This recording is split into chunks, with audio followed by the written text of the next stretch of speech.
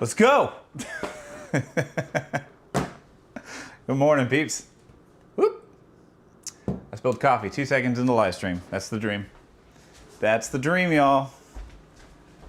Although to be fair, based on the kind of chores I have to do today, I probably should have had some paper towels next to. Howdy, y'all. Good morning.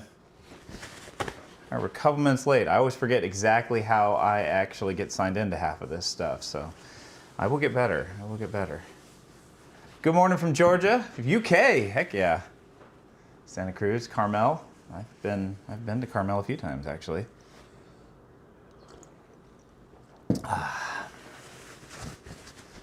Had someone we used to know had a house there. All right. Good morning, y'all. From Michigan. Ooh, Missouri. Respect. Let's get this camera over here so I can fix the focus, because it inevitably is going to focus on things that are not my face. And that's okay. Texas, heck yeah. I was born many moons ago in Dallas, Texas. Plano, I guess technically, at Parkland Hospital. Wyoming representing. I appreciate that. Well, good morning. We'll give people just a second to get all connected. We're going to do some fun plant chores. I'm pretty stoked. We got some cool stuff today. We got to check in on some plants. We got to do some repotting, and we're going to talk substrates. Netherlands, good night. That's crazy. Awesome. Kentucky, blows my mind. Blows my mind to have people all over the world listening in. We got some fun stuff. We got plants all over the place. We gotta figure out what's going to go on with this one. I think Luna has been rubbing against this one and kind of knocking it loose in its pot. So we're gonna put it up somewhere a little bit higher where she can't access. Connecticut, Kentucky, yeah, that's awesome. Cool.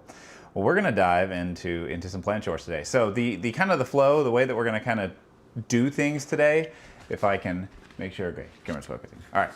I got all this news. Those of you guys that missed our kind of practice live stream the other week, we did a test stream on Wednesday where I did kind of a tissue culture class and just kind of taught everybody how I do tissue cultures and just kind of tested it. I bought a ton of new gear because we've had some trials and errors. So we're gonna basically just do things with proper gear this time. So I've got a nice cinema camera now. I've got a MacBook running the stream, so it's about as bulletproof as we can get, other than the fact that I live in rural America with not great internet. So I mean, it's decent internet, but it's not great. So we'll see.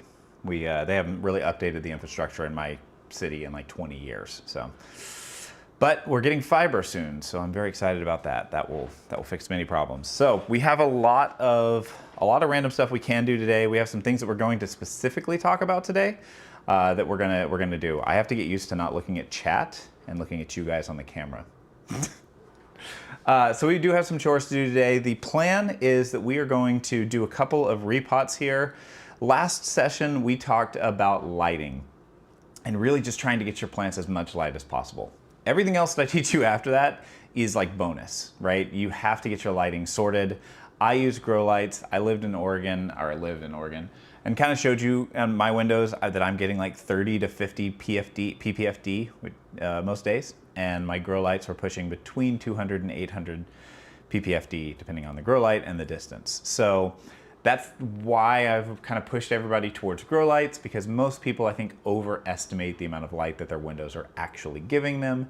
And a lot of times you're so worried about the sun, directly hitting your plant and burning it, that you pull it back too far, and that slight distance back can make a huge difference to how much light your plant actually receives.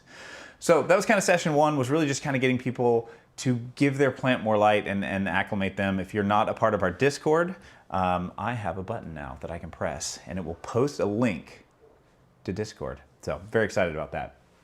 But if you missed the last stream, I got a stream deck, and I really like hitting the buttons. It hits my ADD in a way that I can't express.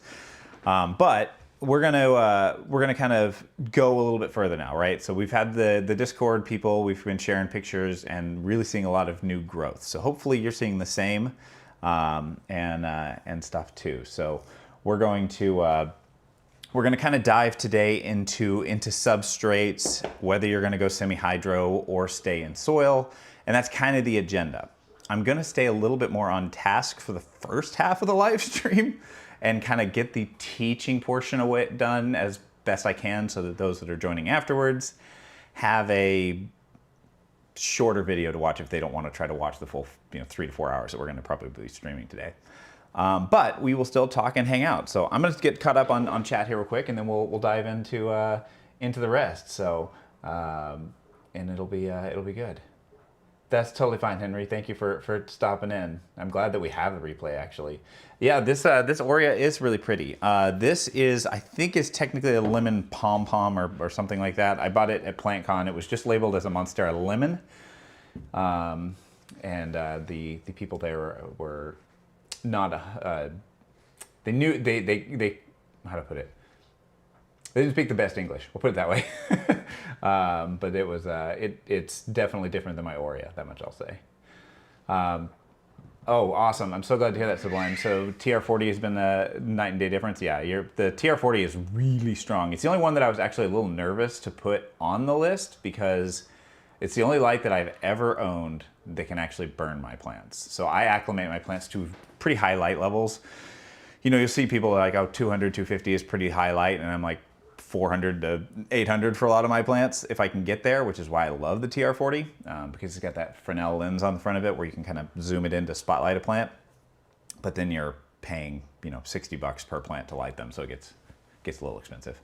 But I will say it is great. Really, really enjoy that light. A lot of them are in my house. Okay, as far as grow lights made a difference. Like I did the first 4 months without buying my first grow light.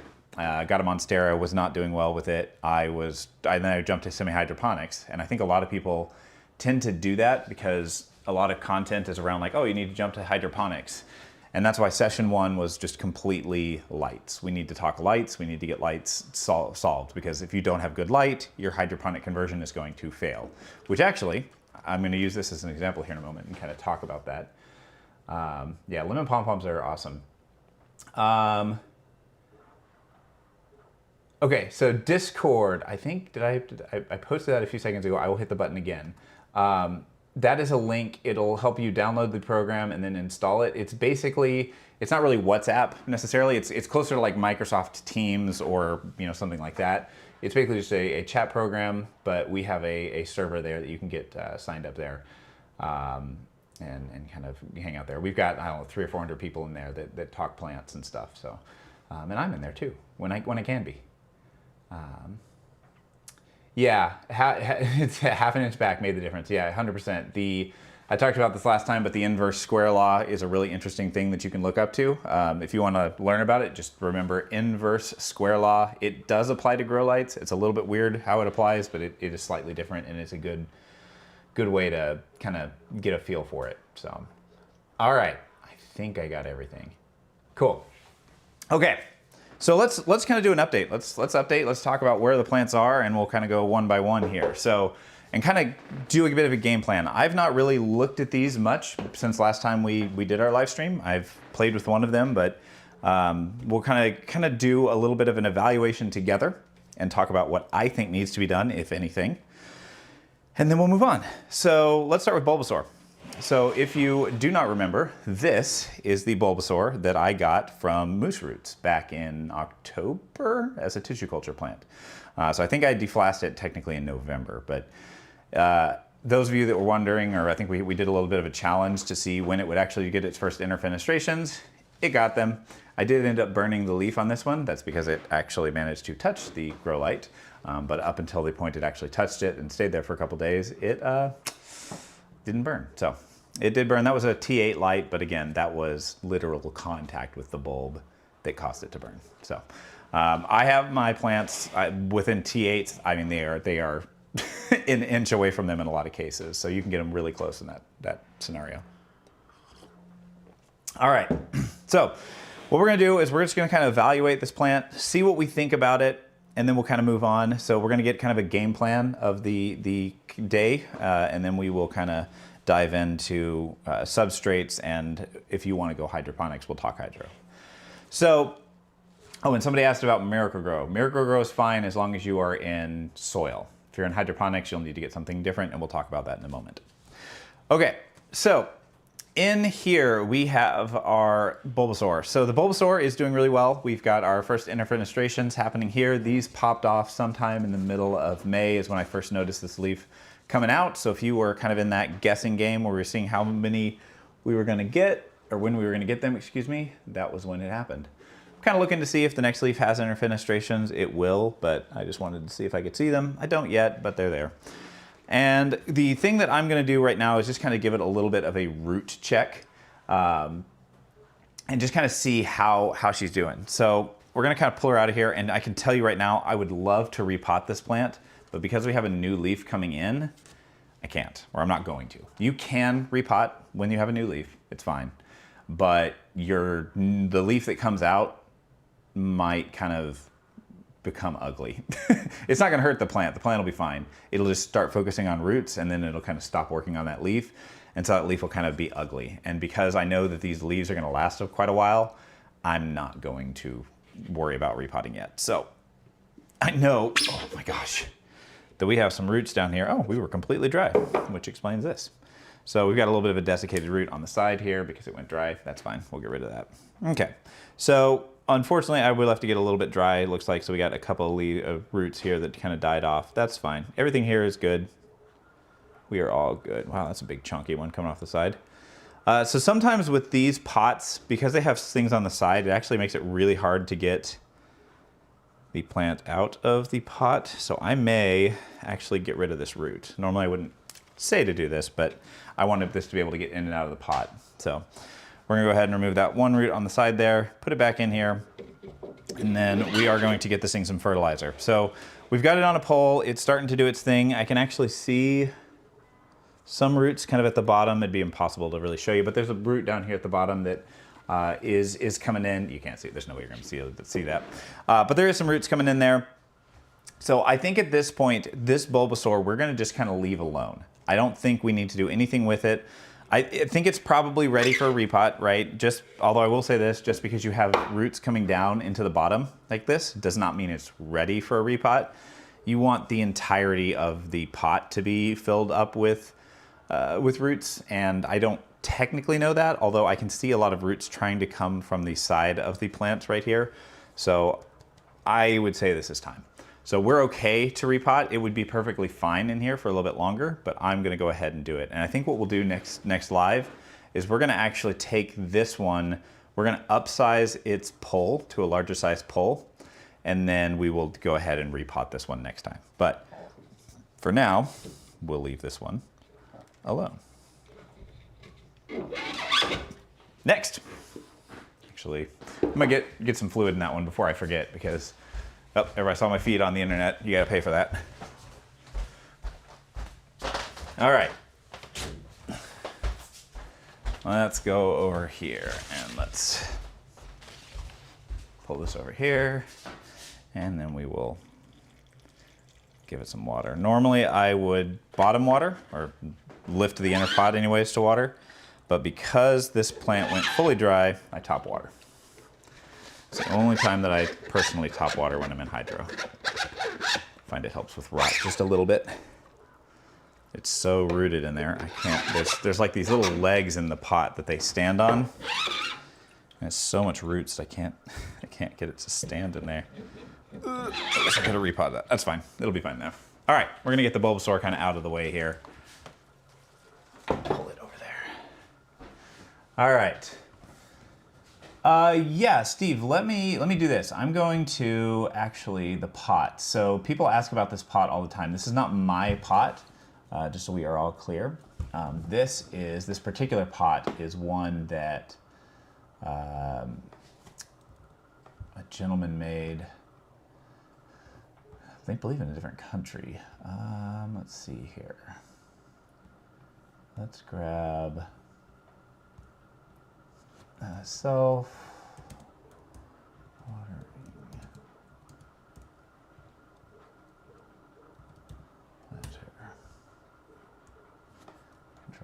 Control C. Nope. I'm on Mac, that's not how that works. I got a Mac for the first time in my life, and I am still trying to figure out how to use it. I'm a build your own PC guy, but I figured I had all their other mobile devices, I may as well go for that. All right, where is this pot? I will link this because people are going to ask about this the entire live stream, and they're going to watch on the replay and ask about it. Although now I can't find the thing. Oh, you know what? It's in. I know how to find it.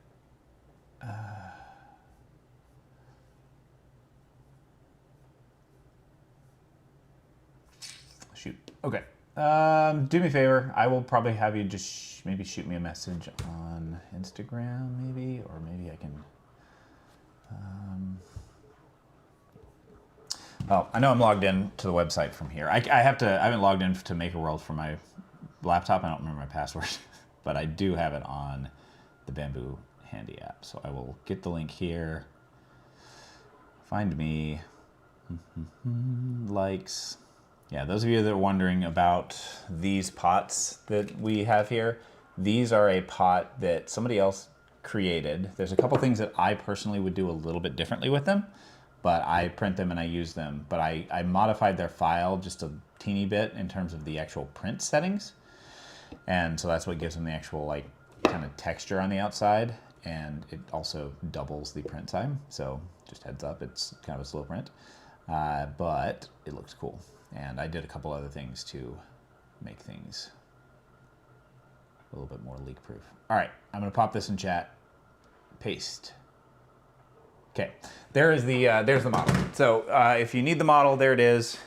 I will put that there for y'all to have. But there is a print profile. It is the third one in the list, and that will we'll get there. So filament for pots, I can answer that real quick. The filament for pots should be PETG. If you are using anything that's going to be exposed to water, PLA is not the appropriate choice. So I would use PETG. Make sure that you dry it in a filament dryer or in your printer's AMS unit, and that would be there. You have to turn on the chat when you do the replay. So there's I did have chat enabled. Hey, horse lover, I'm glad you're able to make it. Yeah, we just got started, Warren. Just got started. All right. Yeah, we'll do a poll today. Sure, we can do that. Chopping net pots, I absolutely have to do. Okay, caught up. All right. Yeah, you can also do PLA and coat them. So that's the other thing. There's a product by a company called Gorilla Glue. They make a waterproofing spray, and I've actually taken some pots that leaked, sprayed the inside like 5 times, and that usually builds a little bit of a coating. But all right, cool. We're going to kind of dive in. So a couple things that did change with the live stream, by the way, is that I'm no longer on a minute delay. So it should be like somewhere between 3 and 15 seconds lag. So I should be able to respond a little bit quicker, but we're going to go through and do that. Yeah, PETG is definitely it's definitely a learning experience. Yeah, it's more picky about its profile. PLA is a little bit more flexible with that. But to be honest, with PETG, I've just been using Bamboo Lab filament these days. If you can buy it in bulk, it's not that expensive. So had pretty good luck with that. Okay, so we're gonna kind of dive in and talk a little bit about the next plants. So let's see, we've got a little Bulbasaur, not a Bulbasaur. This is a Monstera Mint. This is about the size that I'm comfortable starting to think about a pole. What I'm looking for, just so you guys that were asking about when it's time, you see how it's starting to kind of come up and then hang here, right? So it's, let's see if we can, I gotta hide my face and then it figures it out. Look at my hand, look at my hand. This camera is like super, super picky about what it focuses on, and it just basically says, no, your face is what I want. All right, so you can kind of see how it's starting to hang here, right? It's coming out of the soil and then hanging off in the air. This is about the point that I'm looking to go ahead and put it on a pole. You can do it later for sure. Like that Bulbasaur, I've done things on that size just as well. So it's not exact science here. It's just, this is about the point where I'm comfortable doing it. Whenever I have to repot after this, I would do the pull at that time. And I may go ahead and just pull this one up. And then, but I will say this right here, this plant, I got to figure out what to do with this one. This is about what I would call like perfect size. Because if you go to this size really benefits from a pull more than anything. So that point where they're kind of getting that first fenestration, they're about a foot and a half tall. This is where I really am going to. In fact, I think I will put this one on a pole today. I don't know if I'll do both or not. So let's talk plans here. So this one, we might repot. This is a maybe. This one, I know it's in a small pot. It's fine, but it'll work there. Shelby, as far as my fertilizer mixture, I personally use it in soil, but it's not a mix that I would recommend for soil. And we'll talk about that in a minute. But I am actually going to test something this year and change up my fertilizer regimen to see if I can make it easier without losing anything in the process. So we're also looking at this one. This one is another white monster. It's kind of loose and goofy in its pot. This plant arrived from Costa Farms. I've got a video actually coming on about this one. I've had this one for my care for about 2 years, or not 2 years, 2 months. And it has grown a few new leaves. We're still in the kind of goofy nursery soil, totally fine. That's what the video is about. You don't have to rush out and repot these things, just water less. And it's started to root now, but my cat keeps rubbing into it and knocking it over, so it never gets a chance to properly root before she knocks it out. So we're gonna do a little bit with it. Alex, tossing it outside in Texas? No. As long as you're like in the shade a little bit, where the plant's not going to get super hot Texas sun, it'll probably be fine. Remember, these things grow out in full sun in the tropics in like Florida and Hawaii, and they're just full tropical sun. But that sun is 12 hours a day, fairly intense, obviously, but the plants do just fine. So you have to acclimate them to a higher light level. So be careful at first, but it'll be just fine. Yeah, keeping losing roots, bumping up the humidity around the root system, and then giving it lots and lots of light and trying to keep the plant stable. So something that I see is like when you're losing roots, I find that if you can like use rubber bands around the pot to just kind of keep the plant stable for a little bit, it has an easier time growing the roots for me than just letting it flop around like this, which we'll talk about a little bit. But shoot me a photo on Instagram and I will happily take a look and see what I can do to help you. Plants are protected behind 2 doors. Yeah, my cat is allowed into, my wife has her office upstairs, and that's where the kind of the cat's hangout area is, because the kids aren't there, and so they don't bother, or she's not bothered by the kids. And a lot of my plants are actually on the bottom shelf, but she likes to be a pest vector and try to bring in pests, so I can't really keep anything on the bottom shelves, or she will like pick up spider mites from somewhere and bring them in. So we don't do that. I think it's kind of a tag team between the dog and the cat, because we don't allow the cat outside, but the dog goes outside all the time, so they work in tandem. All right. Yeah, you'll be fine. You might, says comment here in case somebody was on the replay. I repotted when the new leaf was coming and it came out smaller and less splits. Yeah, that can happen. Just keep giving it lots of light, let it acclimate, and you'll be just fine. Totally fine. So nice. Ooh. Nice. Okay, so this one is another white monster. This one is a little bit floppy right now. It's starting to try to root in this mix. When I got this thing, it was basically no roots at all. It was like worst case scenario in terms of buying a plant online. This came from Walmart online, which should ship directly from Costa Farms. So I usually get pretty decent stuff for them. I was a little surprised to see this being in such kind of not great condition, but we will fix it. So I was not too worried about it. So I've got 2 white monsters, Monstera mint, whatever you want to call it. Then we are going to check in on this lemon pom-pom. So lemon pom-pom here, doing great. I will tell you there's a couple things to watch out for on this plant, because we're going to talk evaluation. Because if you don't remember, we actually converted this plant last live stream. So we took this plant, put this thing into hydroponics, And this thing was in, I believe, fluvial stratum and perlite was the mix we were in before. Actually, contra soil and it's perlite technically. And we moved over here. Now there's a couple things that you look at this and you're like, oh, something wrong here. So this is definitely kind of not standing up nice and proud. But remember, we did the repot on this while this new leaf was still hardening off. Looking at the rest of things, things feel pretty well hydrated. They don't feel as firm as like I would normally associate with a well hydrated plant. So I actually picked this up this morning and was thinking, oh, maybe we've got a little bit of root rot or something going on. If I saw this on a plant and I saw it looking a little bit droopy like this, I might choose to intervene. But I kind of wiggled this. It doesn't feel very wiggly, right? The actual plant is pretty firm in the pot. And so that was kind of my sign of like, well, maybe we don't need to do anything here. And then my real sign that I don't need to do a darn thing is, if you can see it, we have a new root coming out here at the bottom. So because I see root growth coming down here, we are not going to intervene or do anything in this plant. Yes, we've got some limpness going on here, but that's probably just because of the transition. I'm not worried about this plant. This one's gonna be just fine. It sits up here with getting blasted by that TR40. So I think it will be just fine up there. I don't think we have anything to fret about that. So I think we are just good. Yeah. All right, let's see here. Potting with new leaf, you'll want to wait for repot. Should be fine, yeah. Yeah, so one new leaf since the last live. Last live was about a month and a week. Depends on what you did. It's not bad. So getting one new leaf between now and then isn't awful. I mean, this plant, I did a hydroponic conversion and we don't have any new leaves in that time, right? Because it's focusing on its root growth.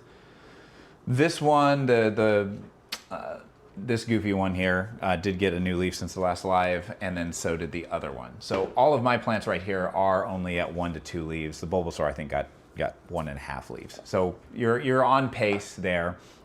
You can always keep increasing the light and trying to get it closer if you want to. The light is going to make more difference than your fertilizer will. Typically, when you're looking at fertilizer issues, the leaves will kind of come out a little bit funny, right? They'll be like misshapen and weird. They'll be like missing sections of the leaves. Things like that typically happen a little bit more when you have either not enough fertilizer, or things are like if you eat like too little calcium, or nutrient lockout from calcium, the leaf will kind of come out and just have sections missing. There's a lot of stuff to watch out for, but no, I think you're doing just fine. More light is always a good thing, though. How often should I water my white monster, which is in a 9 centimeter clip?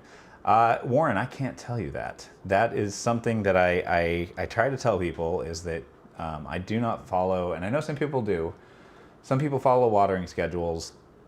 I think they're fine, as long as you can get all your plants to the same level of consistency, great. If you're in hydroponics, your reservoir should always have fluid at all times. If you are in soil, you water when the soil is like 95 to 100% dry on a Monstera. They can fully dry out, it's fine, but you don't want to leave them, dry for 5 days, right? 24, 48 hours fully dry, it's just fine. Remember, these things climb trees, and they, the top half of the tree maybe not, might not have water for a couple days, and then, you get a good rainstorm or a lot of humidity, pools at the tree, and then they can actually get what they need. So, all right, let's see here.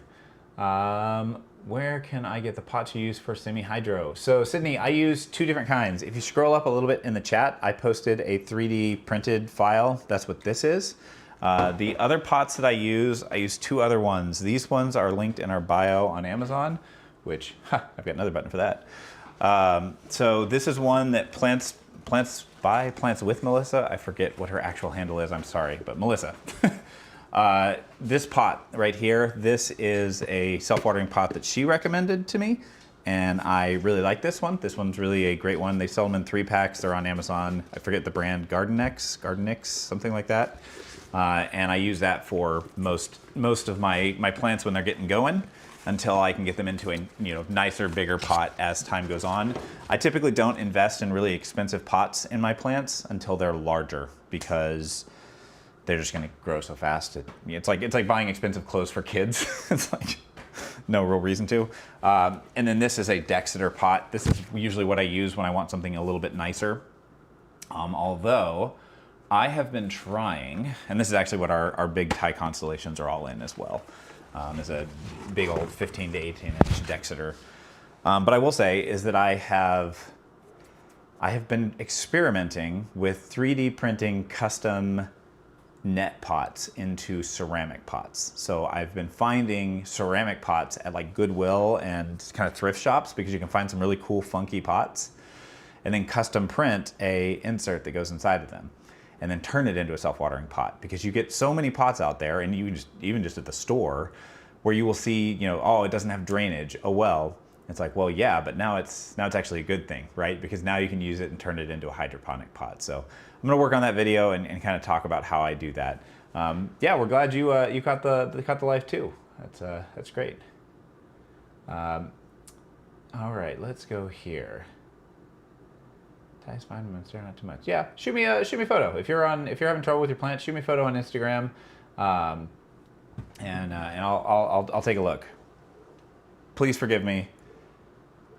I get like, I don't know, several hundred comments / messages a day, so it takes me a while to get back to people sometimes, so I apologize. In fact, I've kind of been skipping over anybody that messages about the book club because I've got you all taken care of. If you send me a message, I will take care of you retroactively if necessary. I'm shutting down the signups today, and then everything will be exported, and then I will send out an email. But my email got, I think, blacklisted, so we're working on getting that fixed. So, all right. So we're gonna dive into yeah, I will right there, Lake. I do not like organic fertilizer smell. The poles that I use are linked on the Amazon thing. There are 2 poles that I use. The thickly poles are what I use for my big Monstera as they get bigger. That's technically what this one is. But I've been trying Russo poles, Russo Plant Care, and they're real nice. So they were really kind. They just kind of said, can we send you a box of stuff and let you just try it? And they, no expectations, videos, anything, just said, hey, can you try it? And I was like, sure.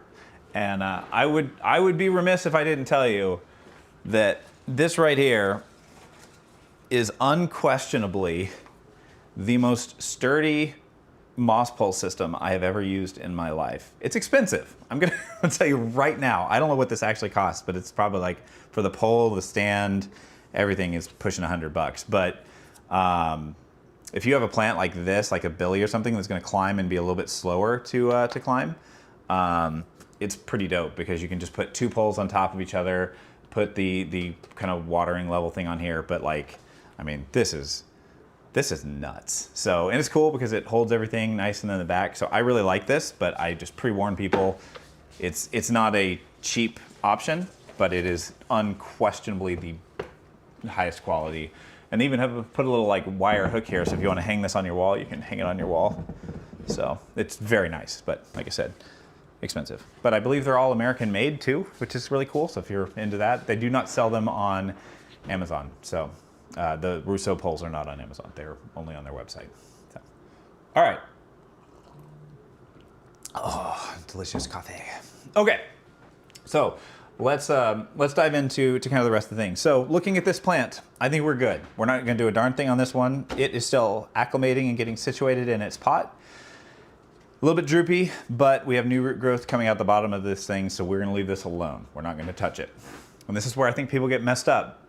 Sometimes you're going to lose roots and things are going to look a little funky for a couple days when you do repotting. This is like a month and a half later, or month and a week, and it still looks a little funky. Trust the process. All right, we're going to put this one back. Oh yeah, I forgot about this. This is my other Russo thing they sent me. They had these little orbs. This is not sponsored, I promise you.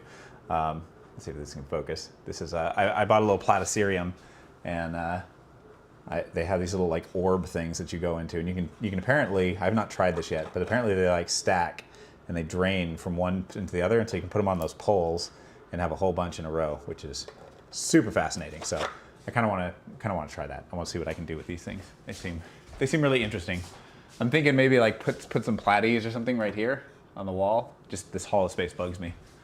All right, back to the material. So next up, let's think about this. So I think today's chores are going to stem around these two. We're going to talk a little bit about hydroponic stuff first, I think, and then we'll talk moss poles, because this is really, what are some cheaper front poles? Thickly is I don't want to say the cheapest I found. There's probably some like cheap Amazon like knockoff ones, but a lot of those cheap poles rip and tear, and so when you go to reuse them, they don't last. So if you have a 3D printer, you probably could print some moss poles for cheaper. So if you have a friend that has a 3D printer, there are some 3D printed moss poles that you can make.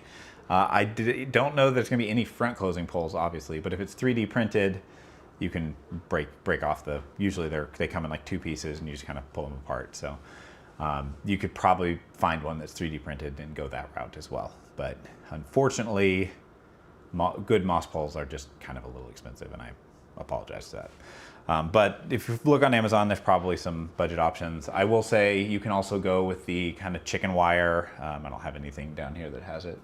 If you look at Sydney Plant Guy's old videos, there's like, he'll do like chicken wire, and he'll just wrap chicken wire in a circle, and then he will put moss inside that, and that's gotta be pretty dirt cheap. So that's another option. And if you go that option, I will say this, the poles dry out really fast. Why I switched to this setup with the kind of closed back plastic poles is because those other poles can dry out pretty quick. So you have to be a little bit more on top of your watering, but I'll do that one. All right. Yes, Monstera absolutely root into the pole like philodendron. If I could bring you that, actually, wait. Nope, don't have one. That big Monstera back here, this the one from last year that we did, the moss pole looks insane. There's so many roots in that pole right now. But yeah, they absolutely will. In terms of like, should you or shouldn't do moss poles, we'll talk about that in a moment. But let's get, actually, no, we got to talk hydroponics first, because we got to repot and then do that. So let's talk hydro first real quick, just to see, because there's 2 paths that you can choose here. And I think some people see me do hydroponics and they feel like they have to. You don't. Hydroponics with Monstera is just usually a little bit faster. So Monstera in the wild like to climb things. There's a word for it. It's like epiphyte, somebody knows it. Somebody put it in the comments. Rebecca, I know you know that. I forget how to pronounce it, so I'm going to butcher it if I try to say it. Epiphytic, something like that. Or, oh well. I don't know if that's the right word, but either way, they climb, and so as they climb, they will size up. So that's why I like moss poles. But one of the things that we're going to do is kind of talk about this whole hydroponic thing, because what happens is when you do the hydroponics, there's a lot more air in the roots. You can get the fertilizer a little bit more directly to the plant, and there's some sort of combination between the extra air and fuel. It's like having a fire, right? And you've got a lot of gasoline that's getting vaporized going into it, and a lot of good oxygen, and you get this kind of big spark that causes things to grow. So that is something that I do. So if you're going to, yeah, it's a great word. It's fun to say when you can say it for nuts. Yeah, pH meters. We'll talk about pH in a little bit.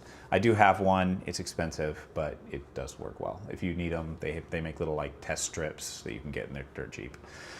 So I do hydroponics for 2 reasons. 1, it's easier for the care for me, and 2, I like things to grow really fast. And I find that hydroponic plants grow a bit quicker. The challenge is not necessarily whoever grows the biggest Monstera is the one that wins the devil. It's going to be voted on by a bunch of other people, so I don't know what their specific grading criteria are going to be. I know size and improvement from beginning to end of year is going to be one of them. How well it's cared for, right? What does it look like? It's going to be some other things, some styling things, I'm sure, that will come into the vote. So don't feel like you have to go hydroponics. If you want a big one really fast, it is a good thing to do, but you can lose plants doing it. So I don't know if I'm going to say everybody should do it, but I'll explain it, kind of walk you through exactly what's going on, and give you a little bit of my beliefs and my philosophy around it, so that you can kind of go, because I think sometimes we watch a video as like, here's what you're doing, and they don't really explain why. So the core of hydroponics, at least as far as you need to remember, is first, I got lambasted the first time I say this, but semi-hydro isn't actually a word, which is kind of fun. I want to make sure my camera's actually plugged in. It is. Okay, cool. Semi-hydro isn't actually the word. So the word is passive hydroponics for what we are doing. So every now and again, I've been trying to catch myself because I know it's wrong, but I keep saying it. But passive hydroponics is the correct term for what we are doing in the houseplant community. So the rules of passive hydroponics that I stick with are a long-term use of, oh my gosh, yeah. Long-term? No. I've got plants here for like 2.5 years in hydroponics. If you have, we'll talk about this in a bit, but you do some plants, depending on what your water quality is like, you might need to flush your reservoir. That might be the issue you're having, and we'll talk about that in a bit. So, oh yeah, and Rebecca's absolutely right. It simplifies watering. So one of the cool things about hydroponics too is that when you're doing your care, right? When I'm walking by all my soil plants, I'm like, oh, I need to water that today. Oh, I don't need to water that today. And then maybe I wait a couple days later, and then I kind of miss that optimal window. And if we're trying to optimize for growth, there's like a perfect time to water that plant. And if you go a little bit too long, then the roots can start to desiccate, which is where they turn into mummies, like that one I pulled off earlier. And if you go too early, you get root rot. So trying to thread that needle across 250 houseplants for me is impossible. I can't do that. So by doing hydroponics, I know that my plant is getting a consistent water level every single time. I've got a wick rope in here that is pulling up nutrients, and I don't have to think about it. So for me, this is just much simpler. I can provide nice simplified care. If I'm trying to grow a plant really fast, that consistency where I'm not making a mistake that slows the plant down for a month is really important. So that's why it's faster for me, right? Even if it wasn't faster just because the plant gets more oxygen and has a different growing environment, the consistency of care that I'm able to provide the plant is greater, and therefore the plant is usually healthier for it because I can't be trusted sometimes. Oh, Emmanuel, I'm so glad that you asked that question. I am so glad you asked that question. All right, question on the chat is, can you use semi-hydro in chunky soil? No, please don't. Okay, we're gonna talk about my tenets of hydroponics. There are people that do it, right? Costa Farms sells plants in watering things that are organic soil with self-watering pots. There are some plants that it's usually fine, like really boggy plants. Sometimes like peace lilies will typically do fine in it, some alocasia. I do not personally, as part of my tenets, if I had tenets of Patrick's tenets of hydroponics, that's not very catchy. We gotta come up with a working title.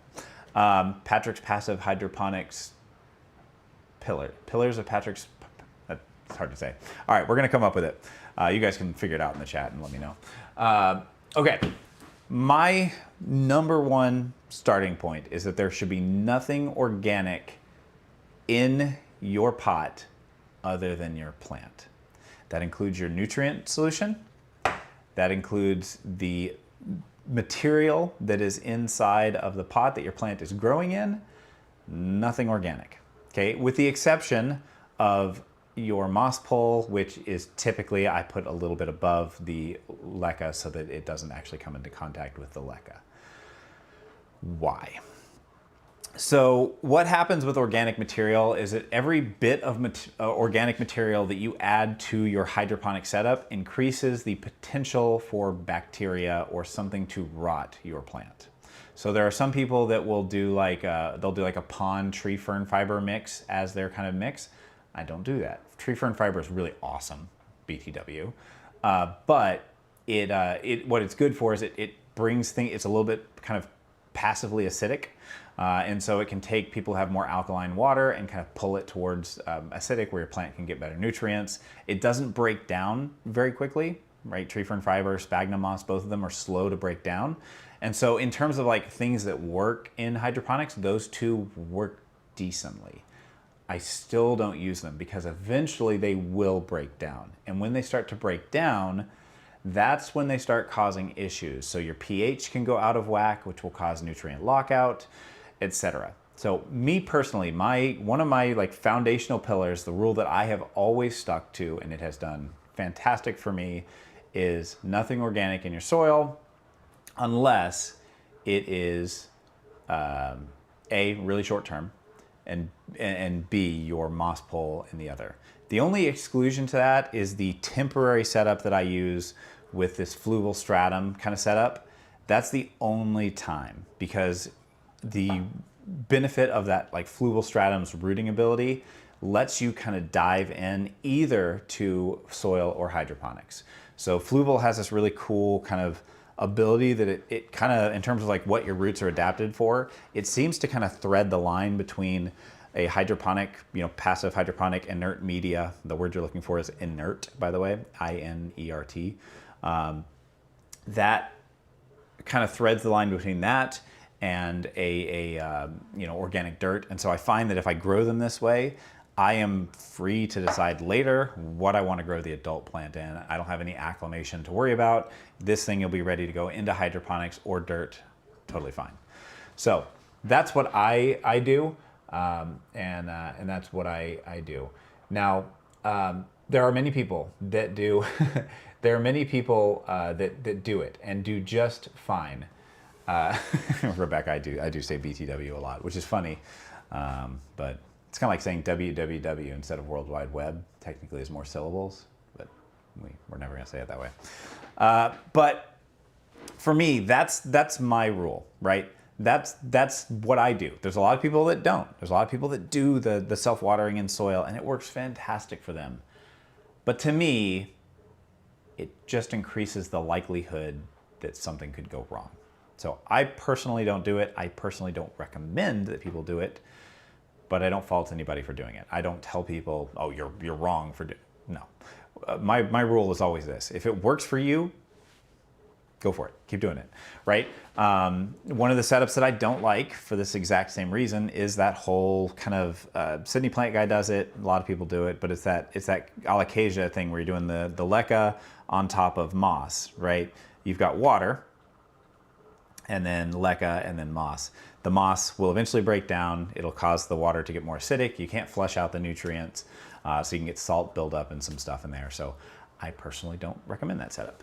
Not that there's something wrong with it short term, I just don't like it. So for me, that's just not for me.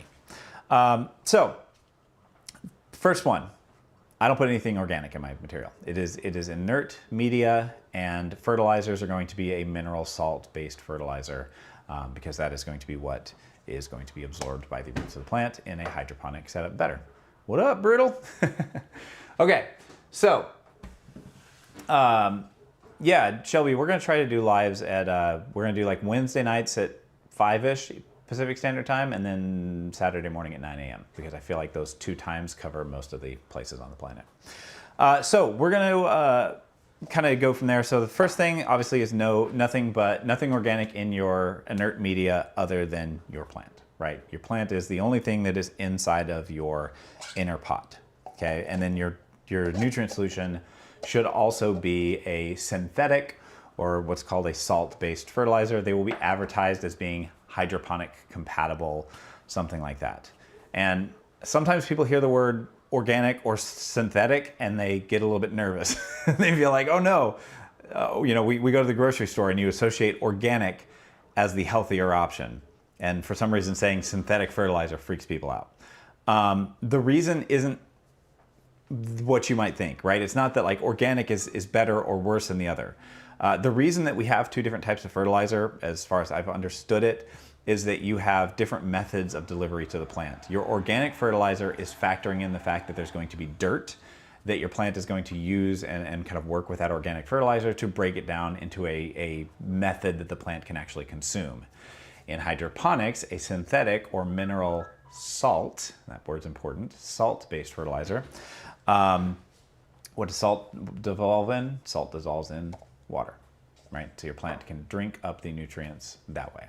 So it's not about it being organic, synthetic, which is better, which is worse. It's which is the correct method of delivery for the plants that I'm growing. That's why when people ask me like my fertilizer mix, I say, can I use this on my soil plants? It's like, yes, but it's not as effective, right? So I personally don't do that. There are a few fertilizer mixes that say that they're good for both. This is one of them. And so we are actually going to put this thing to the test. So this is gonna be kind of fun. We'll talk about that in a little bit. And we'll do, yeah, I don't think I want cow poop in my house, Rebecca. I don't know about that. That would be gross. I do remember I was in Texas as a kid, and I was in fifth grade, fourth grade. I might have been younger. And one of the things we did, I was about fourth grade. One of the things we did over the summer was a cow pie tossing contest, and now I just feel like they wouldn't let you do that these days. But we'll go from there. Okay. So pulling up here, fresh leaf unfold, stirred a while ago. Should we wait for the leaves to get stronger or repot now? I like to wait until my leaves are hardened off before I do a repot. So if you're kind of joining a little bit late, my Bulbasaur over here, it has a new leaf coming in. And so while I would actually kind of love to repot this today, I'm not going to do it. We're going to wait for the next live to do that because I don't want to mess up that new leaf coming in. It's not going to hurt your plant beyond having an ugly leaf, but your plant will be just fine. The 3D printed ones in front of me, Jayla, I think somebody shared the link to that. If not, actually I can make it easier for everybody. I still have it. Bum, bum, bum, bum, bum. Paste. Nope, I don't have the link. Share. Copy. I will put this on my Stream Deck. I didn't even think about it until literally, and I was like, somebody asked it, I was like, oh, should have put that on the other one. Bloop, bloop. All right, there's a link to the pots for if you have a 3D printer or know somebody that does. And B2W, I just said it again, Rebecca. If you don't have a 3D printer, go check your local library. Some of the libraries around you will have maker spaces. So look for a library that's advertised as having a maker space. And a lot of times you can bring your own filament and print stuff. So you can buy 20 bucks worth of filament and print several pots. So they are a slow print, by the way. So just be aware of that. What fixtures do I have for my Sansi bulb? You have two options that I like. So if you have, so big floor lamp isn't ideal. So I do like those Hector, as the plants get bigger, I like those IKEA Hector lamps. What works really, really well, it's ugly, but those little, if you go to like the hardware store, they have those, or like a pet store, they'll have those reflective lamps kind of things that you can just kind of clip onto anything. I will just clip those onto like a shelf or something and then aim that at my plant. It's ugly as sin, but it works really well, and then you can get that wherever you need to. But really, honestly, any lamp that you can find works great. I will often sometimes see people go onto Amazon and get, I don't have any in here right now. If you go back to like my old shorts, you'll probably see it. But I used to have these kind of hanging farmhouse style things that I got off Amazon, and they had space for the bulb. So just look for like, sometimes like farmhouse will have like, they'll be bigger, that style is a bit bigger, and the Sansi bulbs will fit in those. So, but yeah, just thrift stores can have stuff too. I like thrifting a lot, so I'll go poke around and just take the bulb with me and stick it in a bunch of stuff. So, all right, let's go into here. Yeah, local universities. Yep. There's a lot of people that have 3D printers. They're becoming very, very common. All right, so first pillar of Patrick's passive hydroponics. Hey, that wasn't bad. I think it was Rebecca said that. The inert media, right? Inert only. So in that that moss setup that I was talking about before, I don't like that because moss is not inert. Moss breaks down. Breaking down material affects pH. pH getting shifted can affect nutrients, which means you can get lockout, and then your plant doesn't get a particular set of nutrients because it's not within a specific pH range, and it's a bit of a bummer. Your leaves will come out a little bit goofy. So I don't do it other than starting them off when I'm not sure where I'm going with the plant. That's the first one. Second one, this one is completely optional. This is just something that I do. I only use wicking setups for the most part. There are some pots like these Dexiters that kind of are a little bit more direct contact, but the way that those pots are set up is that they basically have little legs on the inside of them that act as the wick. So you still have, some little legs in there, and that's basically your wick. So those little legs down there have some of your substrate in there, and then that is your, fundamentally the wick that your plant is growing from. So that is a perfectly fine setup. I don't do that a whole bunch until the plant gets a little bit bigger. I prefer wicking setups whenever I can use them, and the reason is I like consistency. When you have direct contact with the media, the more media that you have submerged is going to affect how far and how wet that media is as it kind of gradients to dry, because at the top it's going to be dry because air hits it. And then down here it's going to be nice and wet. And so if the water level is high in a scenario where basically the leca is at the bottom of the pot like this, right? And you got your plant in here. If your water line is here, well, then this whole bit right here is going to be really wet. If your water level was down here, then the top's going to be a bit more dry. So I like wicking setups because no matter how full my reservoir is, my water level, my moisture level of my leca is going to be the same. Again, I favor consistency. That's just something that I favor, so that's one of my rules. I will do it the other way sometimes if I find a pot I really like. But typically I'm looking for a wicking setup here. So that is the goal. If you're gonna anything, so filament rules, if you guys are trying to figure out like what filament to use for things, PLA is fine for anything indoors that is not subjected to any heat that's over about like 95 degrees. And even that's a little warm. Maybe it's 95, sounds about right. And no water exposure, because PLA is really hydroscopic, I think is the word, but it will absorb water and it kind of does some weird stuff to the plant. So I would not use PLA for anything that's going to be exposed to outdoor UV light, really bright window light, or water. So PETG would be the correct filament for you to use in a moss pole. There are other filaments, like I think ASA is another one, but that stuff is nasty, so I don't print it. So PLA or PETG is all I use personally. So, okay, is there a point that I would not transition something to hydro? Yeah, J-Law, I would not transition something big. If I was doing something big, I would actually probably take a cutting of it, root that cutting, and I might even air layer it. So you're basically using like moss or something to basically grow the root system out a bit in that moss, and then I would take a cutting and put that into my hydroponics. Once they get really big, I find they can be a little bit finicky and fussy when you transition them. So the more mature a plant is, especially something like a pothos, like of any plant that I've had the most trouble with converting to hydroponics, by the way, is pothos. They just, when you do a cutting of them and you water root them, no problems. If you try to transition them, they hate me. They just do. I just never had any luck with it. I know some people don't, but all right. Bum, bum, bum, bum, bum, bum. All right. Bum, bum, bum, bum, bum, bum. Yeah. Hydroscopic, hydrophilic. Ooh, nice. Fun word. I like learning new words. Nice. All right. Okay. So, moving in here. So kind of the second thing, like I said, I like wicking setups. I just prefer it. It's more consistent. You do not have to do a wicking setup. I just like them. I do not like single vessel setups, and this is kind of the other kind of leaning into why I like these wicking setups. You are supposed to flush your nutrient reservoir, or not your reservoir, your media. So you're supposed to, they say at least, some people say once a week, some people say once a month. If your water is baller, you can kind of get away with it for a lot longer.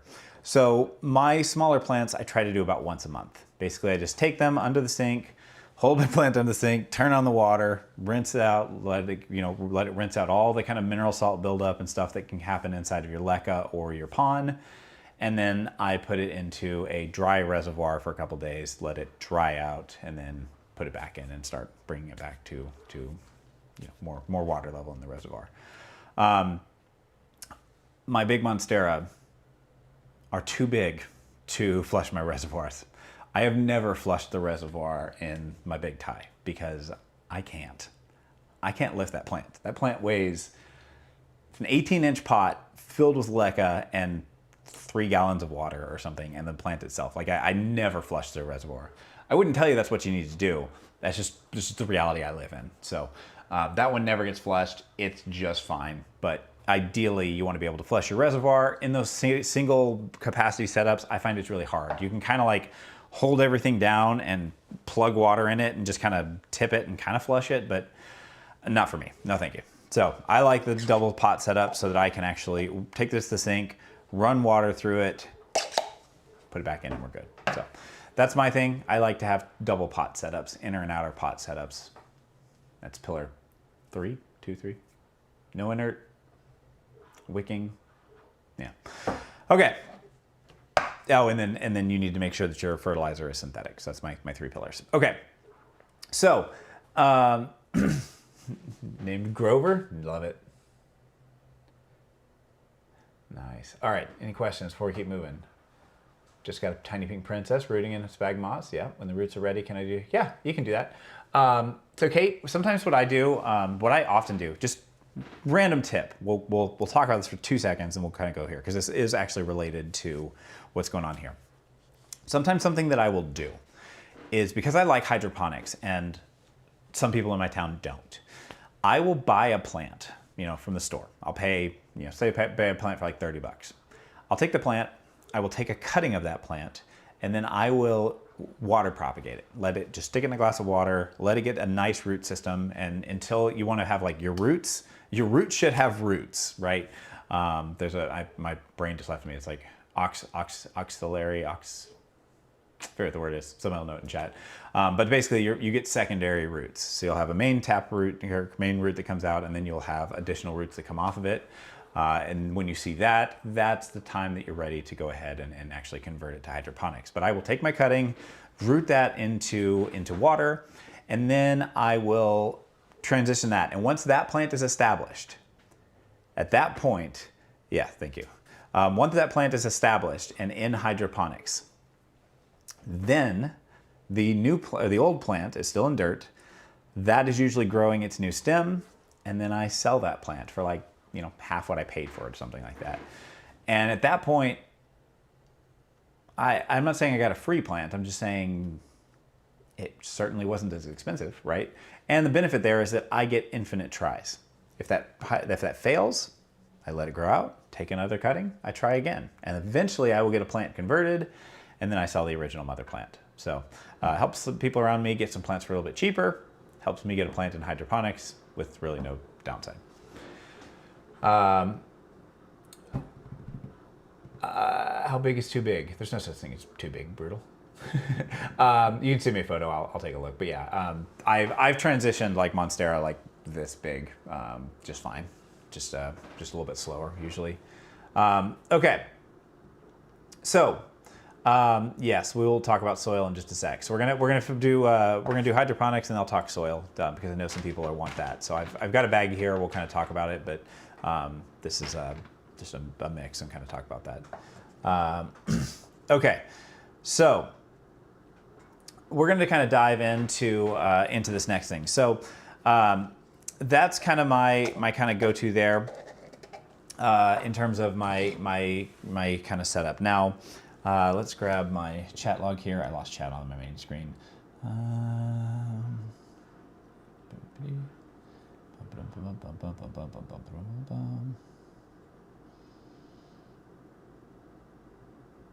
Okay.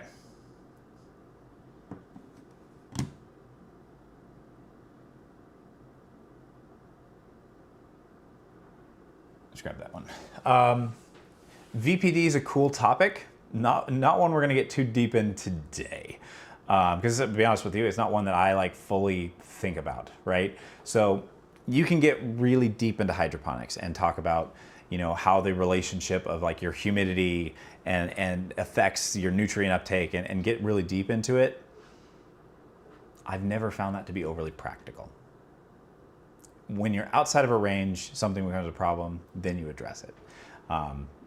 We could talk about VPD. Maybe I'll do a video on that one. That'd actually be a more in-depth topic that we can kind of dive into. But yeah, vapor pressure density. Is it vapor density? Is that right? I don't remember what that is. I know the abbreviation. I can't remember if that's actually what it's called. What is it? VPD. No, it's deficit. I think it's deficit. Yeah, deficit. All right. Okay. Yeah, deficit. Okay. So let's kind of get into, if you want to drop something in chat about VPD, go for it. But that's going to be a bit much for us to talk about today. And honestly, I don't know that I could talk about it in a way that would be easy to understand.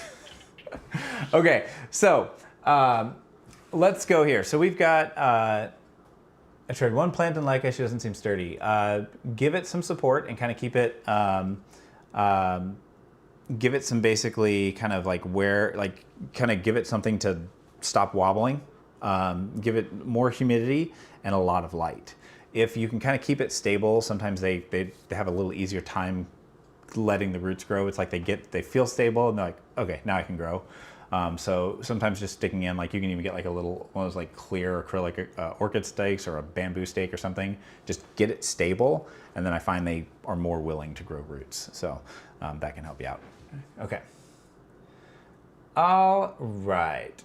Oh, good questions in chat. 4 cups of water, hydrogen peroxide. Yep, fungus gnats you can actually kill with hydroponic or with hydrogen peroxide. I don't personally. I use BTI drops and I bottom water my soil plants when I can. Fungus gnats only live in the top inch or 2 in soil for their larvae and like laying their eggs. And so if you can keep that top 2 inches dry, then they kind of can't do their job and they'll die pretty quick. If you see root rot in semi-hydro, do you physically remove it or hope the flesh gets rid of it? I put something in my hydroponic mix. There's a couple products that do it. There's apparently the one that I buy, it's a Hydro Guard, and it helps basically break down it's like an enzyme basically that helps, I think it's an enzyme, but it helps break down the kind of decaying material that's inside of your media that is rotting roots, because you're gonna have root rot in hydroponics. Like it just happens. You have roots, like roots naturally decay. That's normal. But your something like if I could itch on my nose, killing me. Something like your HydroGuard, there's a couple other things that have the same or similar enzyme that are maybe a little bit stronger, but something like that in your reservoir is going to help break that down, and it actually breaks it down into like nutrients your plant can kind of reabsorb, apparently, according to the bottle. But I did find that I got less root rot when I started using HydroGuard, so for what it's worth, it helps me. Yeah, exactly. Yeah, Herb, I think would be cool about VPD is like to kind of talk about it in more like, because it's a term that I'm familiar with it. I've heard about it. I've never had to personally worry about it, but I want to find a way to like do a video to like simplify the topic in a way that like somebody can use it at home. So you brought it up. It's a good topic. I just haven't really talked about it that much, and it's never affected me to like think about. But anyways. Yeah, HydroGuard is pretty dope. I really like HydroGuard. Okay. Now I'm thinking about VPD. I'm sure you get me ADD and thinking about stuff that like doing content on. I'm like, oh, that'd be a fun topic. I gotta make it less nerdy. I gotta make it a little bit less scientific. If I make it too sciencey, then people turn off. People get scared. And okay, so back to the hydroponic stuff. So the mix that I have used for years, I got from Hakuna La Planta. It is the 3-part General Hydroponics fertilizer mix: Flora Micra, Flora Grow, and Flora Bloom. If you say that online, there's a subset of people that will get very upset because of some sort of connection to Mansodo. I don't care. Mansodo's a weird company, but the stream gets shut off because Mansodo's watching. There's some stuff there. I'm not educated enough on that to have a voice on that.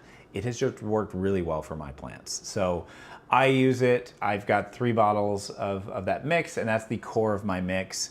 I've done videos on my mix, but what I want to say to you is that you don't have to go so hard on your mix.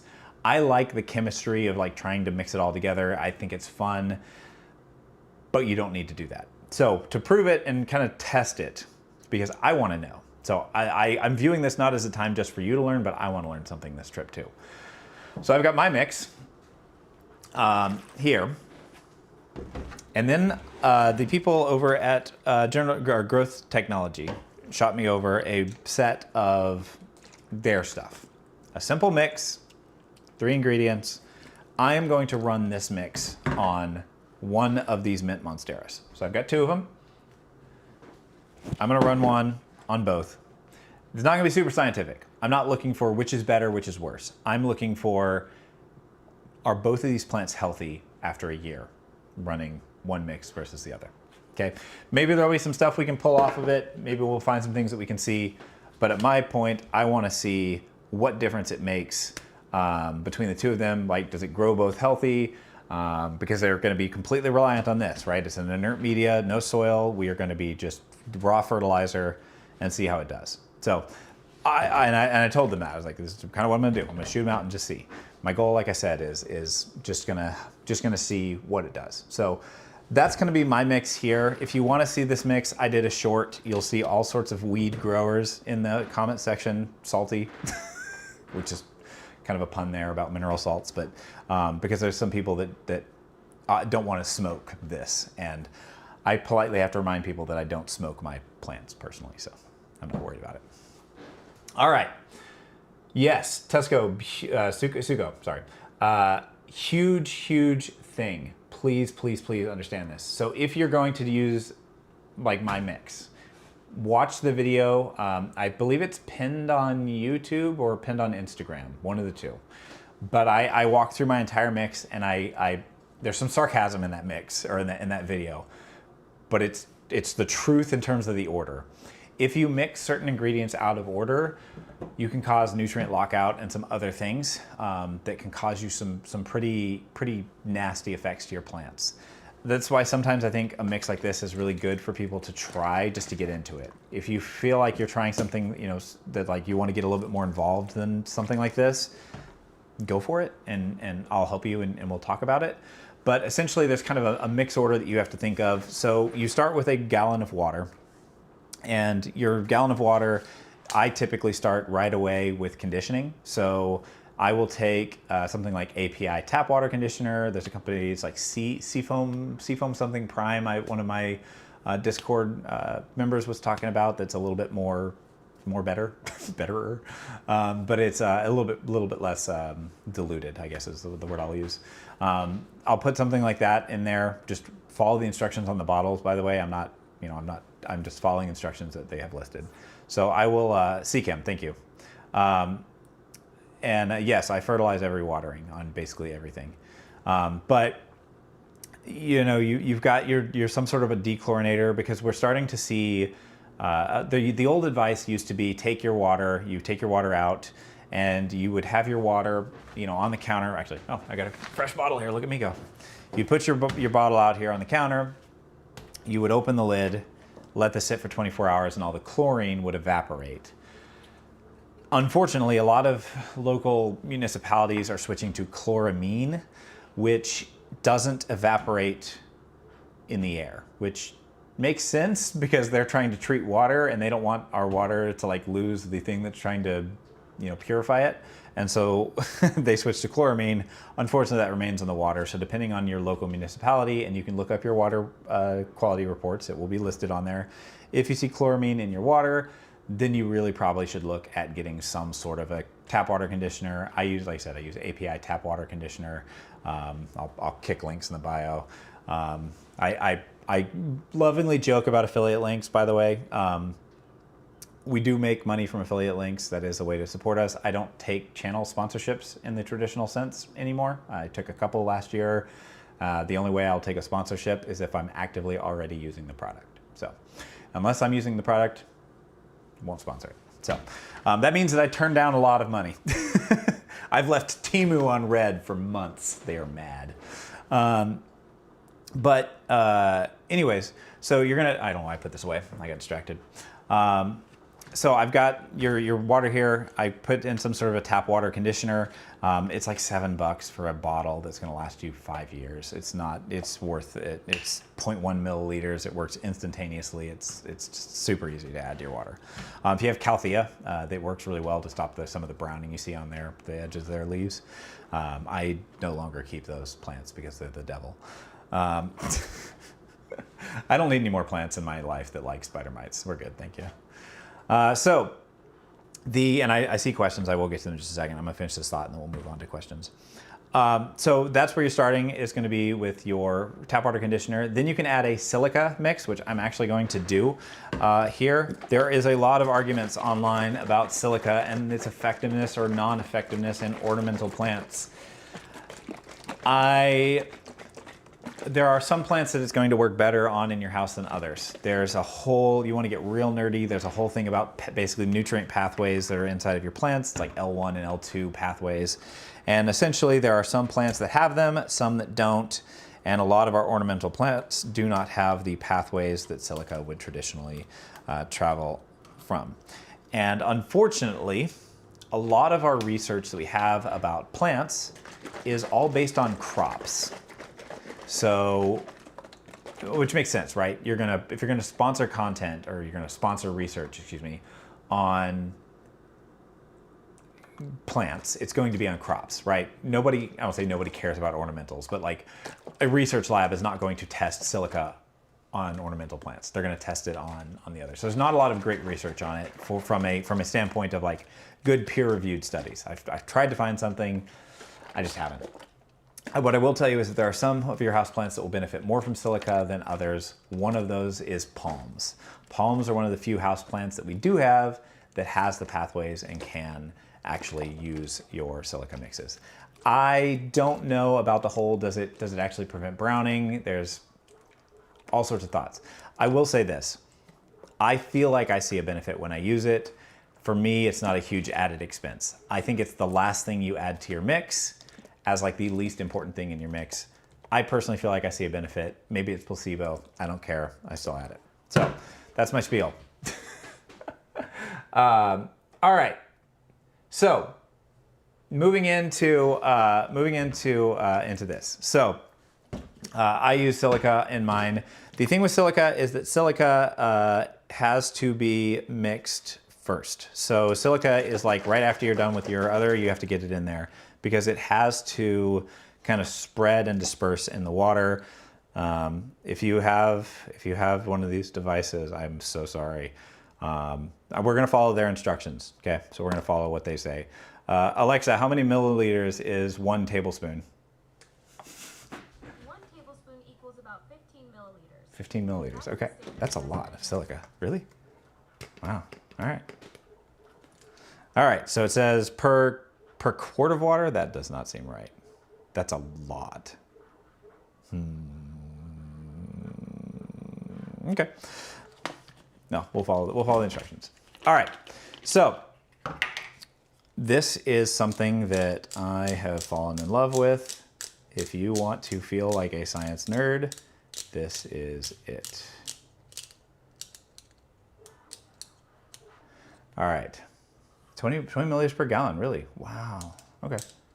All right. That's about right. That's about right. The kind of silica you get matters, just so you're all aware. There's a whole thing about it. I'm getting more and more convinced you have a home TC lab. I don't, but I watch people that make TC stuff, and this, right, is it called a pipette? Anyways, it's like an auto drawing pipette. I used to use these little things, and they work fine, but like this is so satisfying. I dial in the exact amount I want, I stick it in, I do half a pull, and then I get exactly 10 milliliters. Badoop. Oop, I did two pull. All right, half pull. I'm still getting used to it. Half pull, up. Like, come on. So good. All right.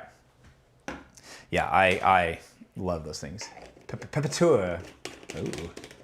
Yeah, it looks like I'm holding a knife. Yeah, it does kind of look a little dry. I've got a little knife on me today, my little squib. but not a fun knife. I want a new knife. Let's get a new one. All right, so the instructions, we're gonna follow the instructions exactly as listed on their mix, okay? We're going to, oh, magnetic stirrers are so cool. Yes. Okay, we're gonna mix it. It says 15 minutes rest, so we're gonna follow their instructions. So once you get this in here, then you can start looking at putting in your base nutrients. So for me, for this mix, we're gonna, like I said, we're gonna stick with foliage focus. I'm gonna follow the instructions as written on the bottle.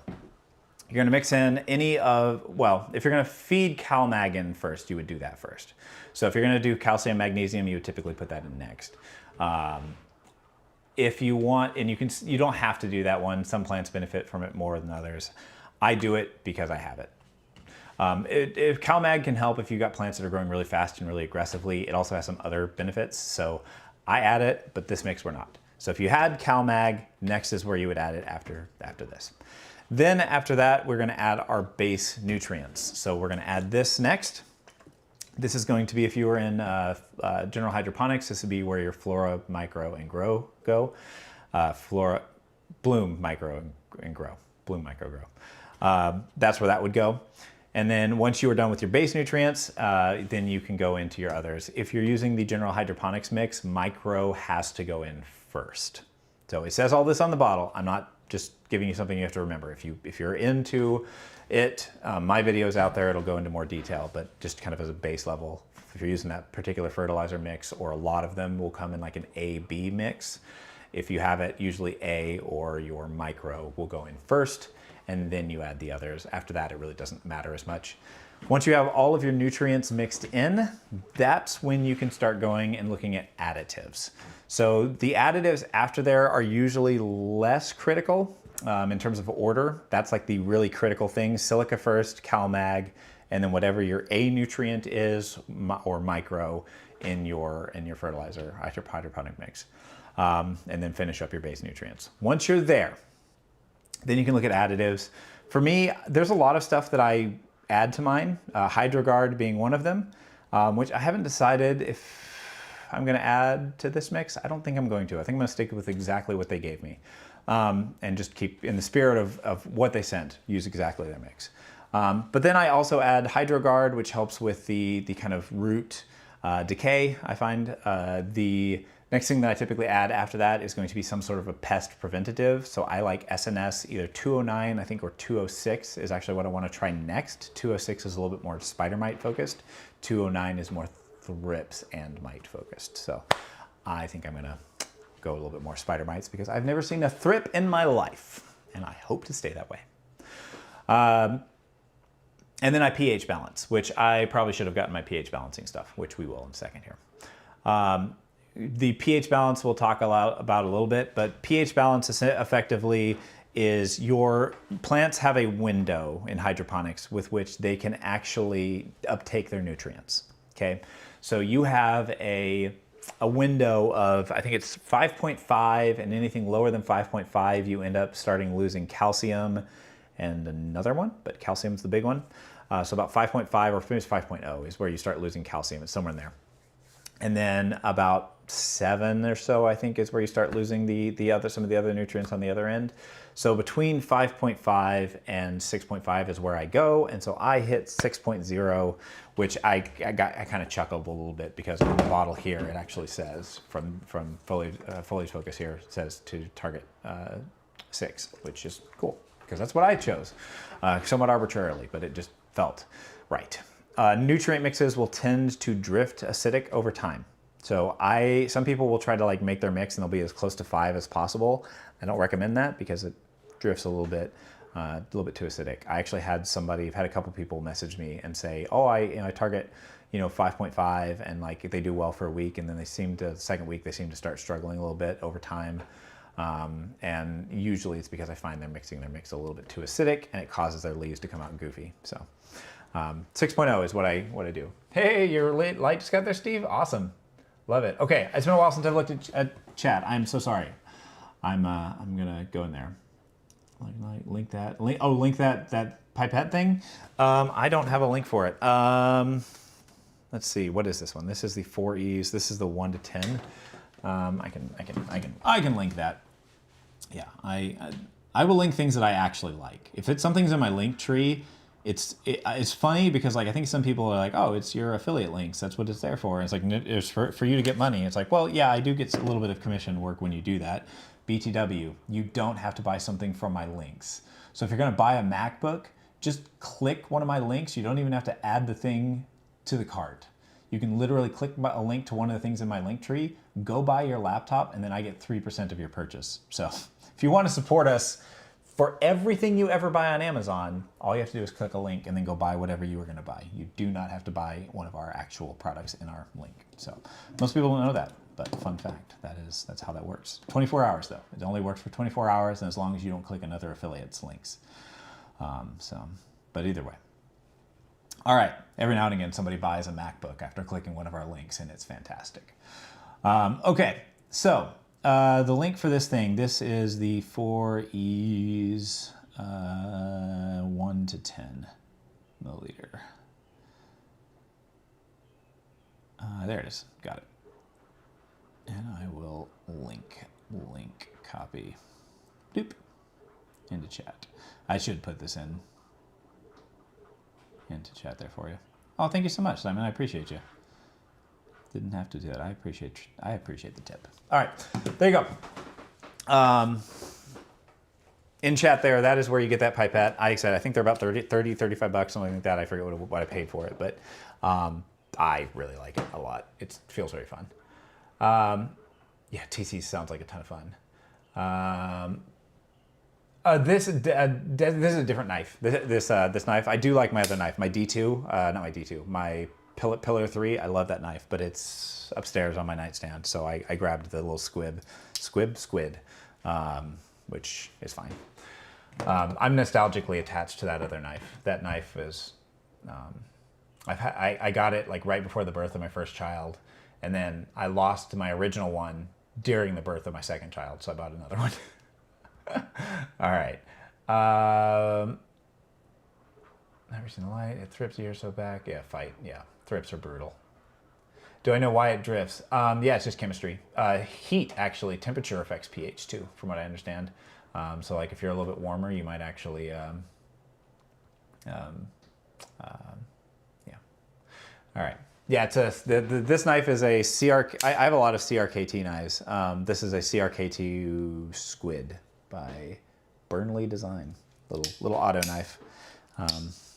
Just kind of a chunky little thing. All right, so that's kind of the mix stuff. If you want to get like deep into the mix and see what it is, like I said, there's a pinned video where I talk in about 2 minutes my entire mix that I use, which is this. Anytime you see this, you know, what looks like passion orange guava pog juice, that's what that is. We're gonna try this one. I think it's been about 15 minutes. I hope it's been about 15 minutes. So, how do I lose a knife during childbirth? Okay, I didn't lose it during childbirth. I want to clarify. So we're having our second child. I put the knife inside of like our like to-go bag. Basically, there's like a bag of like mommy supplies they sent you home with, but we had all that stuff, like, you know, like I don't know how to put it, just all the random stuff mom wants to go home with, right? It's gonna help her recover. We had like already had all that stuff on hand, and there was another mom in our local community who didn't, and so we gave them all of that stuff. But inside that bag, I had tossed that knife because I just didn't want to hold it while I was dealing with all the other stuff going on. So I put the knife in that bag. We ended up giving that bag to another person, and then apparently they lost it. So that's how it happened. All right. Let's move on there. At 40, it's 15. Am I too early? Oh, am I really that early? Has it really only been that long? Wow. All right, we'll let that keep going. Thank you for taking for watching the time.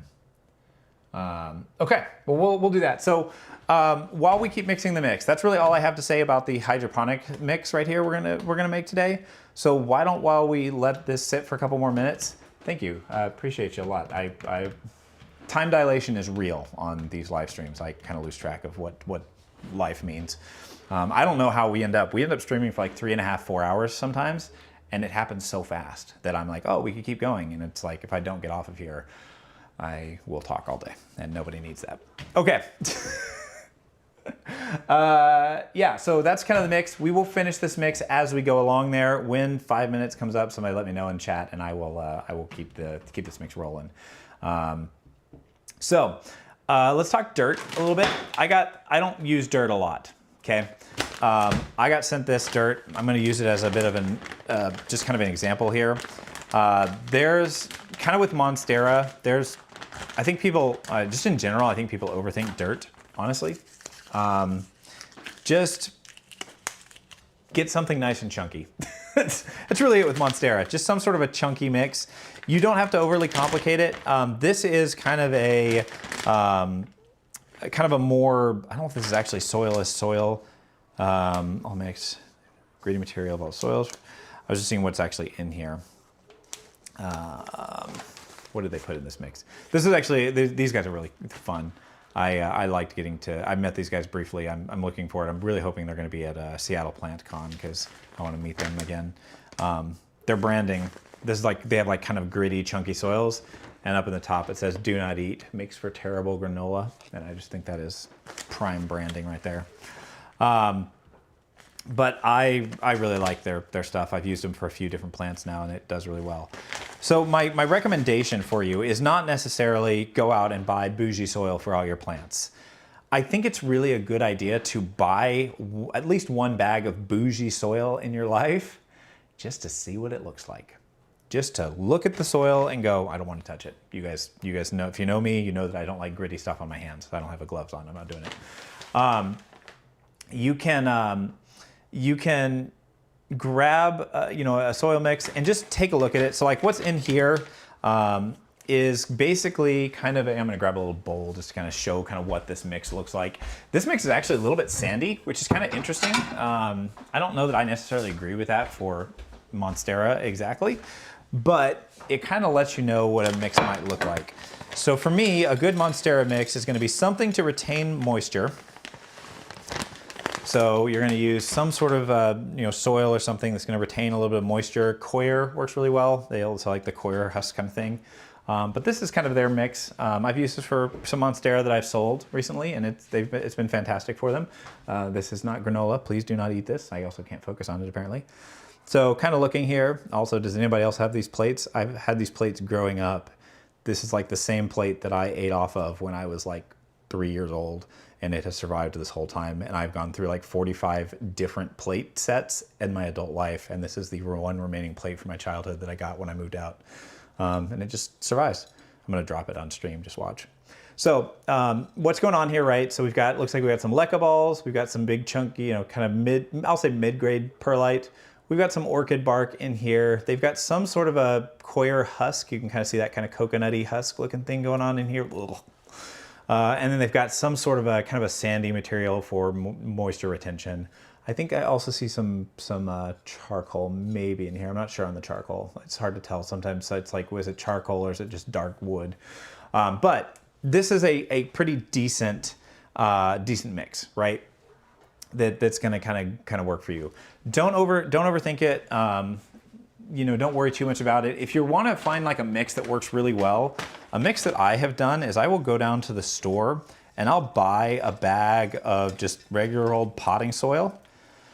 Then I will buy usually some sort of chunky perlite, something that's nice and chunky. Usually I get that on Amazon or something. And then I will get a bag of orchid bark. And then I'll usually mix it like maybe like 50 or 60% orchid mix, and then the other 50 will be the dirt and perlite. You just want something chunky, and I would go a little bit chunkier than you see there. That I consider to be a really good, this to me is like a really good alocasia style mix. It's a little bit more tight, but I would just go with something that's a little bit more chunky than that. Don't worry about exact ratios. You just want drainage. So ideally, like a good mix, you'll pour water in it and it'll just kind of go whoop and kind of run right through it, right? If you're pouring water in and then it kind of just sits there and pools and takes like 15 minutes to drain through, that's a mix I don't like. So I like to get mixes that basically I pour in and it just flies right through. That's how you know that it's, in my opinion, chunky enough. You're going to be watering more frequently. Just be fully aware of it. But basically, when you're determining how chunky your mix should be, it's really just kind of, you can kind of mix it up, see what you think of it, and go like, I kind of like this, and then put it inside of a pot with no plant, water it through it, and then see if it just kind of runs through it. If it does, it's probably fine. Then you can put your plant in it next. So that's a decent way to test it, but you're kind of just going to do that. Yeah. Timers are really good for plant chores. One of the things that I actually do is I keep a pest diary. So if I'm dealing, and this is a thing I've been meaning to do a video on, but I'll do a pest diary where if I see a pest and I'm like fighting an infestation on something, I'll put a little chart there basically. And then when I check my plants 1 week, I'll mark how many plants had a pest on them. And then I'll do my treatment, 3 days later, inspect all the plants. How many of them have active pests on them? Okay, is it less? Like you should kind of see the numbers dwindle over time. And then after I get a few, blank results, that's when I know I can kind of back off on the aggressiveness of the treatment. It's time. All right, cool. So we're gonna go, oh, my time management's awful. All right, so we're gonna add stuff here. So it says 1.5 teaspoons per quart of water. 1.5 teaspoons per quart of water. Somebody knows what this ratio is already, but you know what's funny? I thought this was like a Australian company, and it's all in American. Okay, so that's gonna be, don't make fun of me, guys. Math is not my strong point. All right, so we've got it's gonna be six tablespoons. So 6 tablespoons too. This is gonna be on the internet forever as Patrick struggles. 88 milliliters. Okay. That seems like a lot. Is that really it? Maybe. I just want to make sure. Foliage focus per gallon. See, that doesn't match up. That internet doesn't match up with what it says here. It says 19 to 26, but my math came out more because it says hydroponics, 1 to 1.5 teaspoons per quart of water. 4 quarts to a gallon. So 4 teaspoons. Teaspoons, not tablespoons. Oh, dear Lord. Okay. Don't make fun of me. That's what's going on. I knew something was wrong. Yes, thank you. I was like, that's too much silica. I knew that was too much silica. It's okay. It's not going to hurt. Too much silica doesn't hurt anything. Just wastes stuff. Okay. All right, y'all. Look. Okay, teaspoons. Okay. I'm going to go with the max that they recommend because I want to. So that's going to be 6 teaspoons to milliliters. Okay, that's right. Okay, that's 30 milliliters. That sounds right. Yes, thank you. Thank you, Tony. All right. Okay, look. Okay, I've been, those of you guys that don't know, my job, like what I actually do. I think people think that this is my job. This does not pay the bills. I mean, it lets me do other things. Don't get me wrong. But because we don't take sponsorship, we're reliant entirely on our website. Like our website is like 80 to 90% of our actual like living profit. So we live and die by selling our 3D prints. But our affiliate links do help as well. And YouTube, actually, these live streams have been helping out quite a bit because I get a 4-hour long form video that I don't have to edit. It's great. I don't know what I was going to say. Either way, doesn't matter. Math is the longest part of my watering routine.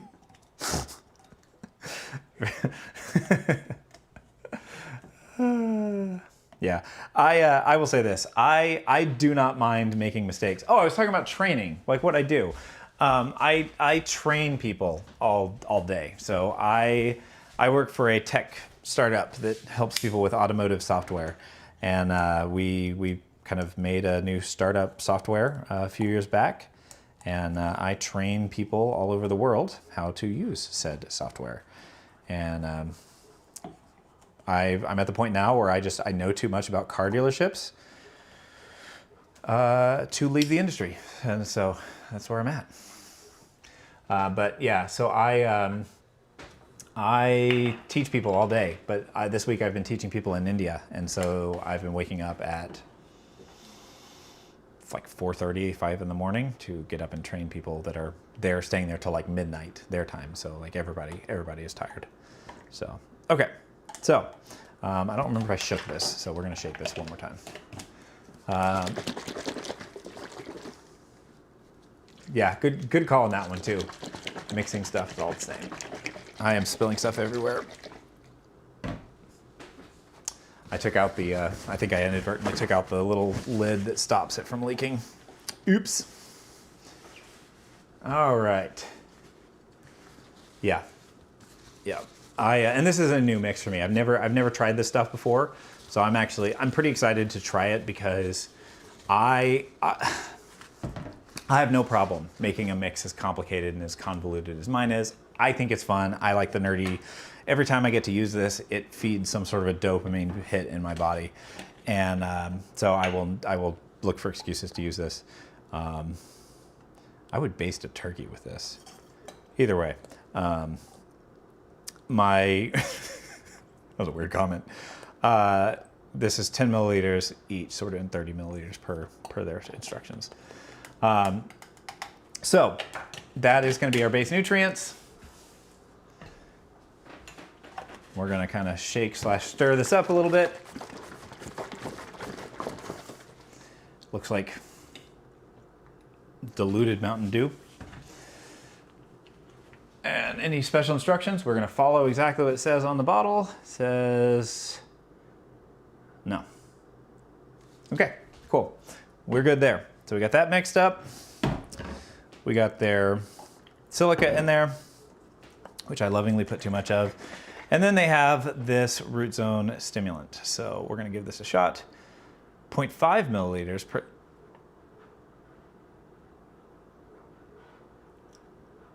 Look, I don't have a problem if I'm using Imperial, but to put one bottle in, in milliliters. All right, whatever. Okay, so we're going to come into here. We're gonna go and pull this up here.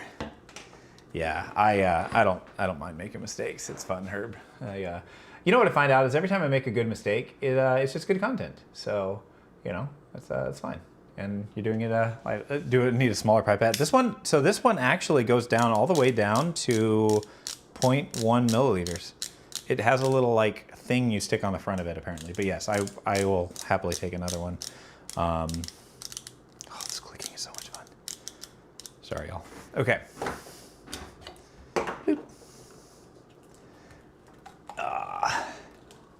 Yeah, you know, I would just encourage you all, like if you make a mistake with your plants, you kill a plant or something like that, it's just a learning opportunity. Don't beat yourself up over it. It's all fine. All right. Big thing says shake well.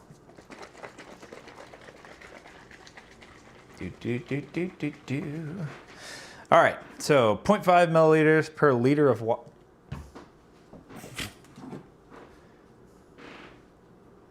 All right, hang on. We're gonna do something silly. Yo, ChatGPT, I need to put one solution into another. The instructions call for 0.5 milliliters per liter of water, but I'm going into a gallon. How many milliliters should I put in to the final gallon? That was horrendously worded. Okay, 2 milliliters, which is exactly what my other rooting stimulant is. All right, cool. 2 milliliters. It's gonna be 2 of these things. Yes, writing it on the gallon. So one of the things that I do, because my wife actually started making our nutrient solution for us because I just don't have time. So she's been mixing the nutrient solution, and I actually on all the because it's like my main mix is like 9 ingredients, something like that. I actually write on the bottle the number of the what the mix order, so like ingredient 1, and then how much of it takes. But yes, that will absolutely happen. off camera where I can be more respectful of your time. Oh, leader's very close to a quart. Okay. Dude, I need so much help. All right. Look, I'm nice and messy again. Classic me. Okay, so that's our mix. We're gonna try that. So let's talk next steps. We got our mix. That's the main thing. So again, if you're gonna go soil, just do something chunky. You don't have to worry too much about it. Just try to get something that drains out pretty well.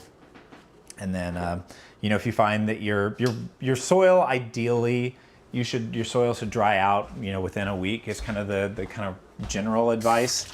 Because if it does that, then you can have a nice, fairly consistent watering schedule. But it is not a ton of things. I made another mess. But yeah, okay. So sorry, I know I was in mid-thought there, but it's gone, whatever that was. I just got ADD'd real hard by the mess I made. But we're gonna run this mix. Let's see. Yeah, I'm curious to see what kind of dad I'm gonna be when my children start learning how to drive. I'm pretty chill now, but we'll see. Dude, I throw everything on the floor. I just make it rain. Yeah, I don't know. That's what the floor's for, right? Okay, so we're gonna do some repotting now. Let's say main event. What you guys have been waiting for. Sorry, it took me so long to get here. Let's do soil. Let's take a look at this one because I do not know what this is going to be like. This plant right here is a white monster. We're going to Saudi Arabia. That is awesome. Holy cow. I'm so happy to hear that. Yeah, 100% Rebecca. It'll be a big empty parking lot and something. So we're gonna go into soil. We are going to actually. I don't know what we're gonna do with this plant. I have a lot of options that I could do with this. So this plant, it's in its nursery mix now. It's been here for about 2 months in this mix here. It's been kind of slowly rooting into it, but it's my cat, like I said, keeps bumping it, and it's not doing well where it's at. So we're gonna move it somewhere. So I have a couple of options. I know, like I've got 2 plants here. I think I have to go into hydroponics for both of them. I think I've made the executive decision without your input, sorry. The goal of these 2 was to test the fertilizer and see how the fertilizer does. And so I have to put them in the same media. At some point I was like, oh, we should do one in soil, one in dirt, or one in soil and one in hydroponics. But I think I want to compare the fertilizers more than I want to compare what I already know, which is hydroponics is faster. It's like somewhere between 10 and 30% faster, depending on what it's like. So, and I've tested it with other plants. I do have another Monstera upstairs, so we can put that as our benchmark. Okay, so we're gonna take this one. So, yeah, we had 2, so there's no way that we were not going to do hydroponics. I do have one more white monster that I need to get right now, and if you know me, you know exactly what I'm about to get. We got one more white monster we got to get ready for this live stream.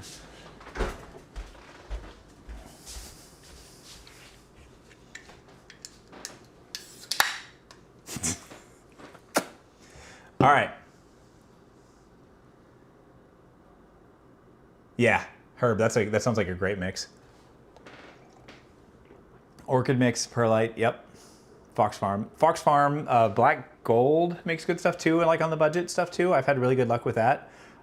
Their orchid mix is actually like you add maybe like 10%, 20% potting mix to that, and it's pretty bang on.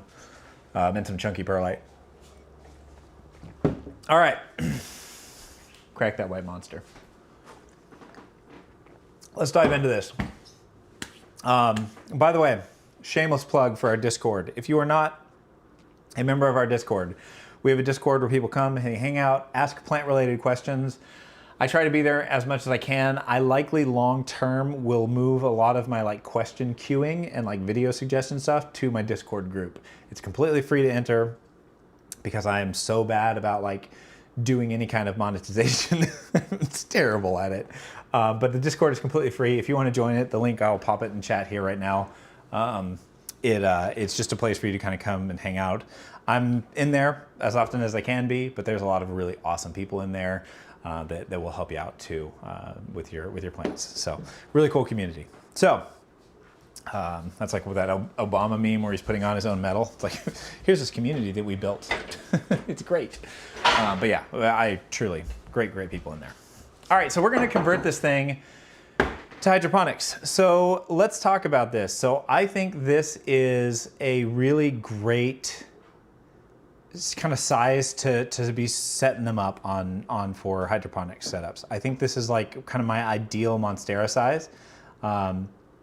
So what we're gonna do is we're gonna pull this thing out. If you buy one of these pots, by the way, from Costa Farms, these actually are like completely ready to go for hydroponic setups. I think we're gonna find some root rot or something in here. This plant's just being a bit funky over the past couple of days. I'm not 100% sure what we're gonna find. It's just kind of a little floppy. I think the cat has just kind of kept knocking it over. Oh, the roots feel good. So we'll see. I'm not sure what we're gonna find. But yeah, you can actually reuse this pot for a hydroponic setup. It even has like their little kind of wick setup in here. Just get it all cleaned out. So we're gonna go ahead, pull this out, and we're gonna see what we're dealing with. I don't know, and I will make my decision on what I'm gonna do based on what I find. Oh, I should have got gloves. Why didn't I bring gloves? Oh my gosh, okay. I thought we were gonna get really crappy roots. We got good roots. Not a ton of roots, but we got good roots. Okay, I'm getting gloves. I'm sorry, I can't do it. I tried for you all. Those of you guys that have never seen me have my little weird panic attack, I have some sort of weird sensory aversion to gritty stuff, and I will start losing my breath, and it's like I have all the symptoms of a panic attack without actually having the fear. It's very strange. I'm in the garage, so don't judge me. I'm just grabbing a couple of gloves. That way I can feel more sciencey for Rebecca. Let's go over here. All right, got my gloves. I have no idea why I have that reaction to it. I tell my mom that she must have like put me in sand and buried me up to my neck as a child and stuff. Okay. Anyone have some tips for avoiding doom load? Ooh.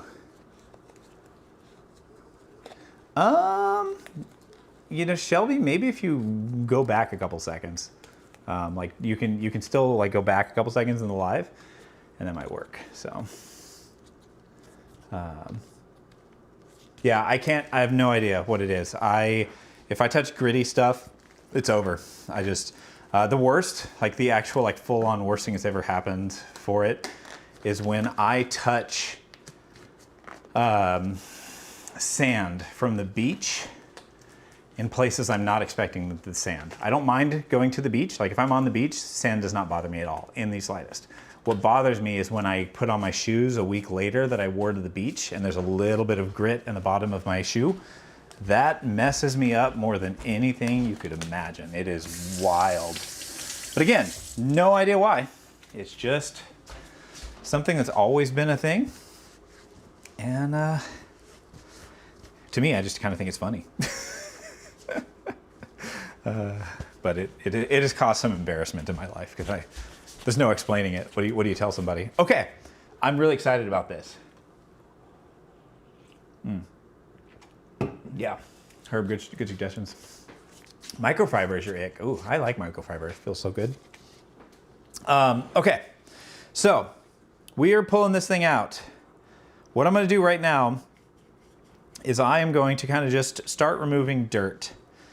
You can do this outside. I would not recommend doing this in the sink. One of our most popular videos of all time was the internet arguing about putting dirt down the sink.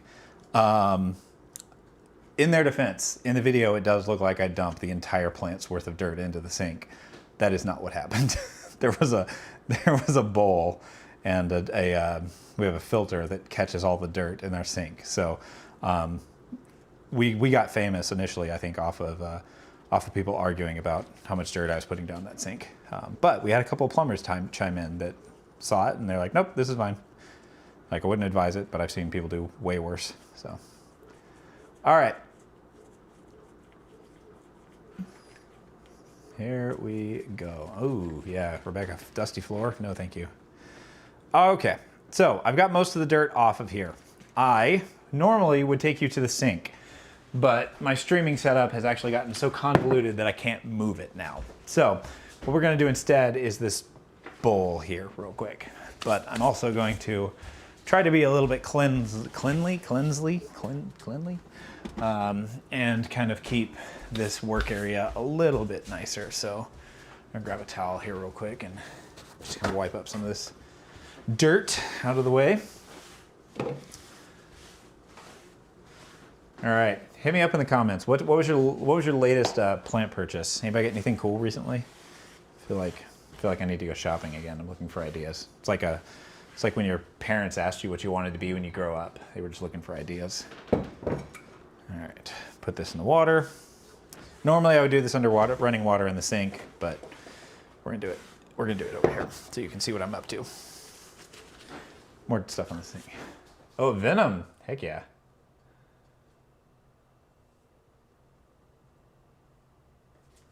Yeah, I dropped the video quality from 4K down to 1080 just to make it be a little bit faster.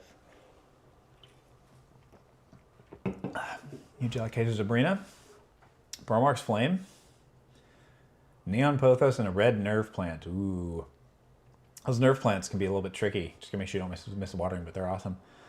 They're really cool looking. Bunch of TCs. 9 different Anthurium. Good night. That's fun.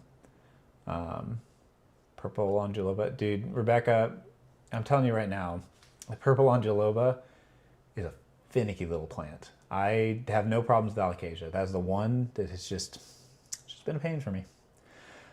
It's slow. It's just super slow. That's it. And I have a lot of Angeloba, but for whatever reason. Neon Marble. Nice. Penatums. Oh, Goldfinger. I don't know what that is. Lone, you've introduced me something. Ah, nerve plants and semi-hydro. Yeah, that checks out. Yeah. Actually, a video that I'm working on is like your first 3 plants and like what they should be. And kind of like, it's like your, I forget what the title is. It's like your first 3 plants and the lessons they'll teach you, basically. And kind of encouraging people to pick a couple of specific plants that teach you first, like, it's like one of them teaches you how to water your plant, one of them teaches you how to not water your plant, and the other one teaches you to know how much light you're giving your plant, because I think that'll help people. Devil, yeah, I got a devil too. Apparently I was hearing some people say that a lot of the like TC devils have been reverting. Mine kind of looks like it's doing the same thing, but we'll see. I'm curious to see what those devils will look like if they revert and then grow out. So we'll see. All right. Anthurium Pally, yeah, a little Pallidiforum. Those are cool. Okay, Golden Blip, some of them. What do I feel about Alocasia Jacqueline? I feel like they don't want to survive, and if that's what they really want in this life, maybe we should let them have what they want. I think Jacqueline are really pretty. They are really prone to spider mites, and they like to implode at their earliest convenience. So, all right. Let's go here. Another sip of White Monster before I work on the White Monster. Okay, so let's pull this up here. So I'm going to get rid of the lowest leaf. It was already breaking off anyways. My goal here, and I know I'm a little far away. I think I can kind of, I don't want to touch it. I'm not going to touch it. Okay, so the goal here, I have roots. They have some brown on them. I'm going to not hold this over my laptop. But they've got some brown, right? We've got some sections where it's just a little bit brown. We want to turn that white as much as we can. You don't have to remove every single speck of dirt. But remember, Patrick's pillars of passive hydroponics, I don't want anything organic in my pot, okay? The inner pot gets nothing organic. So I need to remove anything that's organic, which is all of the dirt. So I'm going to take it in the water here. Like I said, I would use this under the sink, and I probably will do a last pass off camera real quick, just in the sink. I like to use my wife's toothbrush and then put it back. No, I'm just kidding. This is an old toothbrush. And do that. Then your toothbrush is really good. I also really like these. These are like straw brushes for like the big silicone straws that you get. And these are fantastic. These get into like every nook and cranny. Really, really nice. As I always say, don't worry if you lose some roots in the process. You're going to. Any root that is weak enough to just get, launched off by a little bit of cleaning here is not strong enough for my hydroponic setups. So I'm gonna go ahead, really, really clean off. I'm really happy with what these roots look like. I was not expecting this one to be the same. Or to be this good. I was expecting this to be pretty root rotted maybe, but I'm really excited to see just how nice these roots look already. But we're gonna go ahead and do this. Yep, blasting the roots with a hose, 100%, 100%. And that's honestly what I would normally do, but this might come as a surprise to you. But while am perfectly happy to throw stuff on the floor in my house, I'm not going to spray water in my house with a garden hose. Newbie here, can you use perlite? Yeah. So, Heart Examiner. So in case you missed it earlier, anything that is organic, I don't put in there. Technically, perlite is a rock. It's like glass. It's like expanded glass or something crazy. I forget what it is. It's not good for you to breathe, actually. But perlite does work. I find that it crushes over time. So the plants are actually strong enough to actually like break perlite as it grows and the root systems get a little bit more established. I think it's fine for a temporary setup. It has what's needed. So your media needs to be inert, which just means it's non-organic and doesn't decay. And then your media needs to be capable of capillary action, which technically Orbeez fit into. So I've never done it, but it is theoretically possible to grow a plant in Orbeez. I know some people have tried it. I really wanted to try just to kind of prove a point. The problem is the capillary action on this one. I've always wanted to try to grow a plant in Legos, but Legos don't like hold and retain water. So you'd have to come up with something. Maybe I could, would that work? Some filaments retain water. I wonder if I could 3D print Lego blocks and grow in that. Give my plants some nice microplastics. Volcanic glass, that's what I'm looking for. Thank you. Okay. All right, so it's gonna take me a few minutes here. This is a time to be thorough. So I gave every root a quick little run, and now what I'm gonna do is I'm gonna take it out and I'm gonna go root by root. Sometimes these little thin roots, I'm less interested in those. Those are probably going to rot and go away. So I'm gonna get rid of those. But now I'm gonna go root by root and clean them off. Clear Legos, which are autoclavable in the plant genetics labs. That's nuts. That's cool. Huh.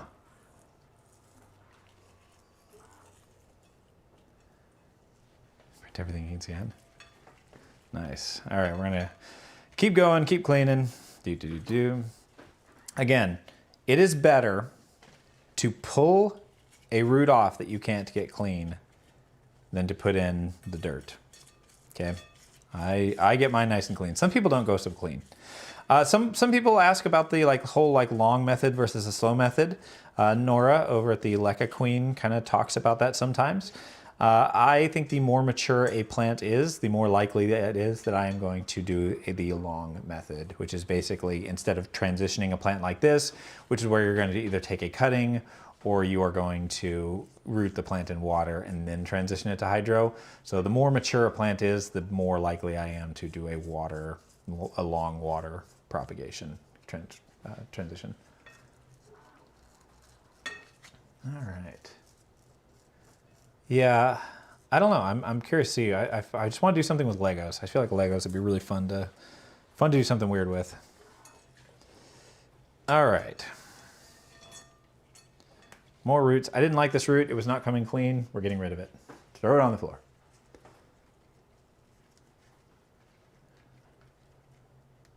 This is just plain water, literally just from my tap. I don't worry too much about the whole goal for me right now is I'm not too worried about sterilizing. As long as I get these things pretty clean, And these are pretty soft bristle brushes. They're not overly aggressive, just so we're all clear. It's a soft bristle toothbrush, and it is a soft bristle bottle brush. So it is not overly aggressive. Once the root looks pretty white, I'll go ahead and move it off to the side, and I will move on to the next root. The hardest part, honestly, is like underneath the plant right here, and this is where these bottle brushes come in a lot of handy, or straw brushes, excuse me. You can just, these are like, you can get these at Walmart. Like, this is not something you need to go find on Amazon. Like, these are, you can get these things everywhere. Just look for like a, you can even buy yourself like a silicone straw for your water bottle, and then you just get one of these included. Like, most of them come with brushes that clean them out. Aeroponics is awesome. Yeah, aeroponics is really, really cool. I've never played with it, but yeah. So is like, if you do aeroponics, I believe, if I'm remembering correctly, aeroponics is like where you're basically spraying the roots with water. They're not actually in the water, right? Is that right, Rebecca? Thinking about the right thing? And then air stones can actually be really good. If you have like a really big plant you're trying to acclimate, if you get one of those like aquarium bubbler air stones and you put that in the water that you're doing your propagation on, that will help out tremendously. Basically just a lot of oxygen. If you're doing those long kind of transitions, your biggest enemy is the water getting stagnant and bacteria and stuff building up in there.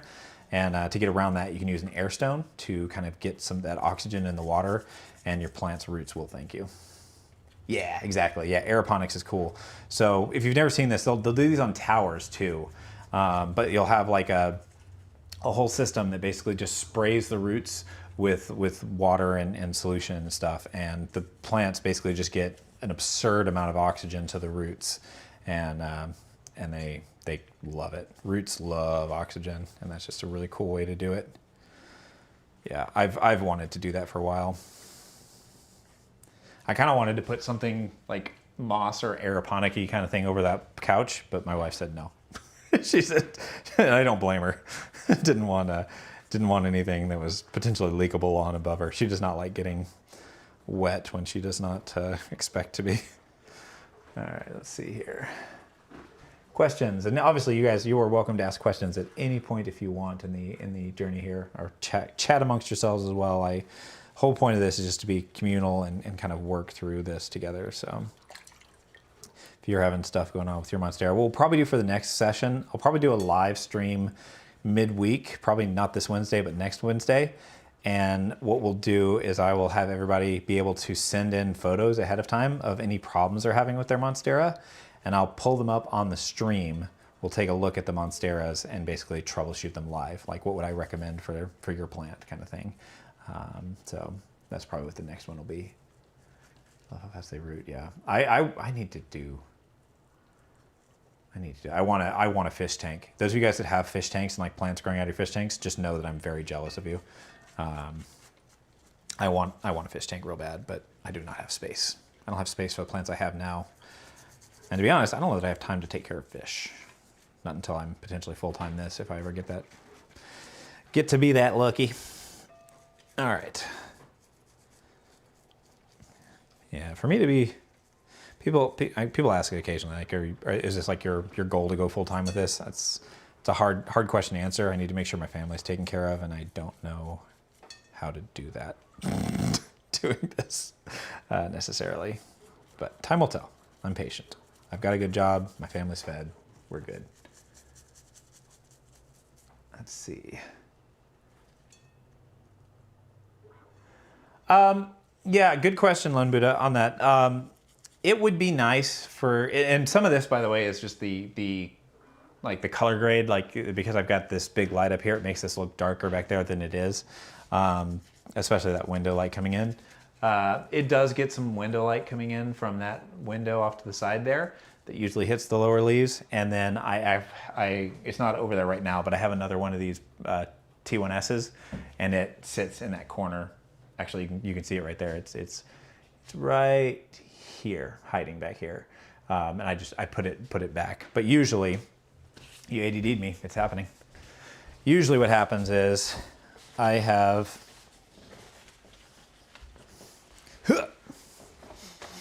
Grace, civility, picture of Grace. All right, Usually I'll have this like sitting in this back corner and kind of pulling some light this way. This one's usually a little bit further over. So I often have that kind of going here. Maybe we'll put this back. Does this look good? Look good to have things lit up back here? You can see what's going on. Things have been a little bit dark back there. Yeah, that looks cool.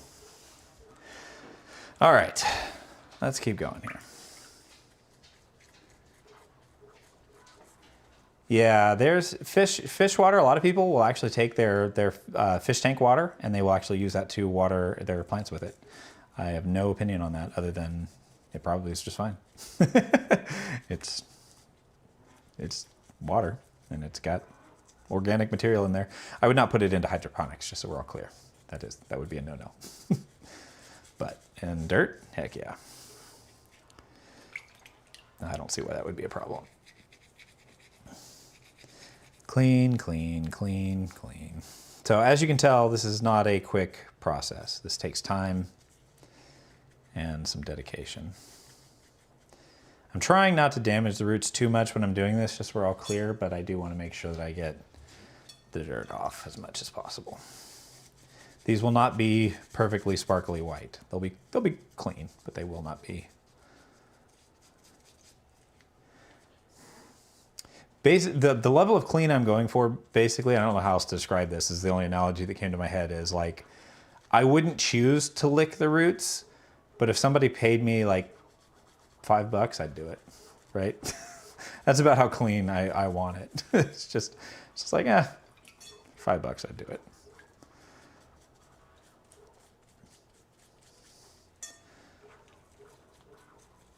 All right.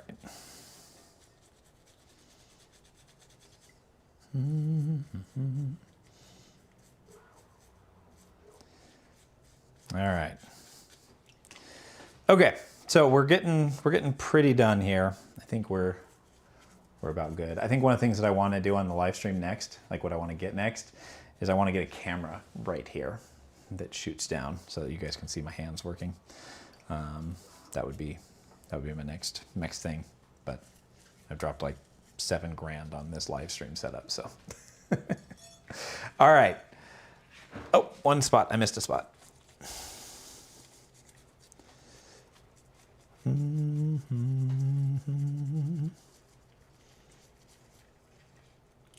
Is anybody going to be out to... oh, thank you. Appreciate you. Is anybody going to be going out to PlantCon Seattle?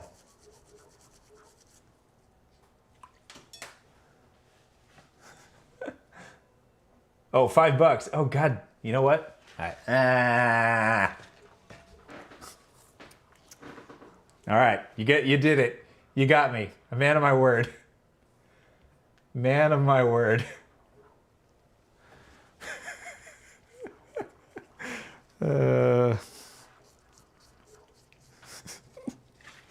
I didn't understand. I saw the $5. I was like, oh, thank you. And I was like, oh, dang it. Well played. Well played.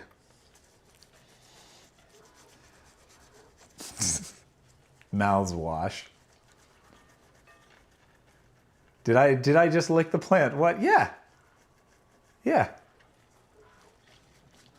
I licked the plant. I told people, I was like, how clean do you want it? I said, you'd lick it for $5. Somebody tossed $5 in the chat. I just think it was Canadian. I don't know if that's real money or not, but I'll honor that.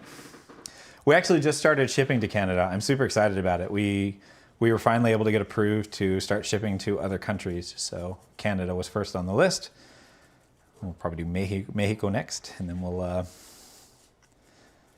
go down to some other places. Okay, so I'm pretty happy with that. Is it perfect? No, but it's pretty darn clean. Look, any country that calls their money Looney Toonies, I'm not saying it's not real money. I'm just saying that I can't take it seriously. All right, we'll pull this over here. All right, so I'm getting my dirty water out of the way here. I'm gonna rinse my hands off from all the dirt that I've been touching so that I don't bring that into our new setup here. And then we will go from here. Yeah, I don't know. The website's really cool. That's actually been like I'm pretty transparent with y'all. Like that is like 80% of our income, I think, in terms of from Plant in the Pour, is from our website. It's just from selling our self-watering cups and corn caddies and stuff like that. And then we get the rest from, like, I would say like maybe less than 1%. Probably, oh my God, it's got to be way less than 1%. Comes from any kind of sponsored deals, and those are just from brands that we already were working, like I already used their products anyways. And then from like streaming and like stuff like that, that's probably about 10-ish%, maybe 10 or 15, whatever the remaining is like our affiliate, not our affiliate stuff, it's probably split equally between Amazon affiliate and like AdSense revenue is probably there, but our website is the most of it. Pour it in the sink. Justin, don't send the internet police after me. I will not put anything down my sink again. On camera. I just won't do it. Actually, you know what? Oh, you're going to PlantCon Seattle. Nice. We will be there. So we're going to be teaching a class at PlantCon Seattle. I will be there teaching a class probably, at least one day. If it sells out immediately, I'm going to push for a second day. And then we will also be there hanging out. So if you go to PlantCon Seattle, please come find me. Sometimes people, when we went to LA, we had a very nice lady who wanted to say hi and got too nervous and just wouldn't come talk to us because she felt like she was intruding in my life. And I was like, no, I want to come hang out with you, please. That's why I'm here. So please do that. Yeah, I go pretty clean on the roots. Actually, here's one that I didn't get clean enough, so I'm gonna pluck that off. Yeah, as long as I would just, don't be afraid to like top rinse, and you should be fine. To clean out the stuff you didn't get, you'll be fine. Monopoly money, yeah, 100%. All right.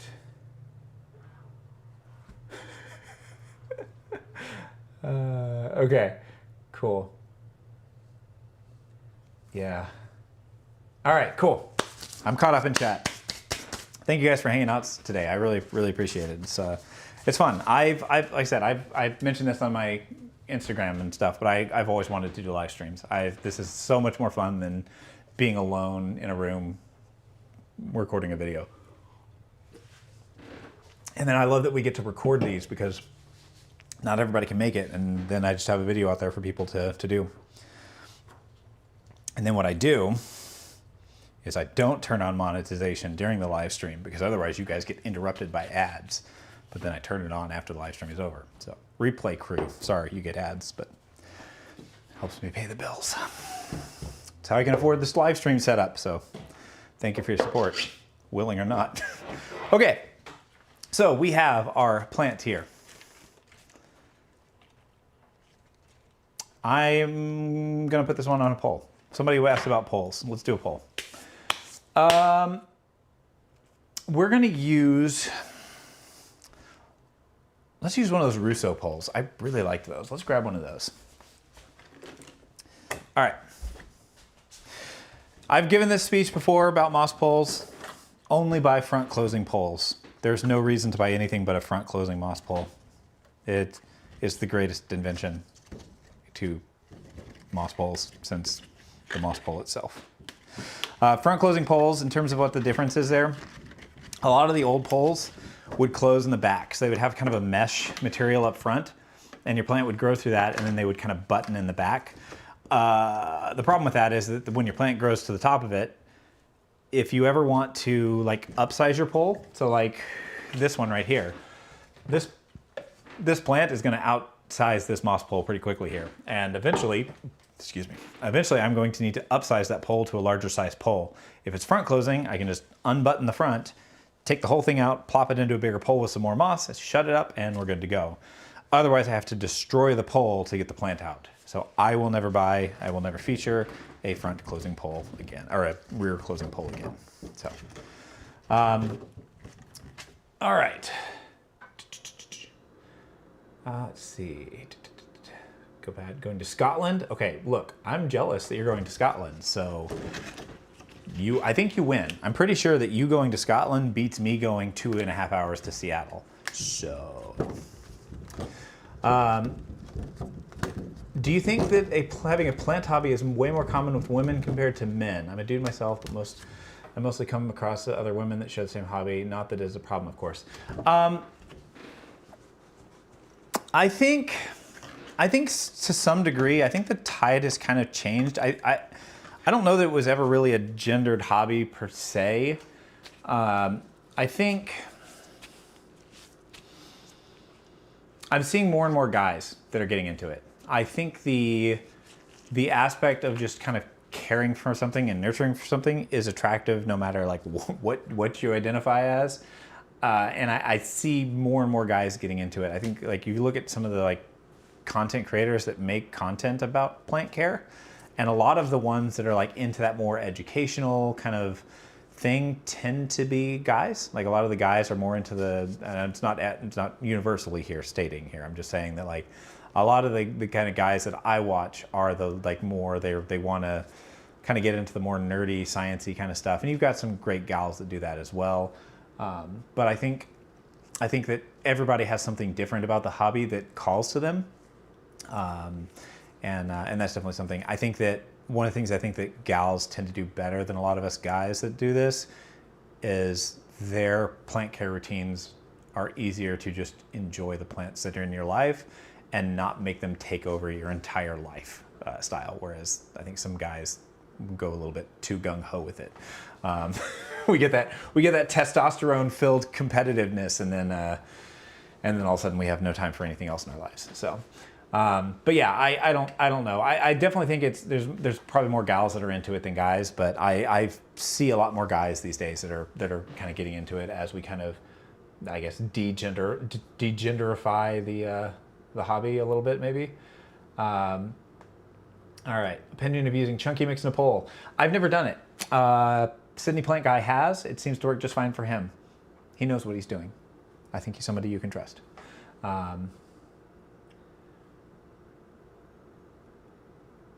Dude, I would love to go to the UK. Warren, I would love. I've got some friends out there, and I would love to come visit them in the UK, but one day. Have I ever considered growing veggies? I grew veggies with my dad when I was a kid, had a lot of fun with that, but I was more interested in taking the cherry tomatoes off of the vine and throwing them at my brother. So I don't know if that answers your question of have I thought about it, but I just thought you should know that.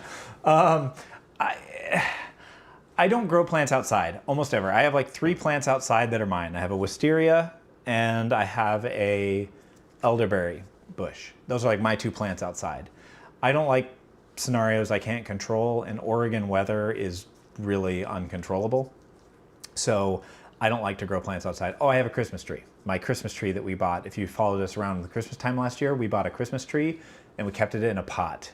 And it's outside, it's still doing great, just fine outside. So I will not have to buy a Christmas tree for a few years. We'll just take that one in with us and reuse it every year, which makes me feel way better.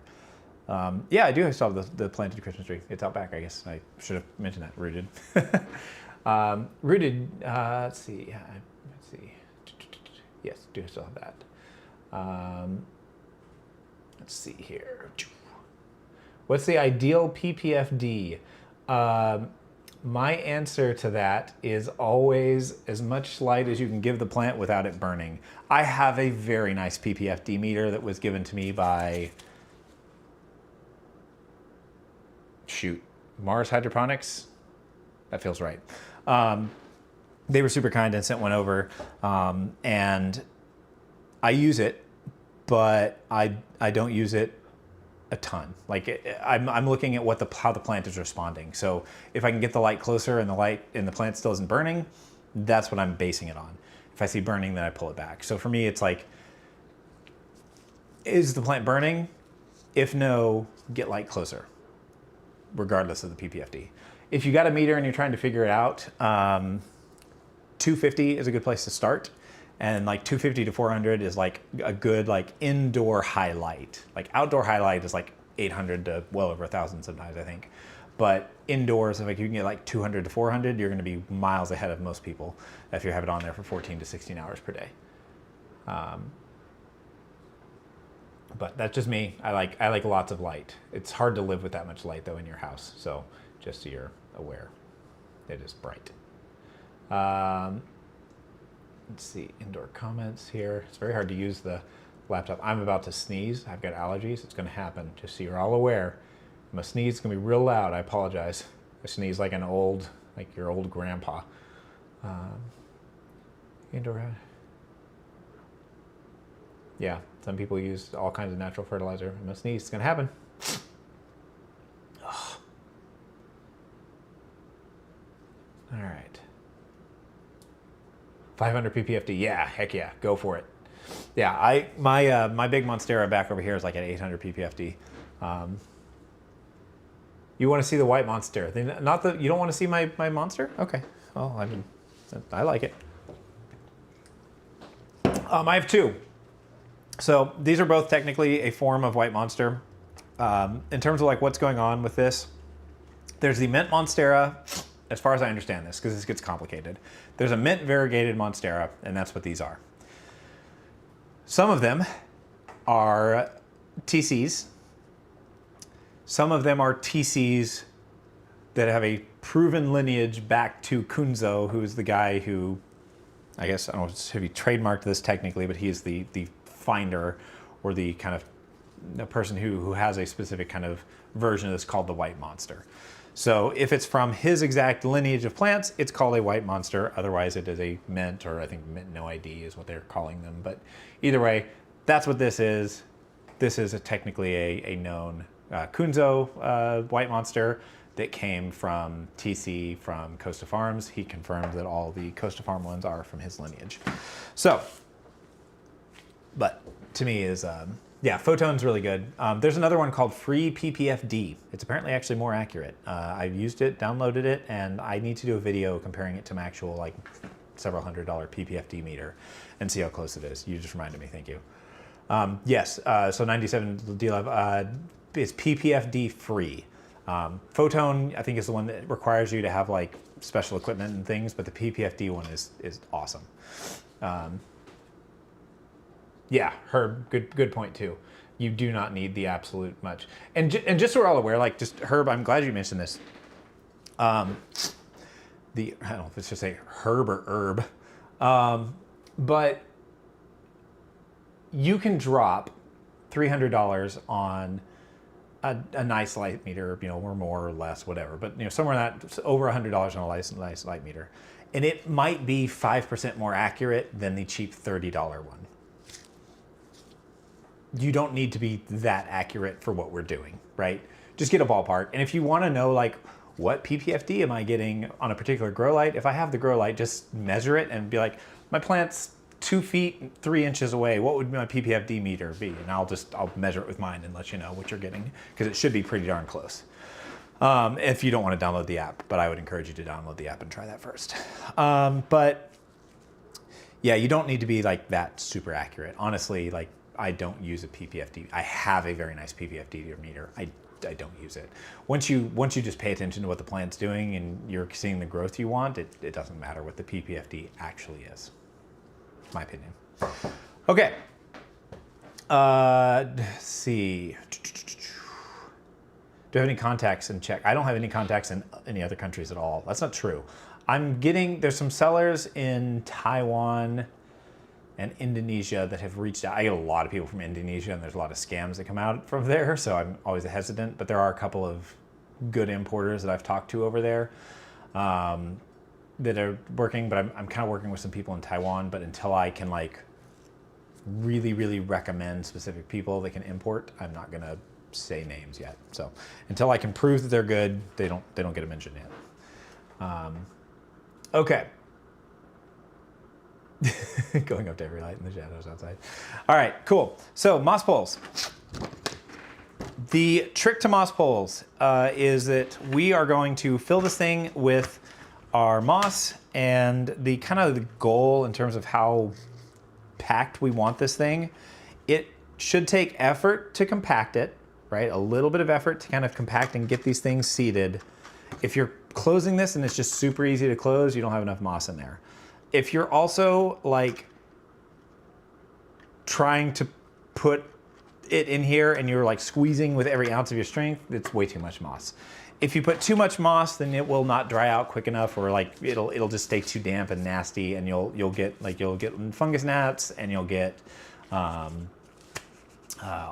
kinds of stuff. You can get root rot and stuff if it's too compacted. So it should just be a little bit tight. The funny analogy that I always use is like when you're done with Thanksgiving dinner and then just your pants feel weirdly tight. That's the level of squeeze we're looking for here. The app again, it's PPFD free. That is it. So yeah, once you know what your plant likes, you just kind of get used to it. And that's why I use like some very specific grow lights. I think I've simplified it down to just 3 different grow lights in my house, the same ones that I recommend to you, because I know them. I know what they do. I know what their different distances are, and I'm comfortable with them. So, all right, we're gonna dive more into chores. I've ADD'd enough. All right, let's go. So this is a Rousseau pole. I really like them. Like I said, they're a little bit more expensive than everybody else, but they're very nice. All right, let's go into here. What's the name of the, name of the app again? Okay, we did that, okay. What's the one hanging on the ceiling? So those are also Barina TR40s. So I have 3 different versions of the TR40. They have the TR40, the base TR40, which is the hanging one right here. They have the TR40C. And then if you want the single light version, which actually can plug into an existing light socket, which makes it really interesting. Like if you have like an actual like ceiling plug or something like that, it can actually hardwire in. Or if you have like one of those like wall mounted ones, you can do it as a sconce. That one is the TR40, I believe A is the distinguisher. And I'm gonna be honest with you, I wanna know if they're making a TR40B and what that is, because they left an open space in the line. That feels weird to me. The pole name, this one right here,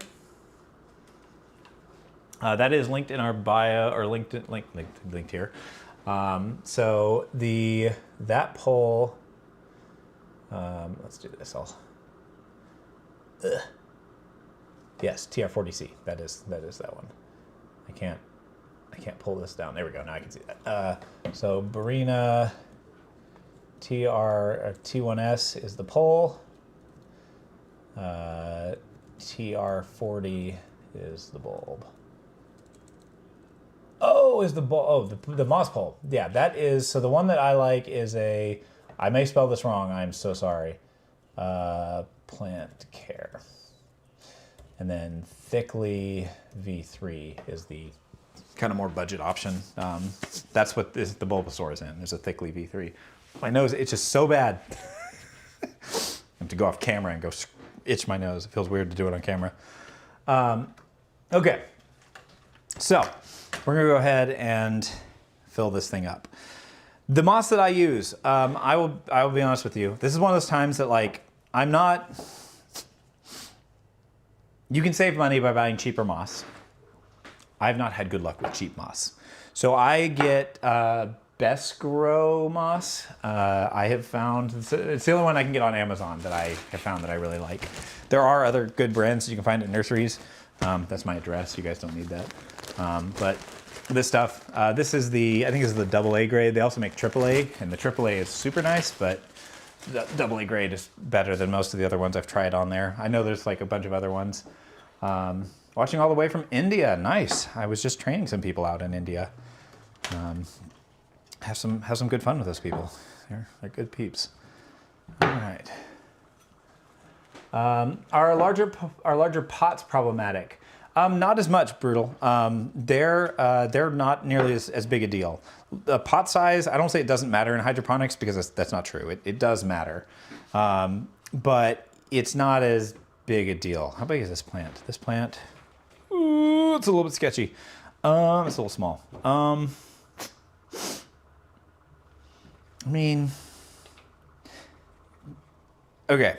This is one of those times where it's like, right now, this is probably about the perfect size for this plant, but I know I'm gonna do it. We're gonna do that pot. I like this pot. We're just gonna send it. Because the other one's in the same size pot, right? Yeah, same size pot. It's fine.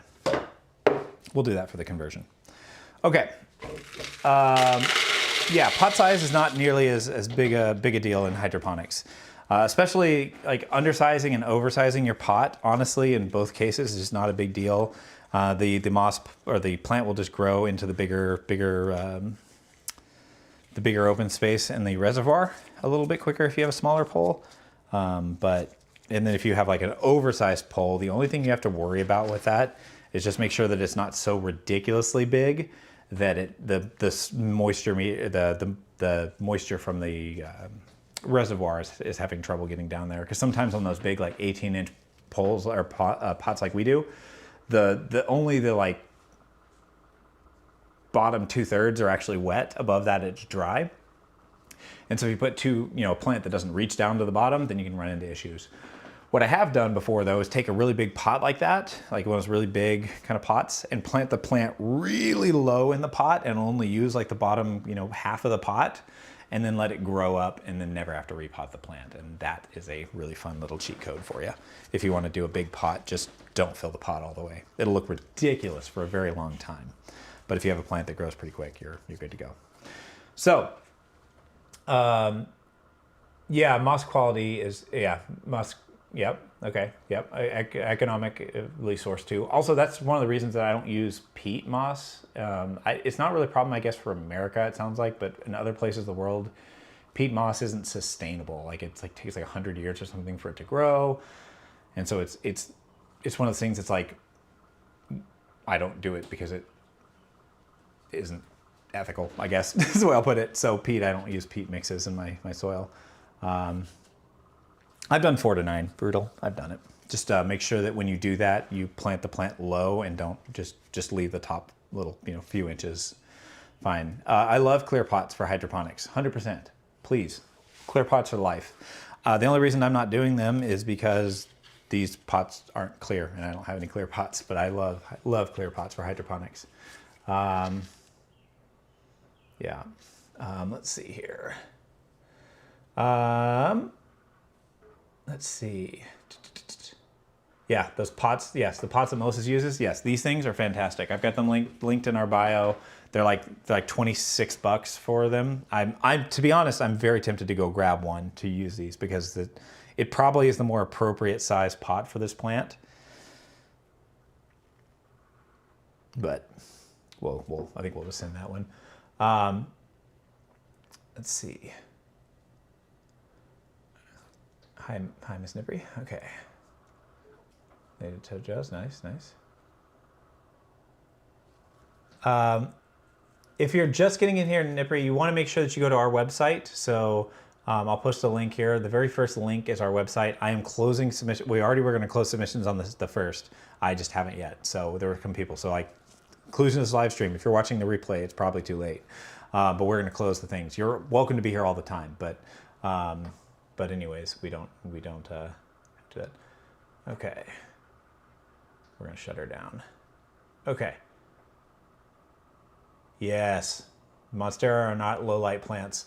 If I ever get the money, I'm just going to fly to, I need to fly to Hawaii or something and just take some footage of myself standing next to a Monstera and be like, Monstera are a low light plant, and just completely go all over the island just doing this hilarious tongue-in-cheek video. They are not low light plants. Almost no plants are. They're all tropical plants. Let's see here. Have strength in the hydromix.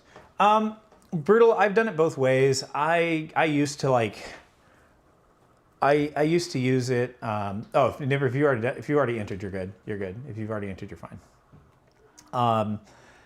There's different schools of thought on that. I don't know that I really have tested it enough to really say these days. I've done it both ways so many times, and I can't tell you that I notice a difference. I don't know if that's just because I give them a crap ton of light and that's what's helping, or if it's because I'm having or not having the thing. What I will say is you can go full strength. The only reason you need to half your mix is if you're seeing that fertilizer burn. If you're seeing that, that's when it's like, okay, I need to reduce my strength. But if you're not seeing that, then what you're doing isn't hurting it. So for what it's worth, I'm not going to bother with a weaker mix today. I'm just gonna send it. Okay. You acquired 12 Monsteras? Oh my gosh. Rebecca, no, you're not too late. If you go to my website, theplantandthepoor.com, there's a Monstera book club and then a sign up link there. Also, when I'm done with the live stream, I type up roughly what we talked about, because I know that like watching this 4 hours answering questions can be hard to find the information you're looking for. So I do a written up version of our live streams. So if you need a summary, go to the website, theplantandthepoor.com, look in the Monstera book club section, and there's a blog in there. And every session we do, I'm typing up some base instructions. Yeah, I just bought like a ton. Fertilizer burn. When plants have like natural decay, it's more of this kind of like dry brown looking thing. So like on this plant, it's hard to see. It's so far away, I'm sorry. But like this, you can get browning because your plant isn't, maybe a little bit too little light or too low of humidity. Both can kind of cause this. And that's kind of a more dry. When it's fertilizer burn, it's usually like more yellow, bright, and it just looks a little bit different. I would just Google what fertilizer burn looks like. Discord link, here we go, boom. Anytime you guys give me an excuse to touch this little stream deck, I'm gonna do it. I got the one that has clicky keys and it's very satisfying. Okay. Moving on. So what I'm doing here, we're gonna fill this thing up with moss. What I want to make sure that I do, again, is I want to make sure that it's a little bit of effort to close, which means that I did not get enough moss. So I will go grab a little bit more from the bag here. And then we will do a little bit more. Where'd the moss bag go? Oh, I used it all. Okay, I'll grab more from the other bag. Again, make sure that you put enough moss in there, because if you don't, it's going to dry out too fast. Also, coir poles are not moss poles. They're supports, but they're not moss poles. So if you go onto Amazon and you look up what a coir pole is going to be a completely different thing. That is just a support. They label them as moss poles, but there is no moss in them. All right, I'm just getting a little bit more moss over here, then I will come back. I just had to get it wet, get some moss, and then I will return. All right.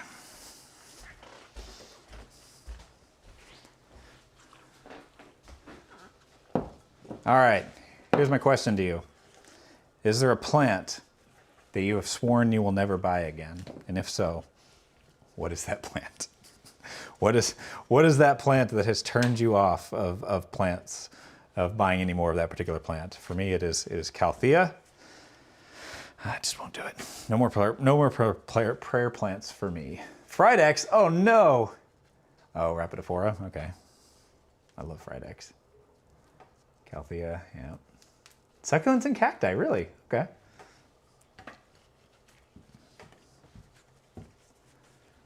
Dahata Piranaka, yep. Calthea, yeah, that's exactly how I feel about Calthea. I just don't feel like they are pretty enough to warrant the stress that they would induce into my life. And I know some people really love them. My granny loves Calthea. Calathea? I'm not sure how it's actually pronounced. All right, in terms of how wet I want the moss to be here for this very first thing, you're gonna basically get it wet and then just kind of wring it out. It'll be kind of fluffy. You do need to get your moss wet, or you're gonna have a nightmare of a time trying to get it into the pole correctly. Okay, go ahead and pull this here. My Caltheas won't die? Mad respect. Wait, Rooted, are you in Hawaii? Is that the secret? I feel like you're in Hawaii or something. That feels right. Orchids, okay. Oh, you're in California. Okay.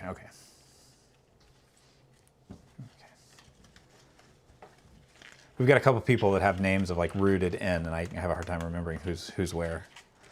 All right, so squeeze, right? It's just got a little bit of a squish. That's what I'm going for. Just a little bit of a squish. If I didn't give it that little squish, I wouldn't be able to close it. That's roughly what I'm looking for here. All right, so we're gonna kind of clip. We just want to get a couple clips in, and then I will go back and kind of clip more of them.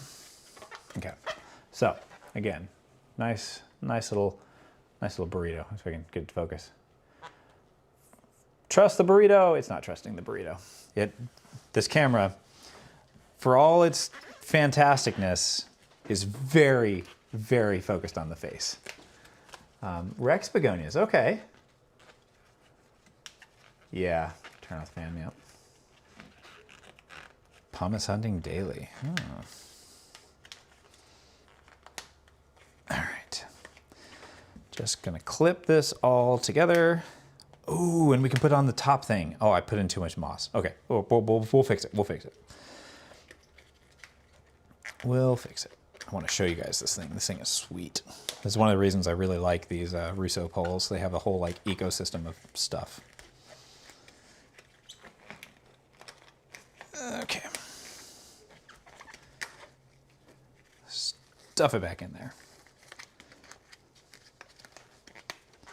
Okay, I gotta take a little bit out of the top. Desert type plants. I've gotten a few. I've gotten some cactus. I think if you're gonna do like the cactus thing, you really gotta have a lot of really good lighting. Just get them under some T8s pretty close or something on a grow shelf, and mine have been doing fantastic. And then I literally just, the first day of the month, on the first is when I water my cactus. I don't water them unless it's the first. That's literally it. I have one cactus that needs more water than that. The other ones, they either live or they don't.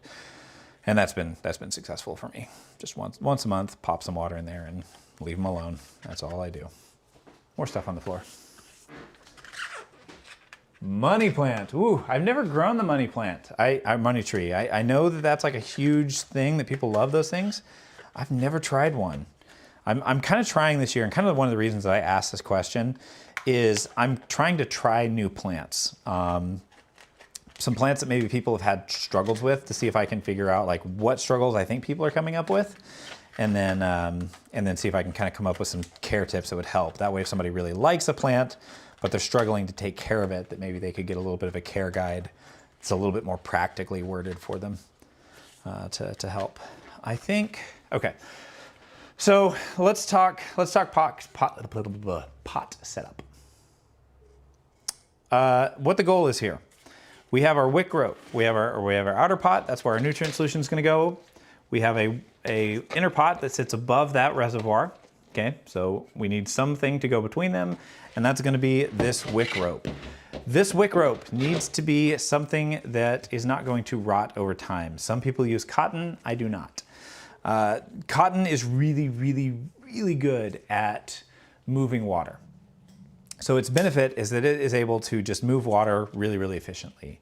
Its downside is that over time it rots. So I use synthetic wick ropes, but there's a lot of like synthetic material that doesn't work very well. Nylon being one.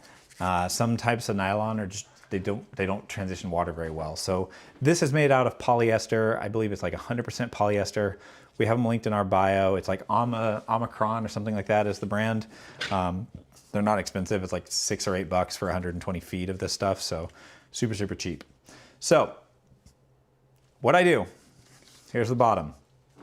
I put it in one hole, I put it out the other hole, and I kind of pull it tight. It does not need to be coiled up in here or like halfway up the pot, unless you're doing kind of like Brutal, I think was talking about with the like larger pots. Sometimes if I have a plant that's like really high up here, then I would have kind of pulled the wick rope a little bit higher. These days, instead of doing that, I actually plant the plant lower because I think it looks better over time to do it that way. So, in one side, out the other.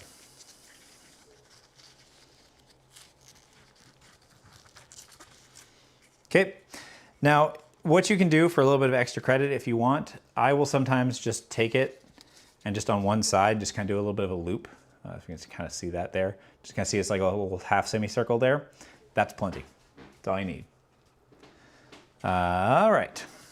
Now, a little bit of leca on the bottom. Oh, wait, hold up. Hold up. We need to measure this. So remember I said that I don't want organic stuff in my pot. So I'm gonna measure this. I actually have some of my moss going down below this line. I don't want that. So I'm gonna start pulling out a little bit of moss because this pot's just a little bit deep. So the moss is not in direct contact with the leca. You are still going to have some like runoff from this as you water your moss pole. Oh, which I didn't put a stick in for some reason, or not a stick. I've been putting a wick in the pole, which actually has been really great when they're small. I'm not gonna worry about it. I'll just water it like a normal human being. When they're small, you can actually put a wick in them. When they're under like 2 feet, you can water them completely with the wick rope, and you never have to water them for the first bit. Now I think I'm gonna not be lazy. I'm gonna do it. I'm gonna put one in there. I've been doing this for a while now. It's been working really, really well. So we'll grab a wick rope here from here, which means I'll end up with an extra wick rope in this pot, but that's fine. So in terms of length here, we're gonna go for two lengths of the pole. So we're gonna go one length, because this usually works for about two sections of pole, 2 lengths, and then just enough to get into the pot.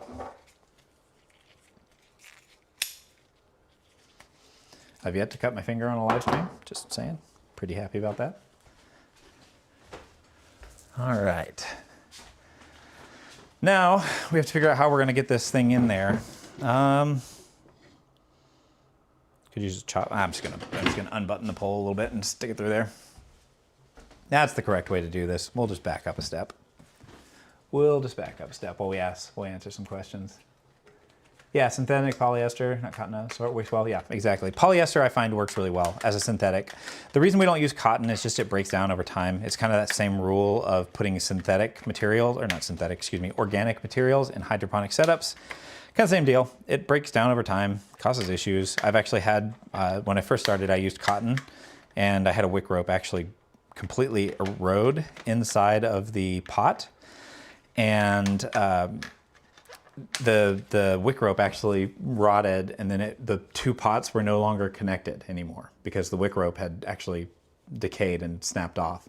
And so I was watering this plant, but the plant was just dying, and I was like, what is going on here? I could not figure it out, and for some reason I never opened it up and took a look. And if I had, I would have noticed the fact that there was no wick rope anymore, which meant the plant could not get its nutrients, which just about killed it. All right, so if you take your wick rope and just kind of shove it in the middle of your moss here, we'll put a little bit on top and just kind of bury this thing, then this will actually wick and will handle watering your plant for a bit, which is kind of cool. All right. Powdery mildew. Yeah, if you're getting mold or mildew, airflow is your friend. Just get some airflow in there. Now my ear is itchy. All right, we're gonna have a vote. Those of you guys that have played with sphagnum moss, do you think it smells good or bad? That kind of earthy smell.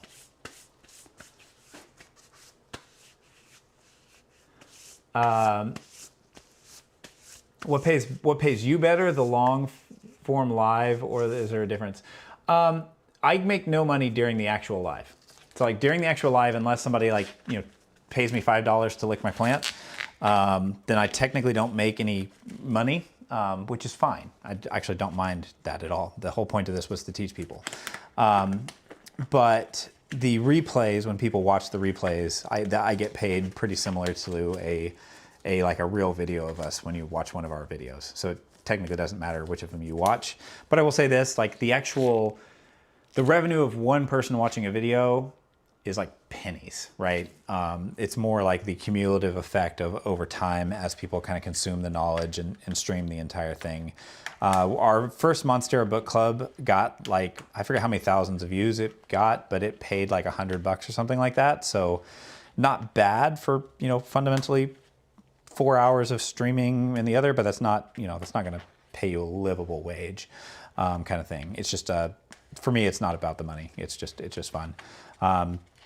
I think if we were to be honest, the thing that's going to make me be able to go full time one day will either be like the website getting to the point where I can just sell consistently enough that I can live off of that, or some kind of a Patreon system where like people pledge, like PBS style or OPB. Is it OPB or it's Oregon Public Broadcasting? PBS, is that public broadcasting system where like people would, do that and kind of do like some sort of a, monthly pledge. Everybody, people pledge $5 or something just to kind of support us.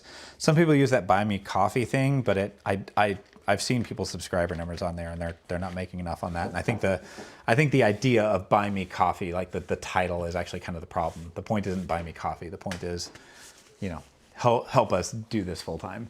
And so I don't like that platform. So Patreon is probably one that I would look at and consider doing, but because I give so much away, I don't like paywalling people. I'd prefer you just get stuff.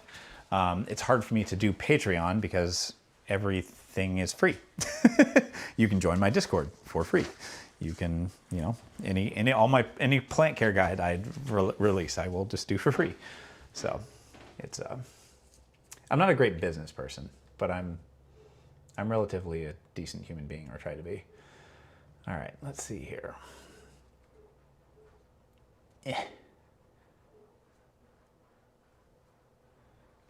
Yeah, I would not do monetization on a live. That would suck. I just can't imagine like trying to watch me do a plant chore, and it's really important that you don't miss this. If you or a loved one has been suffering from Ozempic poisoning, please reach out to the law firms of Johnson and Jason at, nobody wants that, right? So I don't want to turn on monetization during lives. No, thank you.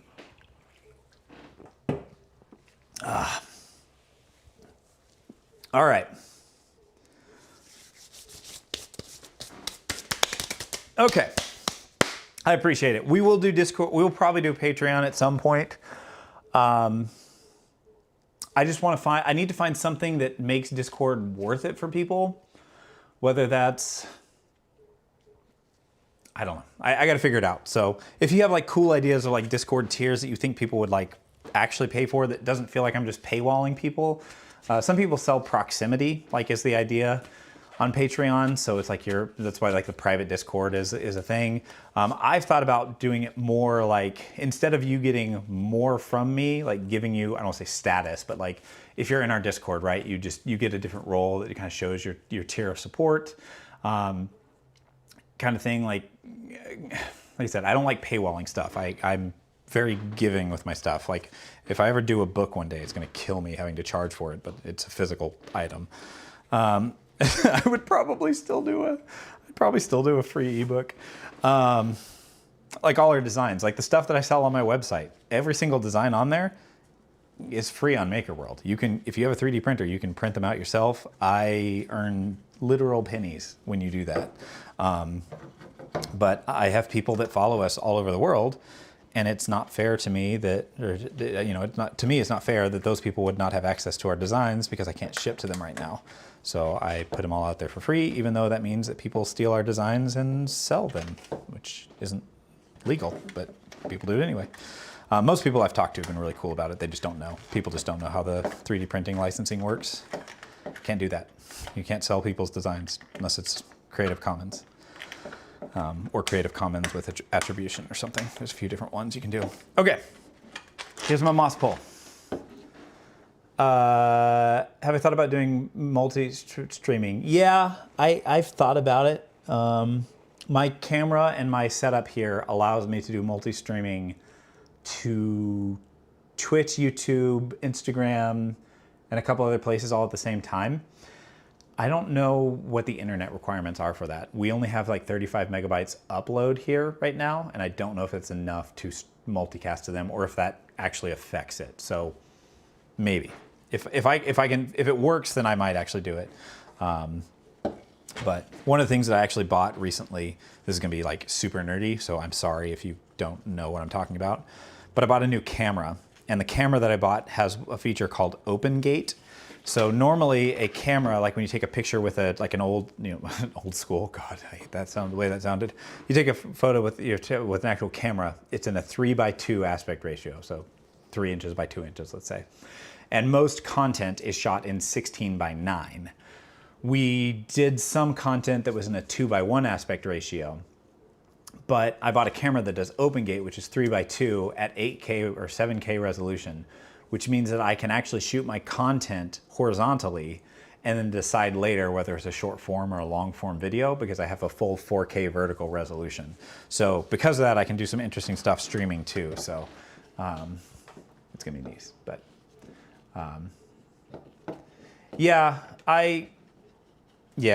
people sell them, and like I said, what I've done is I've actually messaged some people and been like, hey, I don't want you to like throw anything that you've printed out already. Can I like mail you some stickers and then you can use them for giveaways in your lives, but just make sure you include one of our stickers. And then when you run out of stickers, ask me for more stickers, and then and then basically like the stickers end up being their ticket to print one, if that makes sense. So we've tried to turn it into a positive. Because most people are not doing it to be malicious. There was one guy in Ohio that was very clearly doing it. And we put a stop to that. But all right.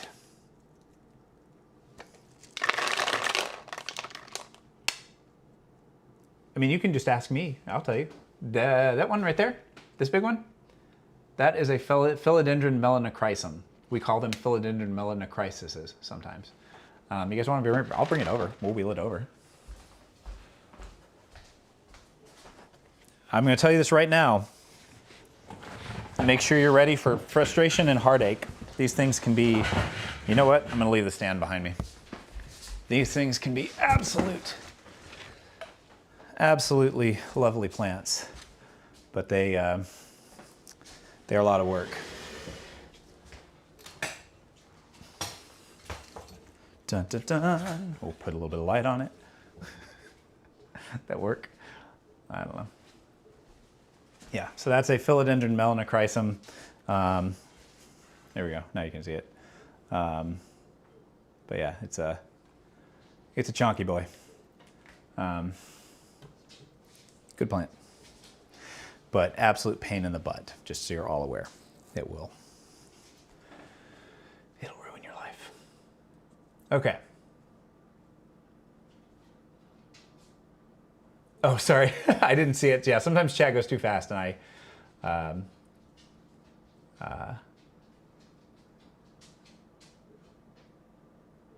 yeah, philodendron melanochrysum is the thing. Yeah, the philodendron. So here's the thing about this plant. I need to do like a care guide video on this one. The thing with these is like, and I'm still learning. This is like one of the things I'm like still trying to figure out and like learn myself. But like they basically, a lot of plants like there's like what's referred to like cataphyll or like end cataphyll or something like that. But basically, it's how the leaf actually comes out of the previous leaf, and so when they're more immature, the leaf comes out and then it comes out of that same leaf sheath and it kind of does this maneuver. And when you have a young melanochrysum, they do that. And then I think Anthurium do this too, I forget. But either way, probably a lot of plants do it. Sorry, this is one of the scientific terms that I'm not super well versed on. But basically, they change how they grow over time and as they mature. And when they do that and they finally reach that point, and I swear to God, it takes like 2 years for it to get to this point. Once they finally get to that point, then they come out, the leaves come out nice, great. But you have to get them to that point. So once you get over that hurdle, then it's fine. But yeah, Sydney plant guy's got a good wall. All right. Yeah, it's not for the faint of heart. And I'm in the process of trying to acquire one of the orange ones, which is variegated, why does my nose itch so bad? I'm just gonna go scratch it. I'm gonna do this off camera. You guys don't need to see me scratch my nose. Okay. That was a very manly sound, just so we're all clear. But yeah, they're very, very pretty. They're kind of hard, sometimes you can deal with like spider mites and stuff on them, but they're nice. Okay. Let's dive into it. So, we got a little bit of stuff here. So we've got our moss pole in here. Moss pole is going to go above the leca. And then we are going to, or not above the leca, excuse me, the moss is going above the leca, the pole goes all the way to the base. We have the wick rope from the pole that's going all the way into the leca itself. And so now we're just going to fill up with a base of leca at the bottom here. We are not looking for a ton of leca, just a little bit. And that's just gonna give me an idea. Okay, so I know it's gonna work, we're good there. So mostly what I was doing there is just checking to make sure that we had this moss pole high enough. What we're gonna do now is we're gonna figure out the height of the plant. So the plant, I'm going to kind of pin in here and figure out exactly how high we want this thing. So I'll do it outside so you can kind of see what we're doing here. So the idea here, moss pole is gonna be sitting here. I want this thing to be a little bit lower into the pot. I don't want to bury any of the older petioles. I've talked about this before on my short form content, but basically if you take your oldest leaf and trace it, your soil line, your semi-hydro line, whatever, should not be any higher than this latest leaf. I am, however, going to remove this younger leaf here just so I can go a little bit deeper. The reason is that we don't want to run the risk that the petiole stays too wet and actually rots, because it can rot and get the stem infected, and that will actually eventually kill the plant if you don't chop it off. It's like the zombie shows where they chop off the the arm before it gets to the rest of the bloodstream. So we're gonna go ahead, plant this a little bit lower. I think right here works really well for me. So this is kind of what I'm thinking. That should put it right about here. We'll coil those roots down towards the bottom there. And then the plant can lose these two leaves, which it probably will do in the next few months, and then it'll grow from here. So this is kind of my thinking. I'm gonna grab some Velcro, which I have conveniently located right over here, and we're gonna pin this thing up. And something I will say, sometimes plants die in the whole process. So I don't lose plants very often. Light will really help, but don't get discouraged if you lose a plant in this process. It's one of the reasons we let new people submit multiple plants, is in case one dies and you're trying to convert it. I'm not gonna kick you out for a year because you tried something new. That's silly. So I'm gonna go ahead. I like the height. I'm gonna check it, double check that I'm still happy with it. Go right there, okay? And then I'm gonna pin. I find it is so much easier to pin the plant to the pole before you try to put it into the moss pole, or into the, into the pot. Pin it to the pole, then put it into the pot. I've made a lot of mistakes over the years, so you're watching years of my mistakes and the lessons I've learned from them. All right, cool. Why is my nose so itchy today? I don't know. All right. Yes, a lot of velvety plants don't require nearly as much light. Velvety and dark leaves both. So if you've got a plant that has darker leaves or really velvety leaves, both of those tend to take a little bit less light. They still benefit from them. So, but yeah, my melon, like this one, I light this typically with either a T1S. Oh, I scared Willow. Sorry. Good. I usually light it like this, or these days I've just been doing it in the window. So works just fine. All right. So now my goal here with roots, always whenever I do a repot, is I kind of want to, as best as possible, kind of distribute the roots around. I don't want them to clump. If roots get clumped together, I find that they rot or are more prone to it. It's like, I don't know, they just touch each other and they don't like it. So that's just something that I do. So we're gonna get this line in here first. I would technically not need 2 wick ropes here, just so we're all clear. This is completely redundant at this point because I've got one going through the plant.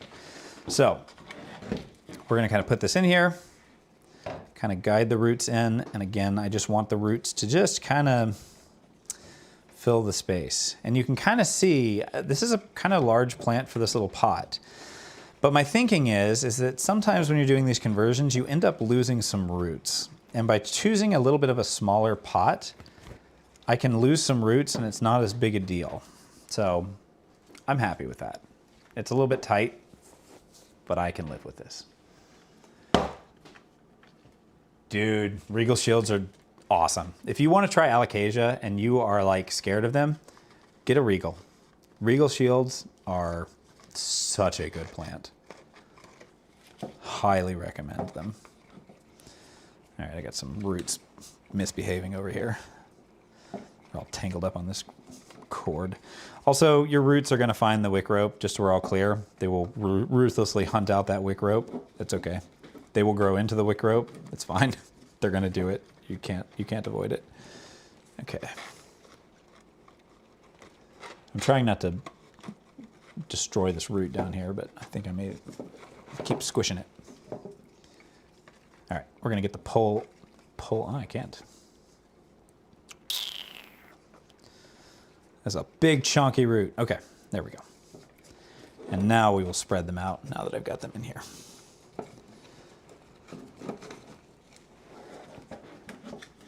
Love for my rack. Thank you so much. Lovely to meet you. Do I do silver dragon? Yeah. I have two. I have an Oreo one actually that I got from somewhere. I don't remember where I got it from. Mason? Probably Mason. That would make sense. Mason at Moose Roots. That feels correct. Okay, there we go. I finally have it touching what I think is the bottom. Okay. Yeah. Yeah. Regal shield. That's this guy back here is a big old regal. And they get big. They're so nice. Okay.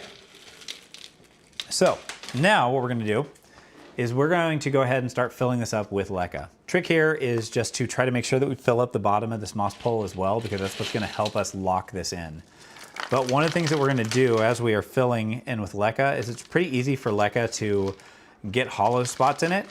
So as I do a repot in leca, I'm pretty constantly bouncing it up and down and trying to kind of get that leca to spread out inside of the pot. If I don't, well, it becomes a problem. You end up with these hollow spots and then, I don't know, it's not the end of the world. I want to make sure I fill it in with leca. I have not had any real water since I started this live stream, and I think my wife put me water over here. She knows I'm too ADD to remember to drink it. Oh boy. You know that point when water tastes way better than it should, and you know you haven't had enough to drink? Yep. All right. What are the thoughts on the We the Wild hydro pellets? I don't know what that is. Huh. We the Wild hydro pellets. I've never heard of those. If you're going to teach me something new today, I'm going to look them up. I'm going to find out. One of the days somebody's going to send me something that I'm not going to know what it is. It's going to be horrible. We the Wild. What'd you call it? Grow pellets? Grow pellets.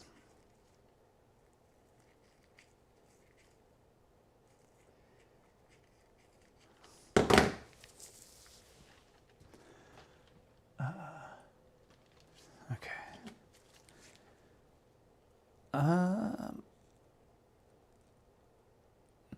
Yeah, I'll have to look into this. I'm not sure. I've never heard of... They've got 2 stars.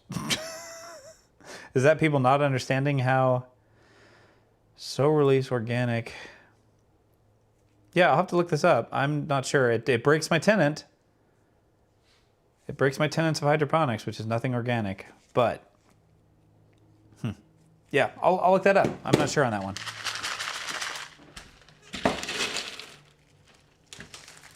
Oh, okay, slow released plant food pellets. Interesting. Yeah, slow release fertilizer can be really fun, really good. This is. There we go. Yes, we are going to PlantCon Seattle. We are going to be teaching a class at PlantCon Seattle. So if you want to come say hi, please do. Yeah, I put nothing organic in my hydro setups. No, thank you. It does not benefit it in the slightest.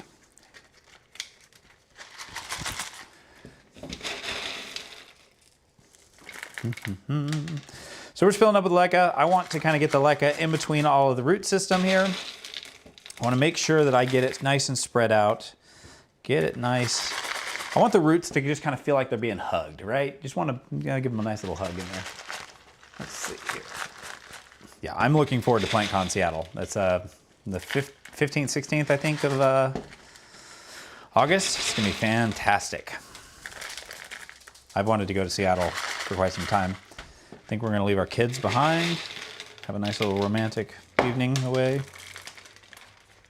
But yeah, if people want to like, I might do something like where if people want to like go get dinner or something together, we can get a small group of people and go get some food or something for lunch or dinner or something. Or we'll have like a Planty Pals lunch or something. Yeah. We're definitely coming. We're doing a full class. We'll be there both days. We'll even be there the Friday before. Yeah, Tiff and I will both be there. So please come say hi if you don't. If it wasn't already on your ideas to do so, we want to say hi to people. Also, a huge shout out to my wife, Tiffany. You guys don't see her much on the channel, but she is instrumental in our success. She, keeps the kids out of the videos, so she's with them right now. I think they're doing a kid's birthday party right now for one of their friends, or she gets them out of the house while I'm filming because they're very loud. But she also packs all the orders, so if you order from our website, they're packed by her, and then if we get a ton of orders, then I hop in and help out as well, obviously. But all the like printing and level 1 quality checking I do, and then she does a second quality check and packs them for us. So it's very, very important to what we do. All right, and now I'm filling up the actual pole itself. So remember, I didn't put the moss all the way up.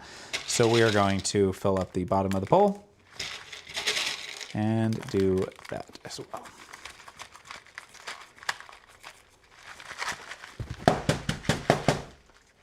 Okay, so my LECA level's right about here. That comes up in line with the last leaf that's coming in here. We're a little bit tight, or more tight than I would like to be. In terms of pot size, I probably should have done the smaller moss pole, but it's not gonna be in this pot for very long. I want this thing to establish in this kind of a smaller pot setup, and then we'll move up to a bigger one. Don't be afraid of small pot sizes. Not once have I ever looked at a pot size and really been too worried about that. I've worried about too large a pot sizes way more. All right. Talk first watering. Oh, actually, check this out. Going to PlantCon via Minnesota there, or Minnesota? Montana. Is it in Montana? Minnesota? Montana. It's gotta be Montana, right? From Norway, love it. I want to go to Norway. Norway's on my list, my bucket list of places to go.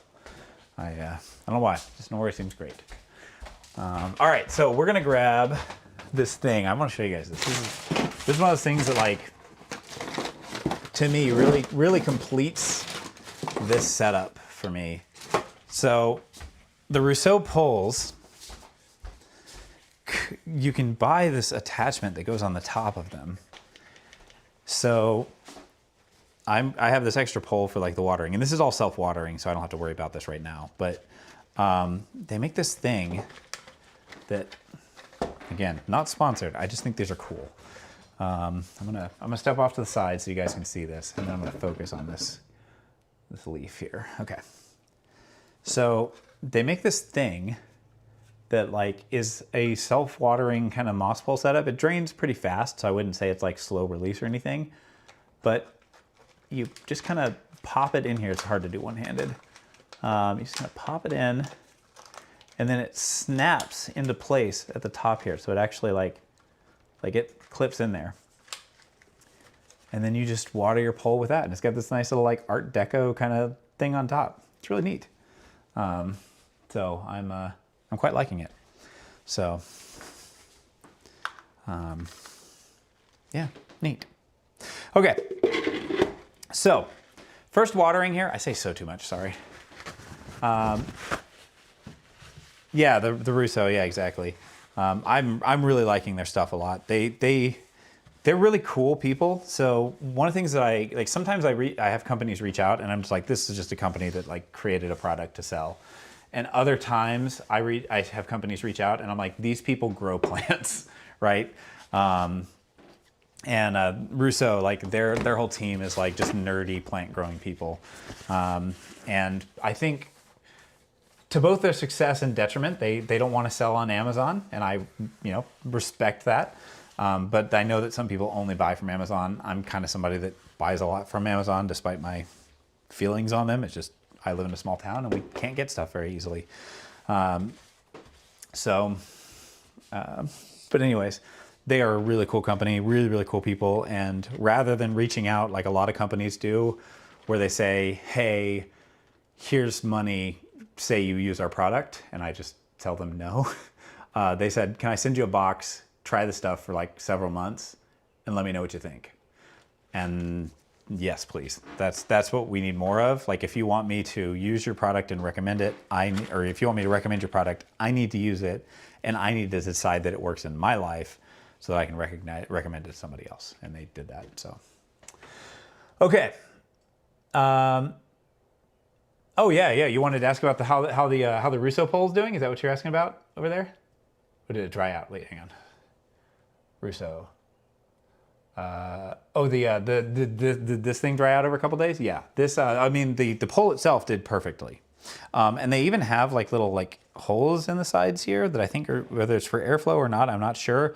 I know these clip. So what makes these poles really interesting to me is, and I didn't show it on this live, but they have these straps here, and they come with this like Velcro strap that can strap a second pole and lock it into place. And most all the other poles don't have, like connecting the two poles is kind of a pain, but they have like this whole like strap system that ratchets it down into place.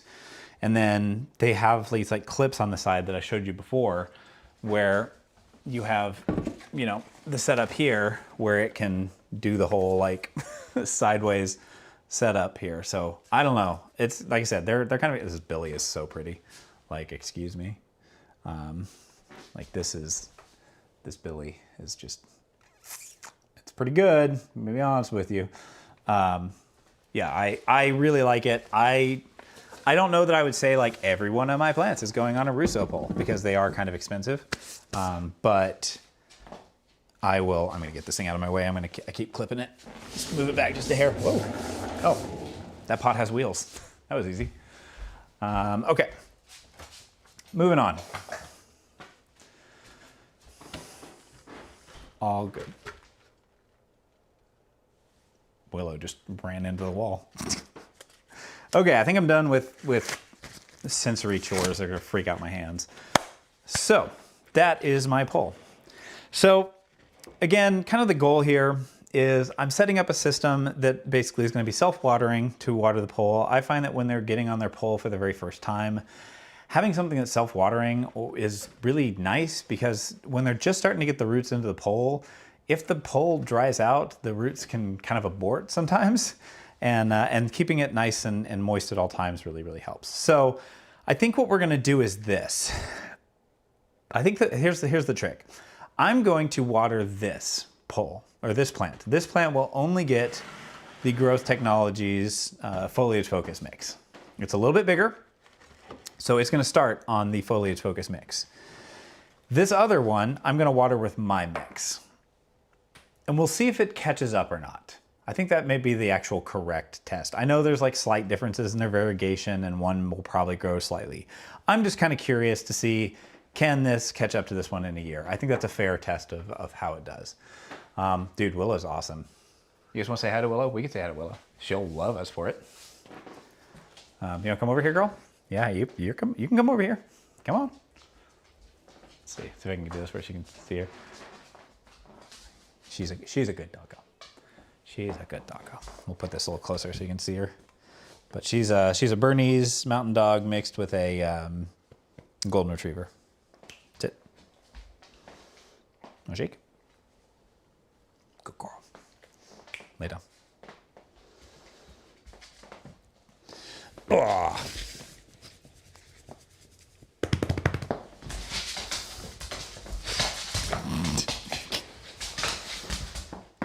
All right.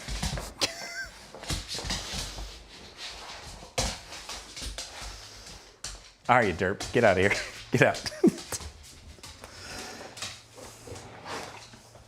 Goober. All right, that's Willow. All right. Yeah, she is the absolute doll. If you, actually, if you guys want to see something funny with her. All right, hang on. Willow, out. I'm just gonna sit on the floor and just see what she does. Get out here, get out. Just make sure you guys can see the, I'm sorry if you're watching this for plant content, but this is, we've hit dog content for a moment here. All right, I'm gonna lay on the ground.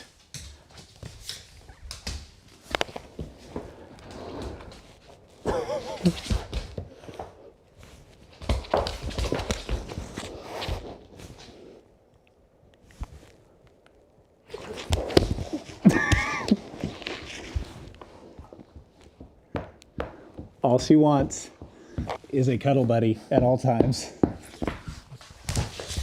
She will. Oh my God, she's so good. Such a good dog. All right.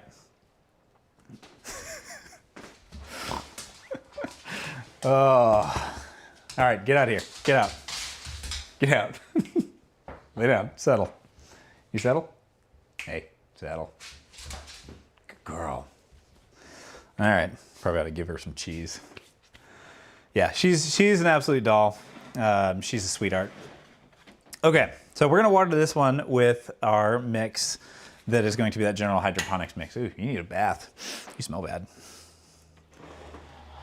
Okay. Oh, Kate wants to give you pets. Come here. This one's from Kate. Oh. All right, get out of here. Okay, so first time I water a plant that's in hydroponic conversions, I top water because I want that media to get nice and wet to start. Fill up the reservoir, and we're good. The reservoir is not touching, there's not so much water in here that the reservoir is touching any of the leca. The only thing that is coming in contact between the leca and the reservoir is that wick rope, okay? The whole point of the wick rope is to keep everything nice and consistent. But this right here is a fully converted plant. Now, in terms of care for this, we're gonna have to make sure that this reservoir has something in it at all times. So we're gonna make sure that we water this thing, and once a week at least, we're gonna check this thing, just kind of lift it up, see what we've got in there, and then put it down. If at any point the reservoir is completely dry when I do that, then I will top water again.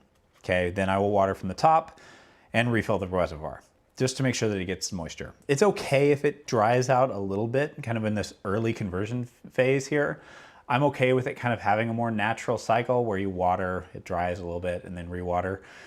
But eventually the goal is to make sure that it is wet at all times.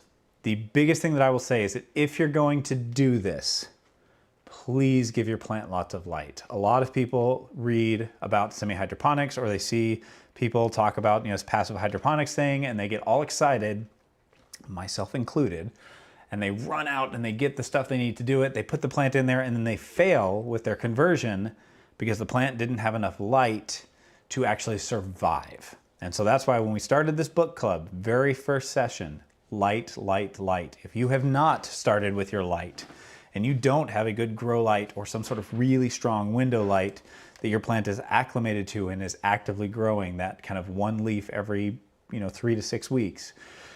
If your plant isn't currently doing that, don't start the conversion. Wait until your plant is actively growing, it's aggressive and vigorously growing, then you can go ahead and do your conversion.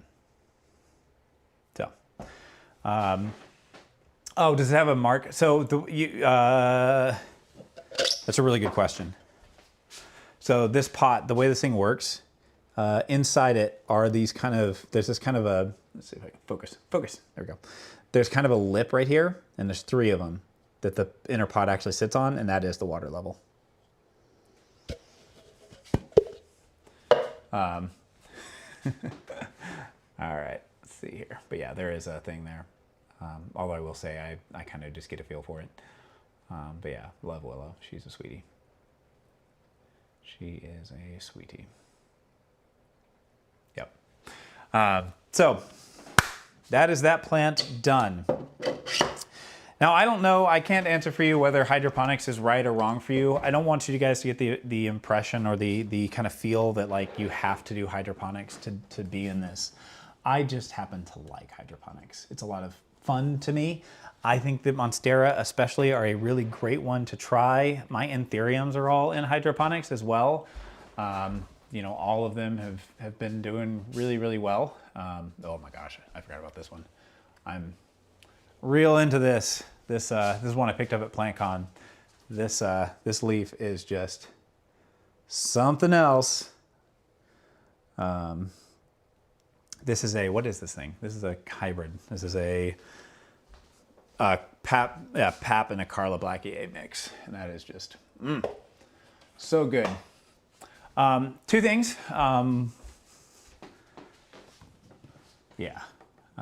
Link to the pots behind you. I believe Melissa uses those. Yes, that is in my link to my bio. I'll put that in there. These ones here, both this one and the Dexter, both of them are linked there. They're like in the self-watering pot. The one that Melissa and I use, that is the 6.5 inch or 7 inch pot, if you look in the links there. And then anything 9 inches and above, that's when I switched to the Dexter pots. They're just a little bit more robust. The only downside to Melissa's pots, just so we're all clear, because I call them her pots because she's the first one I saw that ever had them. The only downside to them is if you're gonna do moss poles, the way this inner pot sits, it rocks and it kind of tilts a bit. So I don't actually recommend doing moss poles inside of these pots. And that's kind of why I was resistant to grab it earlier, is because I've just had some issues with them getting tipped over because they don't have the way, it's just the way they sit in there. There's not a problem with the way the pot's designed. It's just how it is. The creator of the pot probably didn't plan on having a 6-foot moss pole sticking out of the top of one of those, but. How much do you pay attention to airflow? Or would you do a wick rope in the soil for so? No, absolutely not. Dove, or D-Love, I would not. I would not do a wick or self-watering in soil. I do not like organic material being constantly wet. It needs to dry out so that you don't get bacteria and rot and stuff growing on. Yeah, these pots are not, I didn't design these pots. These pots are from a really cool creator on MakerWorld. I don't know what their name is, I apologize. But they came up with that pole or this pot design. I am working on my own. This is a long, slow process, but I eventually plan on releasing my own like whole system of basically a pot like this that's compatible with both dirt and semi-hydroponics, and then everything like locks and latches together. You'd be able to 3D print them at home, or I'll sell them. But basically everything is just completely locked and latched and really, really firm, because a lot of the stuff that we do is kind of hodgepodging things together from different companies, and I kind of want to have a full system. There's a couple that exist now, but I want to kind of take my philosophies and the stuff that I've learned and apply it to a setup. So I will say these Russo stuff, like these are 3D printed, by the way. They're little, whatever this is, they're this thing, but this is like, they did not, like as somebody that does a lot of 3D printing, this is very good 3D printing. Like they did a good job. But yeah, we are going to do a whole thing. Yes, it will have a water level indicator. The idea, Brutal, is that basically people will be able to, I want to kind of look for like the most common things that people use. So whether it's Russo poles, Thickly poles, Amazon special poles, whatever, and basically make like a whole adapter ring system, as well as like a 3D printed pole. So you can use literally anything that you could possibly want inside of this setup. So basically just kind of, because it's so modular, it's taking me a long time to kind of draft it all out, and I'm still kind of drawing stuff. But it'll be compatible with soil or hydroponics, anything like that. Just kind of doing that. And then, like I said, I want to make sure that it's really sturdy. Sturdy is something that's really important to me because I've knocked over too many moss poles in my life. Modularized, yeah, exactly. But VFX, is that right? Yeah, that sounds right. VFX 9, thank you. That's correct. I can never remember. It's like, it's random letters. And so it's like, I can't remember who it is. Thank you so much. Yeah, I would love to do that. I think what I'll probably end up doing is like I'm gonna design it in phases basically, where it's like I'll design like the main outer pot, which will probably be pretty similar to this. Honestly, I like just the simplicity of the cylinder. I'm not actually as big of a fan of this kind of like gap here. It makes it easy to get into, but I want to do something a little bit different. I actually really like, so one of the things like for the modularity that I want to do is I actually want it to screw and snap into place. So basically you have your outer pot and you put it in here and it just kind of screws and kind of pops into place. And the reason is that I want it to be compatible, not just with 3D printed inner pots, but I want it to be compatible with some of those like clear orchid nursery pots, because you can't really 3D print clear very well. You can, but it's very slow, like painfully slow. And so I want to get those clear nursery pots basically that people could push in here, lock and latch, and then it would hold them into place. And then from there you would have different modular inserts that hold the pole in place. So we'll see. But yeah, it's gonna take me a lot of time. This is like a passion project, so it's gonna be something that's gonna take me a long time to get right. And then when it's ready, it's ready. I don't want to release things too early, but yeah. So that's how you convert a plant from dirt to hydroponics. The big thing that I will say here is there's two things that can happen. Either this goes perfectly fine, like my last one, and it's all no issues. It just converts and everything is fine.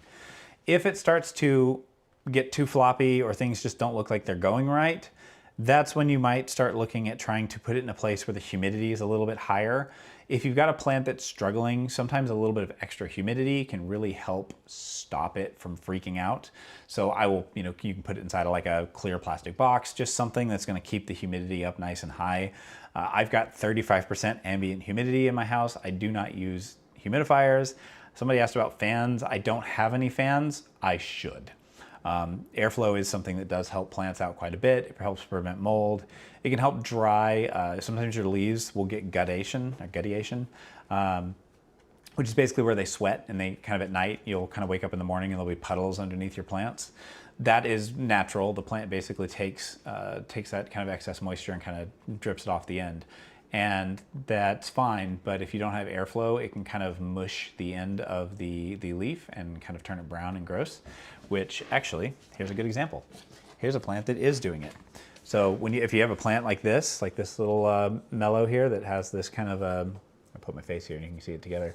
You have this kind of like browning kind of happening at the tip. That's because the water is pooling here. And then when it pools there, it causes damage. So if you have airflow that dries that off and kind of blows it off before it has a chance to kind of melt through the leaf, then you won't see that. So just a random little thing, what that is. Anyways.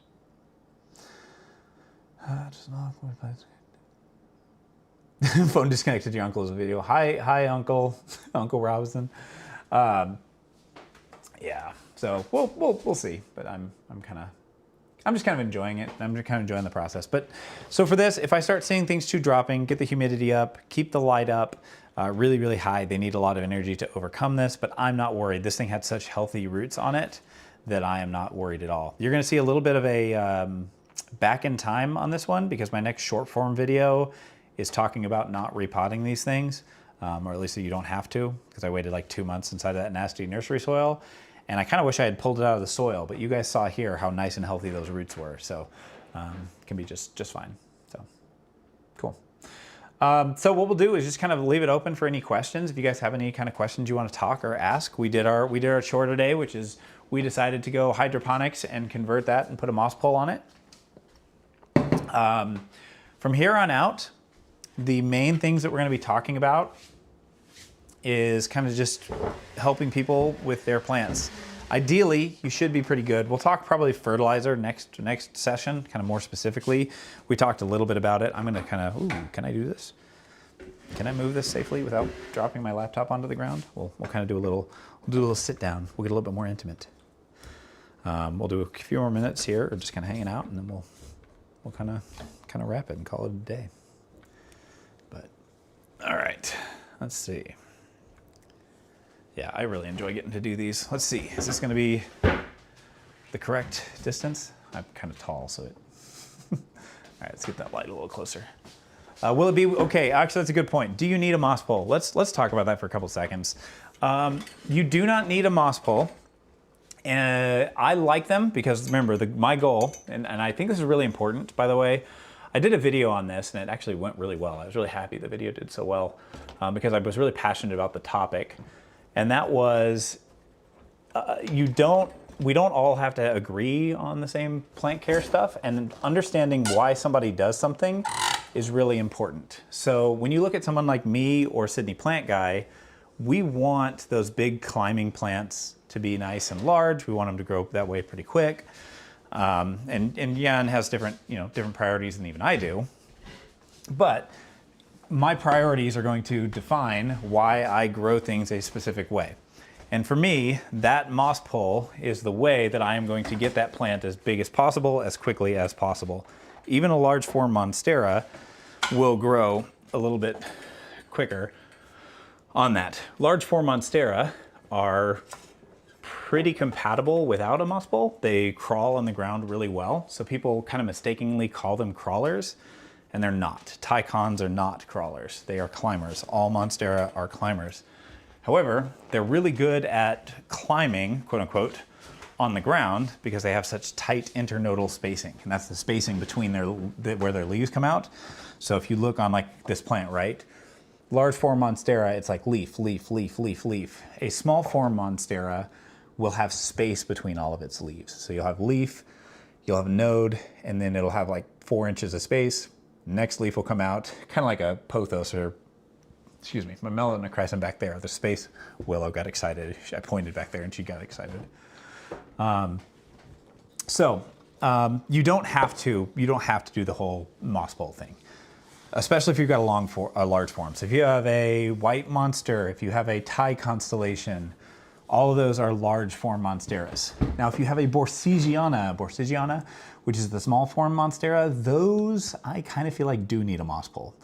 You don't have to do a moss pole per se. You can do a support pole. I would recommend cedar. So a cedar plank will not rot, or at least won't rot for like 3 years. And so that's the way that they grow. But the reason that I like moss poles over cedar planks is because they get root systems inside of the moss pole. And so you get to a place where they have such a great root system in there that's used to uptaking nutrients from the moss that you can literally cut that thing off as long as it's rooted in the pole, and it can grow entirely from that point. So when you get the plants that hit the ceiling, then you can chop them in half, start them back down at the bottom, and grow that out again, right? So you're always taking the top half of the plant and putting it back into the soil, and the plant just kind of leapfrogs and continuously grows.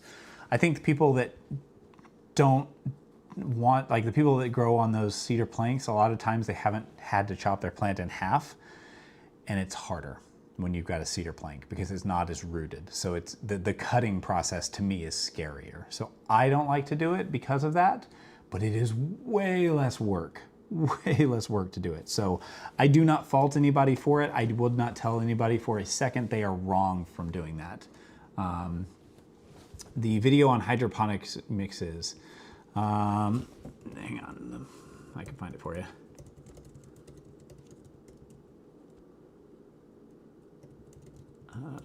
Mix.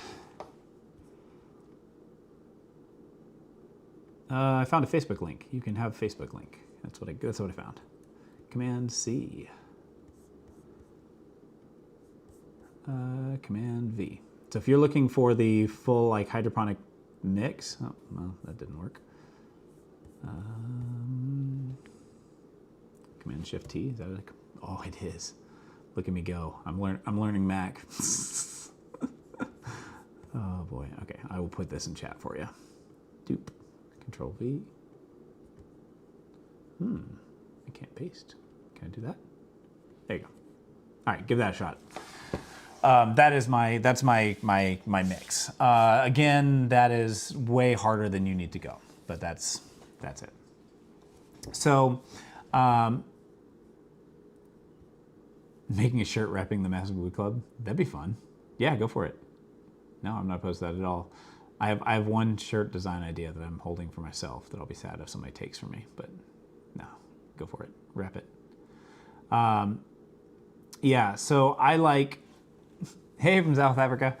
I really like poles. For me, they're a lot more work for sure, but the results that I get to me are worth the effort. Just set a reminder on your phone to check your poles every 3 to 5 days, right? Water them when they need to be watered, and you're fine. They're not overly complicated. I will say this, just as a heads up: if anybody of you is going to do a moss pole in soil, chunkier soil mix will be your friend, because you have to water your moss pole sometimes like twice a week, depending, unless you have like one of these like deep poles. I find they can last a week and without drying out. But if you have like one of those open back poles, then you have to usually water like once every 3 to 5 days. And that can be a little bit too much for your soil if you overwater. So you kind of have to treat your pole. Oh, that's the other thing. In my moss pole setup, the pot setup I want to do, I'm going to have the moss pole won't actually leak into the soil. So you can treat the two actually completely separately. The moss pole will drain into the reservoir and never touch the soil. So another thing. The empty hanging rope, like what's going on here? That is for when the plant, so right now I have it self-watering. It has this little attachment on it, which is just kind of a way to fill up and funnel water into the pole. But this extra bit of rope here, when I extend this pole up and double it when it reaches the top, that rope will actually go through the second moss pole, and it'll keep that second moss pole watered. Once you hit 2 poles, that's it. You can't go any further than that. Gravity will fight you. But yeah, let's see here. Trying to get caught up on chat. I think I've got everything. Okay, but yeah, you don't need poles. I just like them. So for me, I guess I'll put it this way. There's 2 things that I see people say that I think come from a place of I don't take this as me being rude, please. I think it comes from a lack of experience with large plants. 2 things I hear people say is like the whole like, oh, cedar is just as good, like a cedar plank is just as good as a moss pole. And the other one is that you should clip your aerial roots. That's the 2 things that I see people say. And when I see that, I almost never see those people with plants that have actually hit their ceiling in their house. And I don't say that to fault them at all. It's just, I think they're going to have a bit of a rude awakening unless they've got a really good plan that they've never shared when that plant hits the roof, because you have to chop the plant in half at that point. So either those people are letting it hit the roof, chopping it, and then just continuing to grow a new vine, or they're chopping it and they're really good at, establishing the plant in a new pot. And some people are. But I just think it's too stressful. I'd rather have the pole to fall back to. And the other one is clipping aerial roots. Some people will tell you to clip your aerial roots, but you want your aerial roots because when you chop your plant in half, that is the actual roots of the plant. So don't clip your aerial roots. I disagree with that. But yeah, I've not had luck. I've had a couple of plants that I've kind of grown up trellises, and then you chop and prop them, and it doesn't work well for me. I think at that point you're more air layering and then repotting, which means you may as well have done it. But yeah, I appreciate that, Kate. For me, I try to keep plant care really logical, and I try to have a lot of forward thinking. So I don't want to overcomplicate my plant care, but a lot of times I make decisions that don't make sense now, but are about the future. And I think just some people just haven't had things hit the ceiling. And once it hits the ceiling, you got to make plans.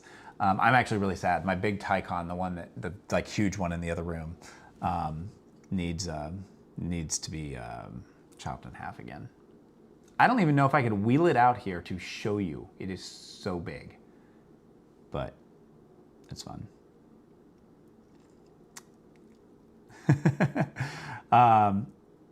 Yeah, Kim, you did kind of miss everything. We've been going for, God, how long have I been going for?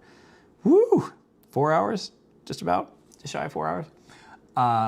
We did a bunch of chores, but you can rewatch the live stream. It is completely there for you to watch. And I think as long as you don't close the live stream, you can rewind it and you won't have any ads. Pro tip: once the live stream ends, if you restart it, there will be ads. But why would my leaves be so much lighter colored than yours? Like on like this one, this one is a little white monster that's not quite as white there. Some plants are just different. Some, every plant's gonna have different colors. I also have a cinema camera with a color grade on it. So for what it's worth, just because you see something a particular color doesn't mean it's exactly that color. So could be that, but that, or just the display that you have on your phone. But I mean, most things are pretty nice and vibrant. But light isn't bad. It sometimes just means more variegated or slightly different variegation. Oh, you guys want to see a pothos? I can show you a pothos. This one I actually cut in half recently, so it's a little bit gangly right now and a little goofy looking. This poor one has been good. You guys know, this is not going to be the greatest example, but you guys all know this plant. This plant has not seen the sun in probably a year, but you got your normal little pothos, right? So normal little garden variety pothos is technically an epiprimnum, but that's a conversation for another time. If you take that exact same golden pothos and you put it on a pole and you give it 2 years,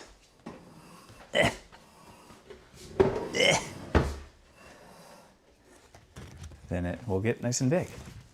So look up what they do out in Florida. This one has seen some stuff. Willow, with her tail, will destroy leaves because she's so excited. She runs through the room wagging her tail, and she breaks my plant's leaves. But this is a golden pothos. So like when you see like actually this is a marble queen. I lied. This is a marble queen. But either way, it's the same thing. It's just a different kind of variegation, essentially. But yeah, that's that. And I managed to actually burn the leaves, which was quite impressive. But yeah, that is a pothos. So this is actually one of my recommendations on that video I was talking about earlier about like the first 3 plants you should buy and what they should be. This is actually one of them because this can teach you how to propagate. It can teach you moss poles. It can teach you so much stuff. The golden pothos, marble pothos, both are like a very important plant, I think, in anybody's plant journey. So if you want to try this takes like 1.5 years, 2 years to do, but it's awesome. So I chopped this thing in half a little while ago, and it has been kind of a goofball ever since with trying to get it back and established back on the pole. So we're almost there. It just kind of, I waited too long when I did my last one. But that is a marble pothos. There's actually, I don't know if it's a dude or a gal, actually. Actually, the name is Sir Forest. I'm going to go with dude. On our Discord, named Sir Forest. And he's a resident pothos master. So if you want to join our Discord and see some cool pothos. But okay. So yeah.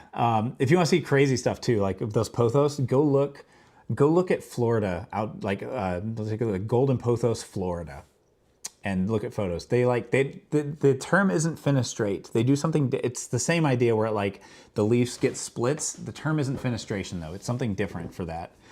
But that's it's something different. I forget what the term is. Shoot, I'll remember it later. I think it's not the word isn't fenestrated. I think it's something different. Yeah. Get them climbing. It is awesome to get them do it. Okay, so let me answer some questions here real quick. I'm gonna kind of read chat here. If we're gonna go for just a few more minutes here, but I want to answer any questions. I'm gonna wait to repot this one. A, because we've been going for so long, and B, because I don't think it's quite ready yet. We're gonna wait. But I'm gonna go ahead and oh my gosh, yeah. So Rebecca, if you go back and look at Rebecca is saying, do people ever insist to you that it's a Monstera? People used to think I was lying about my moss pole pothos.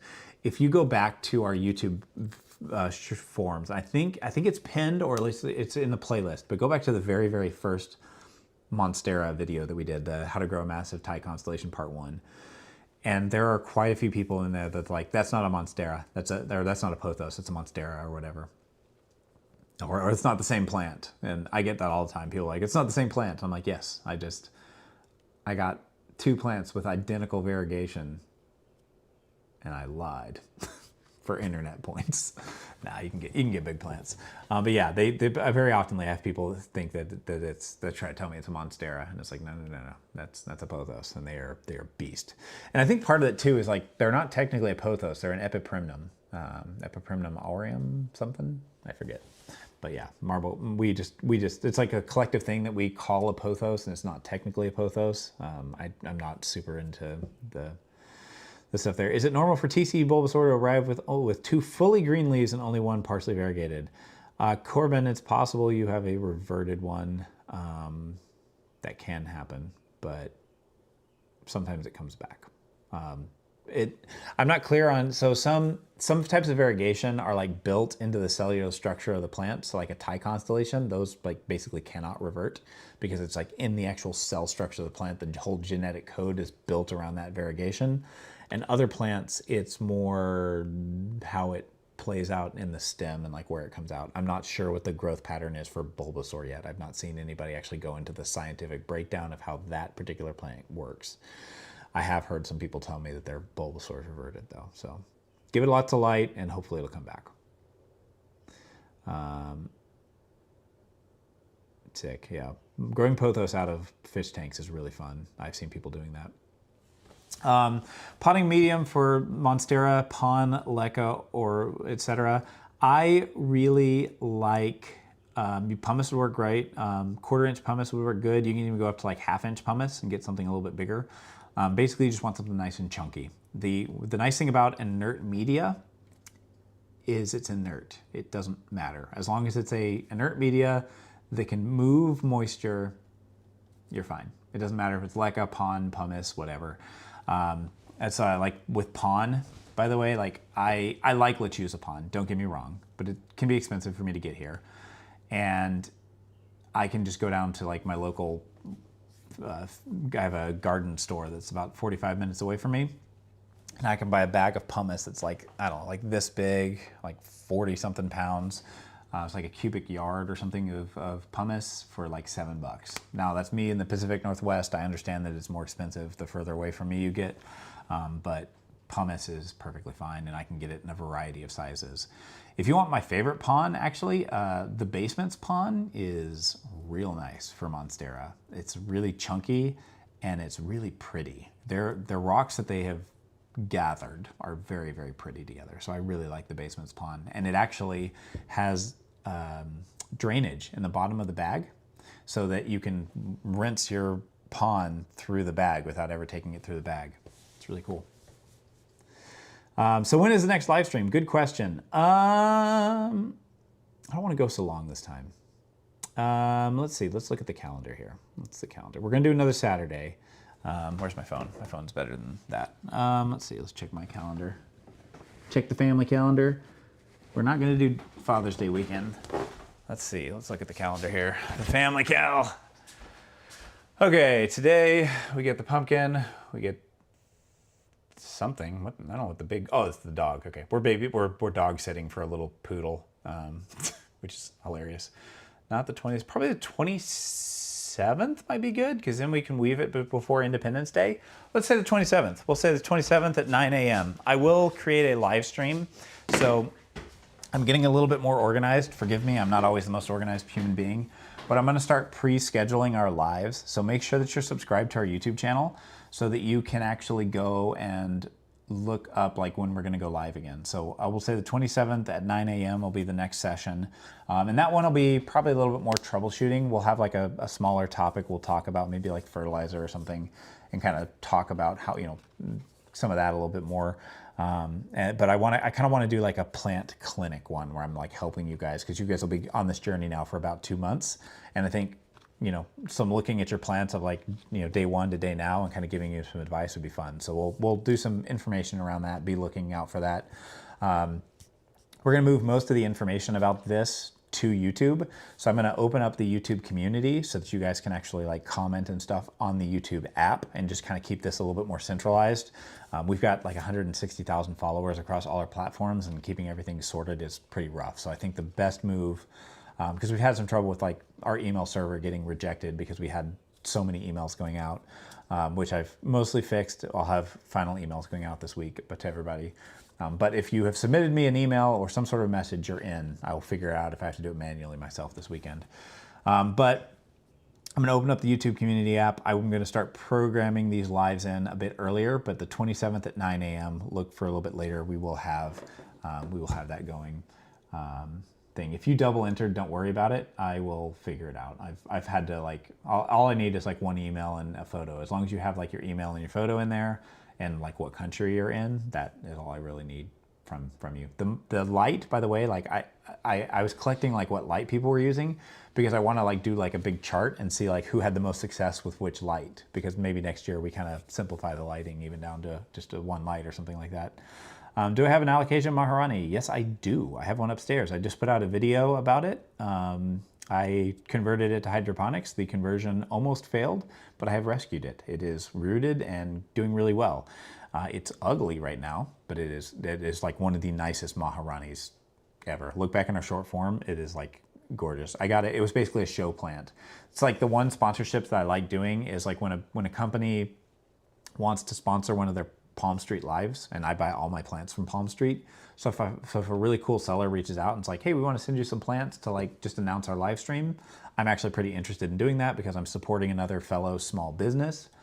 And whenever they do that, they always handpick something ridiculous for me. So just my own personal enjoyment on that. But I have one, yes. I just pulled some corms from it when I did that repot too. Yeah, Epipermanent Aurum. Yeah, that's right. Let's see here. Let's see, I'm just getting caught up in chat here. Yeah, Epipermanent was identified as Pothos. Thank you. Yeah, exactly. Yeah, it's a whole thing. Mellow and Pawn. Yeah, my Mellow will get there. It'll be fine. Actually, I have a Mellow and a Maharani. My Mellow is a little TC, itty bitty little guy. I got an Alocasia Platinum Albo. I'm so excited to see that thing grow out. I also got a Pink Chan recently. Did a live stream. If you want to learn tissue culture, by the way, the live stream from Wednesday, we did a 4-hour tissue culture live stream. It's crazy.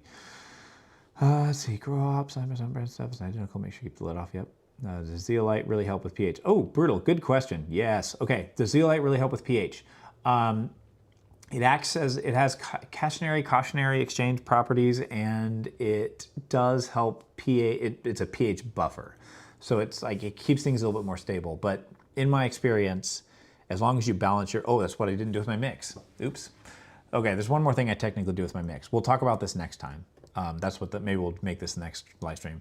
I typically pH balance my mix to 6.0. I did not do that, and I normally do, and I got distracted. So I use general hydroponics, pH up, pH down, get it to 6.0 pH. I will, next live stream, we'll talk pH. But you can get a test strip. Basically, it's really simple. You put like literally drops at a time and just measure it and kind of go through there. But yeah, 6.0 is my pH. I talked about it, but I didn't actually do it. We'll talk next time. But yeah, zeolite does help. Is it worth the expense? Maybe not. It looks really pretty though. Man, it's a pretty rock. None of my Alocasia, so all these big Alocasia you see right here, they're all in pumice. There's no zeolite in there. Does it help? Yes. Is it necessary? Not remotely. Not remotely. Do I have any other hobbies? Yes, I have many. I'm ADHD, so I have what's called a hobby graveyard. Not as crazy as some. I think I've gotten a lot better about making sure I don't pick things up.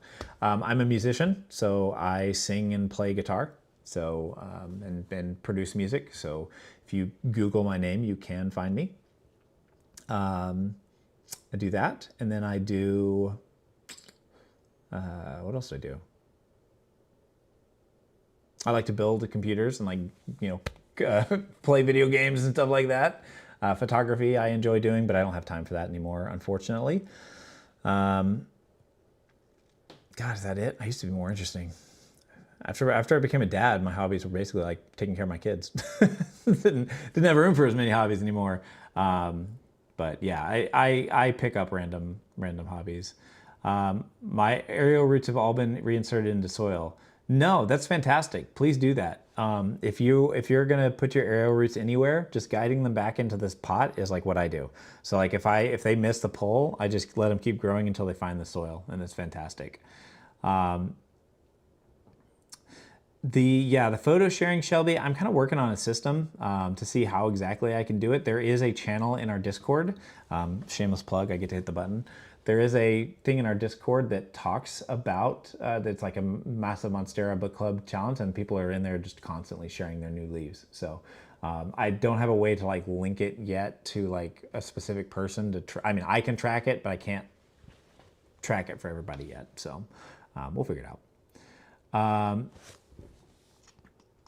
I did set up the horizontal view. I did it. I did. It took me $6,000 worth of equipment, but we got there.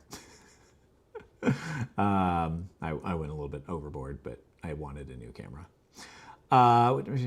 What nutrient mix did you use? Okay, so the last 2 Monsteras, I'm using 2 different mixes. So on the big Monstera here, I'm going to be using Growth Technologies Foliage Focus, because a lot of people use this mix, a lot of people love it.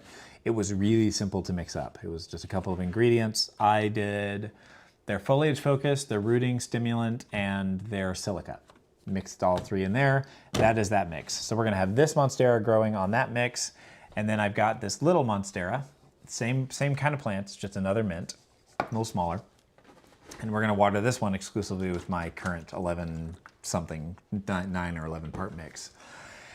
And we're gonna see which one grows better. I'm not looking for like a definitive answer of like my mix is better than theirs or theirs is better than mine.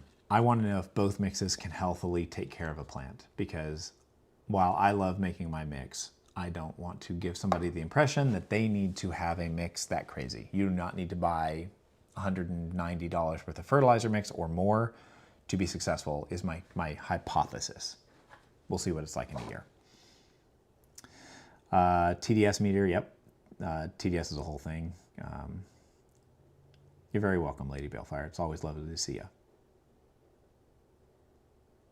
I am very often popping into live streams, Hero. On Palm Street, I flip into live streams and just kind of say hello for a few minutes.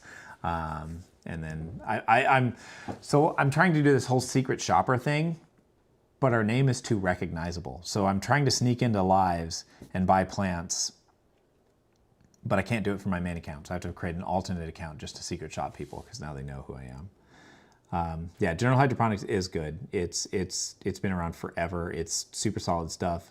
Some of the biggest grow ops use it, so I have no qualms about recommending it. It's just some people don't want that much mixing. Next stream, we need a song from you. If you Google, like I said, if you YouTube my name, Patrick Russell Music, and you look for a bald guy with sunglasses, you will see me. I made synthwave music during COVID. It was very fun. Let's see. So if I'm being lazy, like 1 part zeolite to 3 parts pumice, and would you recommend 1/2 inch pumice? Yeah, brutal. It depends on the size of the plant. So like a bigger plant, 1/2 inch pumice would be fantastic. For smaller plants, that 1/4 inch is going to be amazing. And that sounds like a great mix. Perfect.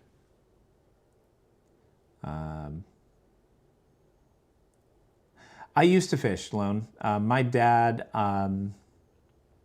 always tried to take me fishing when I was a kid, and I like the idea of fishing, but eventually, because I wasn't really pulling stuff out of the water and eating it that much. Like I would just kind of fish and have fun fishing. I didn't really do a lot of pulling stuff out of the water, and so it just felt wrong to me to just yank a fish out of the water and not eat it. You know what I mean? So it, I don't know. It is what it was. I'm not going to sing for you guys right now. The mic would be ridiculously sounding. I'll noodle on my wife's guitar while we're sitting here. The begonias were doing rough. They were bouncing back with foliage. Yep, GT foliage. Yeah, the Herb, the setup I got, I went a little bit crazy. I had some specific long-term wants for this setup. So I bought a Canon C50, a RF 15 to 35 L-class lens. I even had the lights already, and then this MacBook. But yeah, this is my wife's. I bought her this a while ago. This is her little Taylor GS Mini mahogany. It feels very ridiculous to play it because it feels so tiny. It's a short scale neck. But yeah, I missed somebody else. I saw something. I was answering Herb, and then I got distracted. I thought about guitars. Yeah. Oh yeah, the setup. So I got that. I wanted something bulletproof. And as far as like the camera has the ability, like I said, to shoot in horizontal and vertical at the same time. It even can do it to 2 separate memory cards. And I wanted to have that ability so that it would just make me more flexible with my content, basically, so I could do things better. Yeah, the camera is a cinema camera, so it's approved for work. I can make shows on Netflix. If we ever make a Netflix documentary, we can do that. Yeah,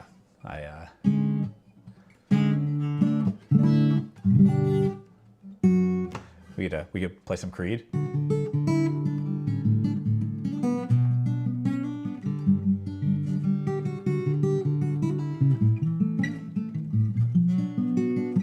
Oh my gosh, this is such a weird scale.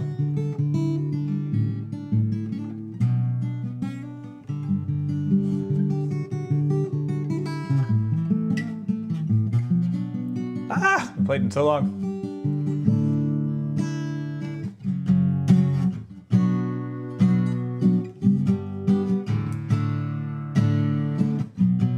Oh, no, dude, listen. Yeah, there it is.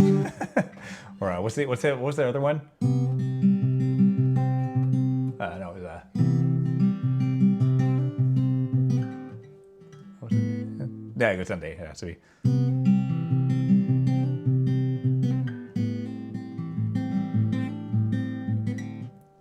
I don't remember what it is anymore. Oh, too long. Too long. I don't remember how that one goes.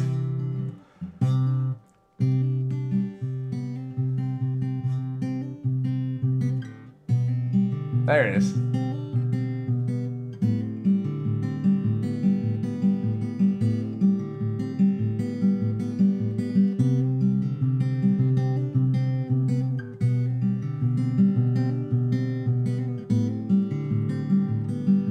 Something like that. But my background actually is in heavy music. So like my whole background is more like metalcore-y kind of what is it? Oh, short scale. That's right, it's over here.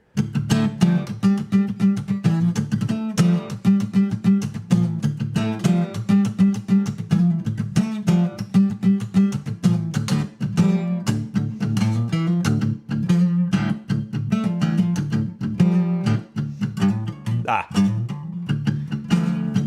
So yeah.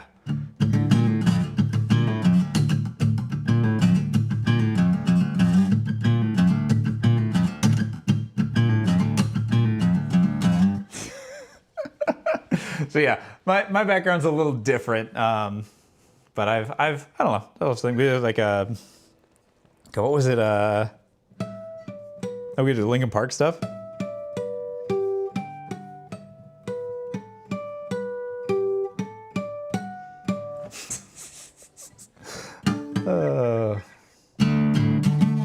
What was that song? It was like a. Anyways.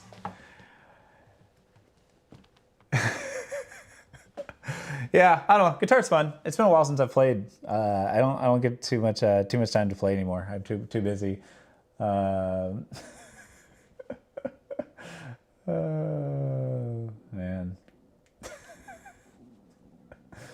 But it's fun.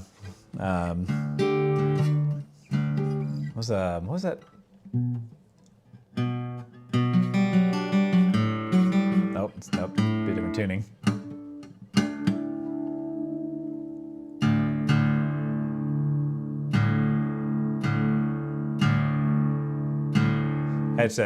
And then my band had some like weird riffs. So we had like I had kind of a rock and metal kind of band thing, and we had a song that was like in 7/8 7/8 time signature, which is a weird one. Oh my gosh, do I remember this?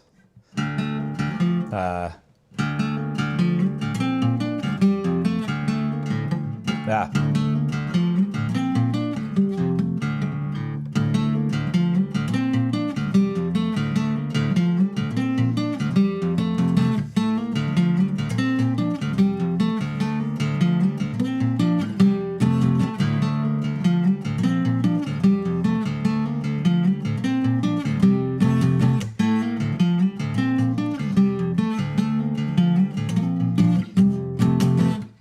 No, lots of weird stuff. We do more Creed. What was Creed? What was that song? They had oh yeah, that's it. This is really hard to play on a short scale neck, by the way. I know many of you are looking at me going like playing like an idiot, but what was that song? It was I can put this down here. This probably makes more sense. It's the Creed.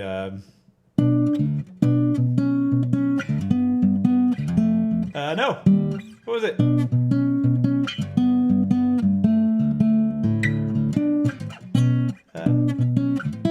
There it is. And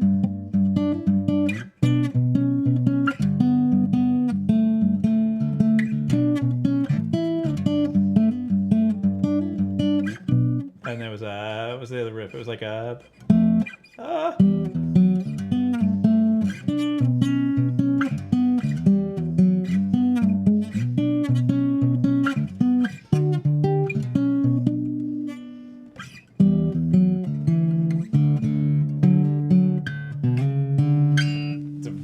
To play that riff. This is a very hard riff. It's weird to play at short scale. So those of you guys that are not familiar, this neck is like, it should be about here. And so my brain is trying to process how to play such a short little neck. But anyways. All right. So that riff, that Creed riff, Lullaby, is one of the craziest guitar riffs. Like it's not like insanely complicated, but it just...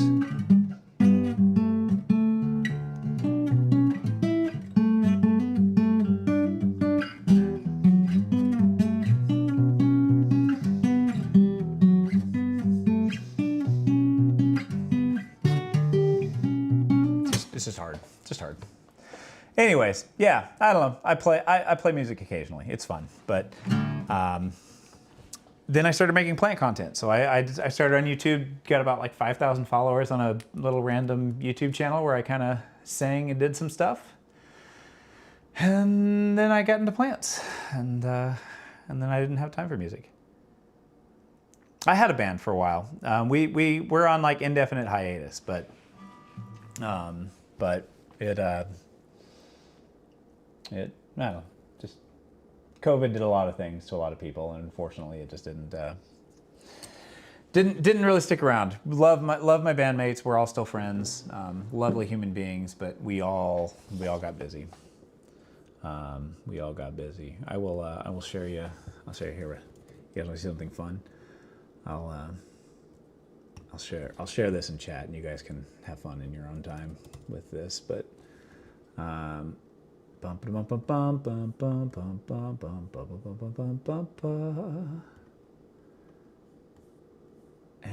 we'll grab this one, and we will grab.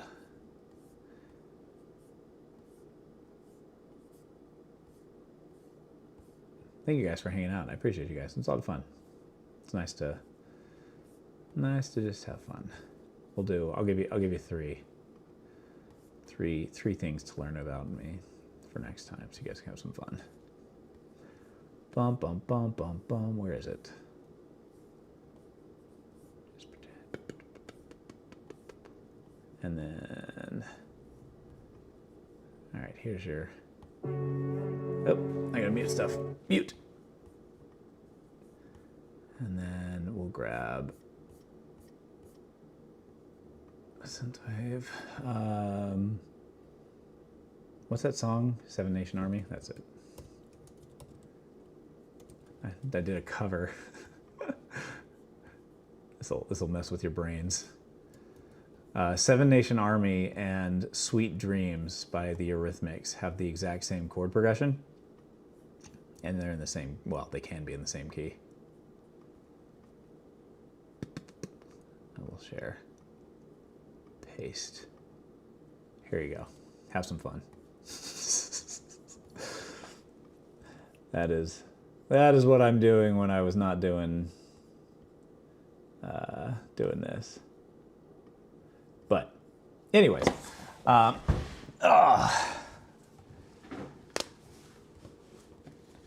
it's funny. I don't know. I feel like I haven't had anybody actually recognize me between the two channels, but it's funny. Yeah, I could sing in a plant like every night. We'll just serenade one plant in the house, and we'll just pick out which plant actually gets taken care of, and serenade that one. We could do that. Just see if that makes a difference.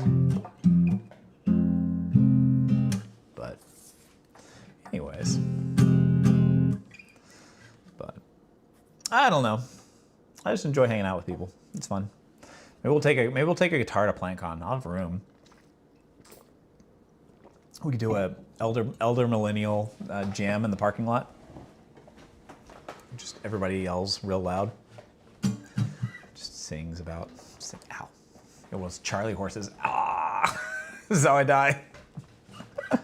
But anyways, we're long past plants. So next live stream will be,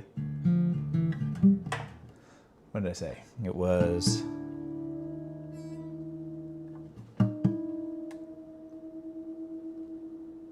27th? Yeah. That sounds right.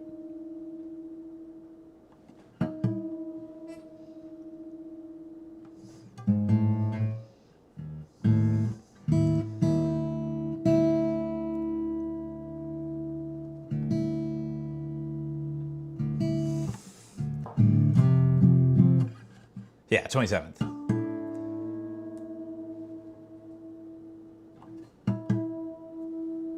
I need to give my wife's guitar some love. It needs a truss rod adjustment. But so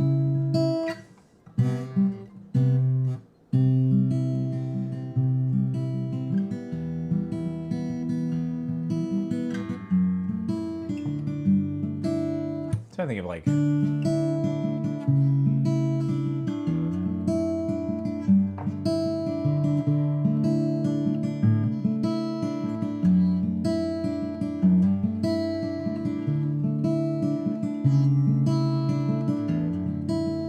anyways, we could close it off with some stuff, but anyways, I do have a tool cover actually on YouTube. If you look up my name and what was the song I did? Sober. That's actually one of my favorite covers I've ever done. I'm not a huge Tool fan, but it's the only, since it's synthwave, it had to be in 4/4, and it's like their only song in 4/4. But if you want to hear me sing Tool, that's one. But with that said, 27th will be our next live stream for the massive Monstera book club. We will do more live streams between now and then. I've been kind of enjoying doing some plant kind of office hours kind of things where you just kind of meet on Wednesday nights. So make sure you're subscribed to the YouTube channel, because we're going to be putting out a kind of a schedule and just kind of releasing like, here's what's going on. We will do that and just kind of get things going on. I don't think, I've done 2 this week. I don't think we're going to do 1 this week. I need to get caught up on actual content. I feel like I have a long form video that's like 99% of the way edited that I need to finish. So this weekend might just be a ton of stuff. So we've got that working on. I've got some short forms I filmed and not released, so I need to get caught up. But yeah, I'm enjoying. I think for a lot of times, like, you know, you kind of see somebody online and it's like, you know, what would it be like to actually just kind of hang out? And it's like, let's just hang out, because I don't want to be like this unreachable person. And I've hit the point, and part of the reason I'm doing this, just full disclosure, and like why this kind of fell on my heart, so to speak, is I hit the point where I can't answer every comment anymore. I had set a goal to answer every single comment, because I was so many big creators that I was like, oh, they're not in their comments anymore. And once I broke about 130,000 followers, I couldn't do it. Like, we've got 170,000 followers across all our platforms or something like that, and I can't keep up. I literally, it's even if I dedicated hours of my life to answering comments every day, it's too much. because it's not just somebody responding to the latest video you responded. Every video you put out exacerbates the problem of not being able to respond. Because I get people responding on videos that are 9 months old and asking questions, and it feels bad because I can't comment on them. So I feel like if I do the live streams, at least people that really want to hang out live, then we can kind of hang out and do some stuff. So that, and I think it's beneficial to be able to come and just ask questions. You know, sometimes you think about a question, you're working on something. So we want to try some kind of cool stuff. So we've done moss poles, we've done kind of semi-hydroponic conversions. We did a whole tissue culture class last week. That was a ton of fun. But I want to kind of do like a super beginners kind of live stream sometime, where like you guys could invite your friends basically and say like, hey, you guys want to learn like how to take care of plants? Like let's just hang out and we'll like do the basics, like the bare, you bought a plant from the store, what do you do, right? And kind of teach people proper watering and things like that to get people good. So there's some stuff, I have some ideas and things, but maybe we live stream from Seattle. Let's talk to PlantCon. Maybe we can do that. That'd be fun. But with that said, any last questions before we wrap up for the day? Because I want some lunch. It's 1:30. Somebody asked me what time it is here. It's 1:30. We started at 9. I have taken 0 restroom breaks and being kind of hungry. But we'll do that. I'm really glad it made your day. But to be honest, this kind of stuff makes my day. I really enjoy getting to do that and getting to do that. I will post some things in chat because I know people are always looking for links. So if you have not joined already, our 80s kid. Yes, I was born in 1987. So sealed glass. Yeah, you can do that. You can definitely do that. You can put them in there. I'm actually working on a 3D print to turn a Starbucks cup into a tissue culture acclimation box that you put it on and screw it, and then it closes in there. So it's gonna be fun. Yeah, 1987. Yeah, 1987. So I was born in the days where you could drive or ride around on your bike, but then slowly watch the world crumble to things. My only one good thing is that I didn't listen to my mom. I didn't go into debt for college. I instead went into an industry where you can still make 6 figures and not have to have a college degree. So that was my trick. But anyways, yep, 1987, April 10th, 1987. It's my birthday. Good times. So yeah, there's the Discord. If you're not following us on any of our other social media platforms, there's all the links for those. I just want to push this button. I'm going to say that anyways.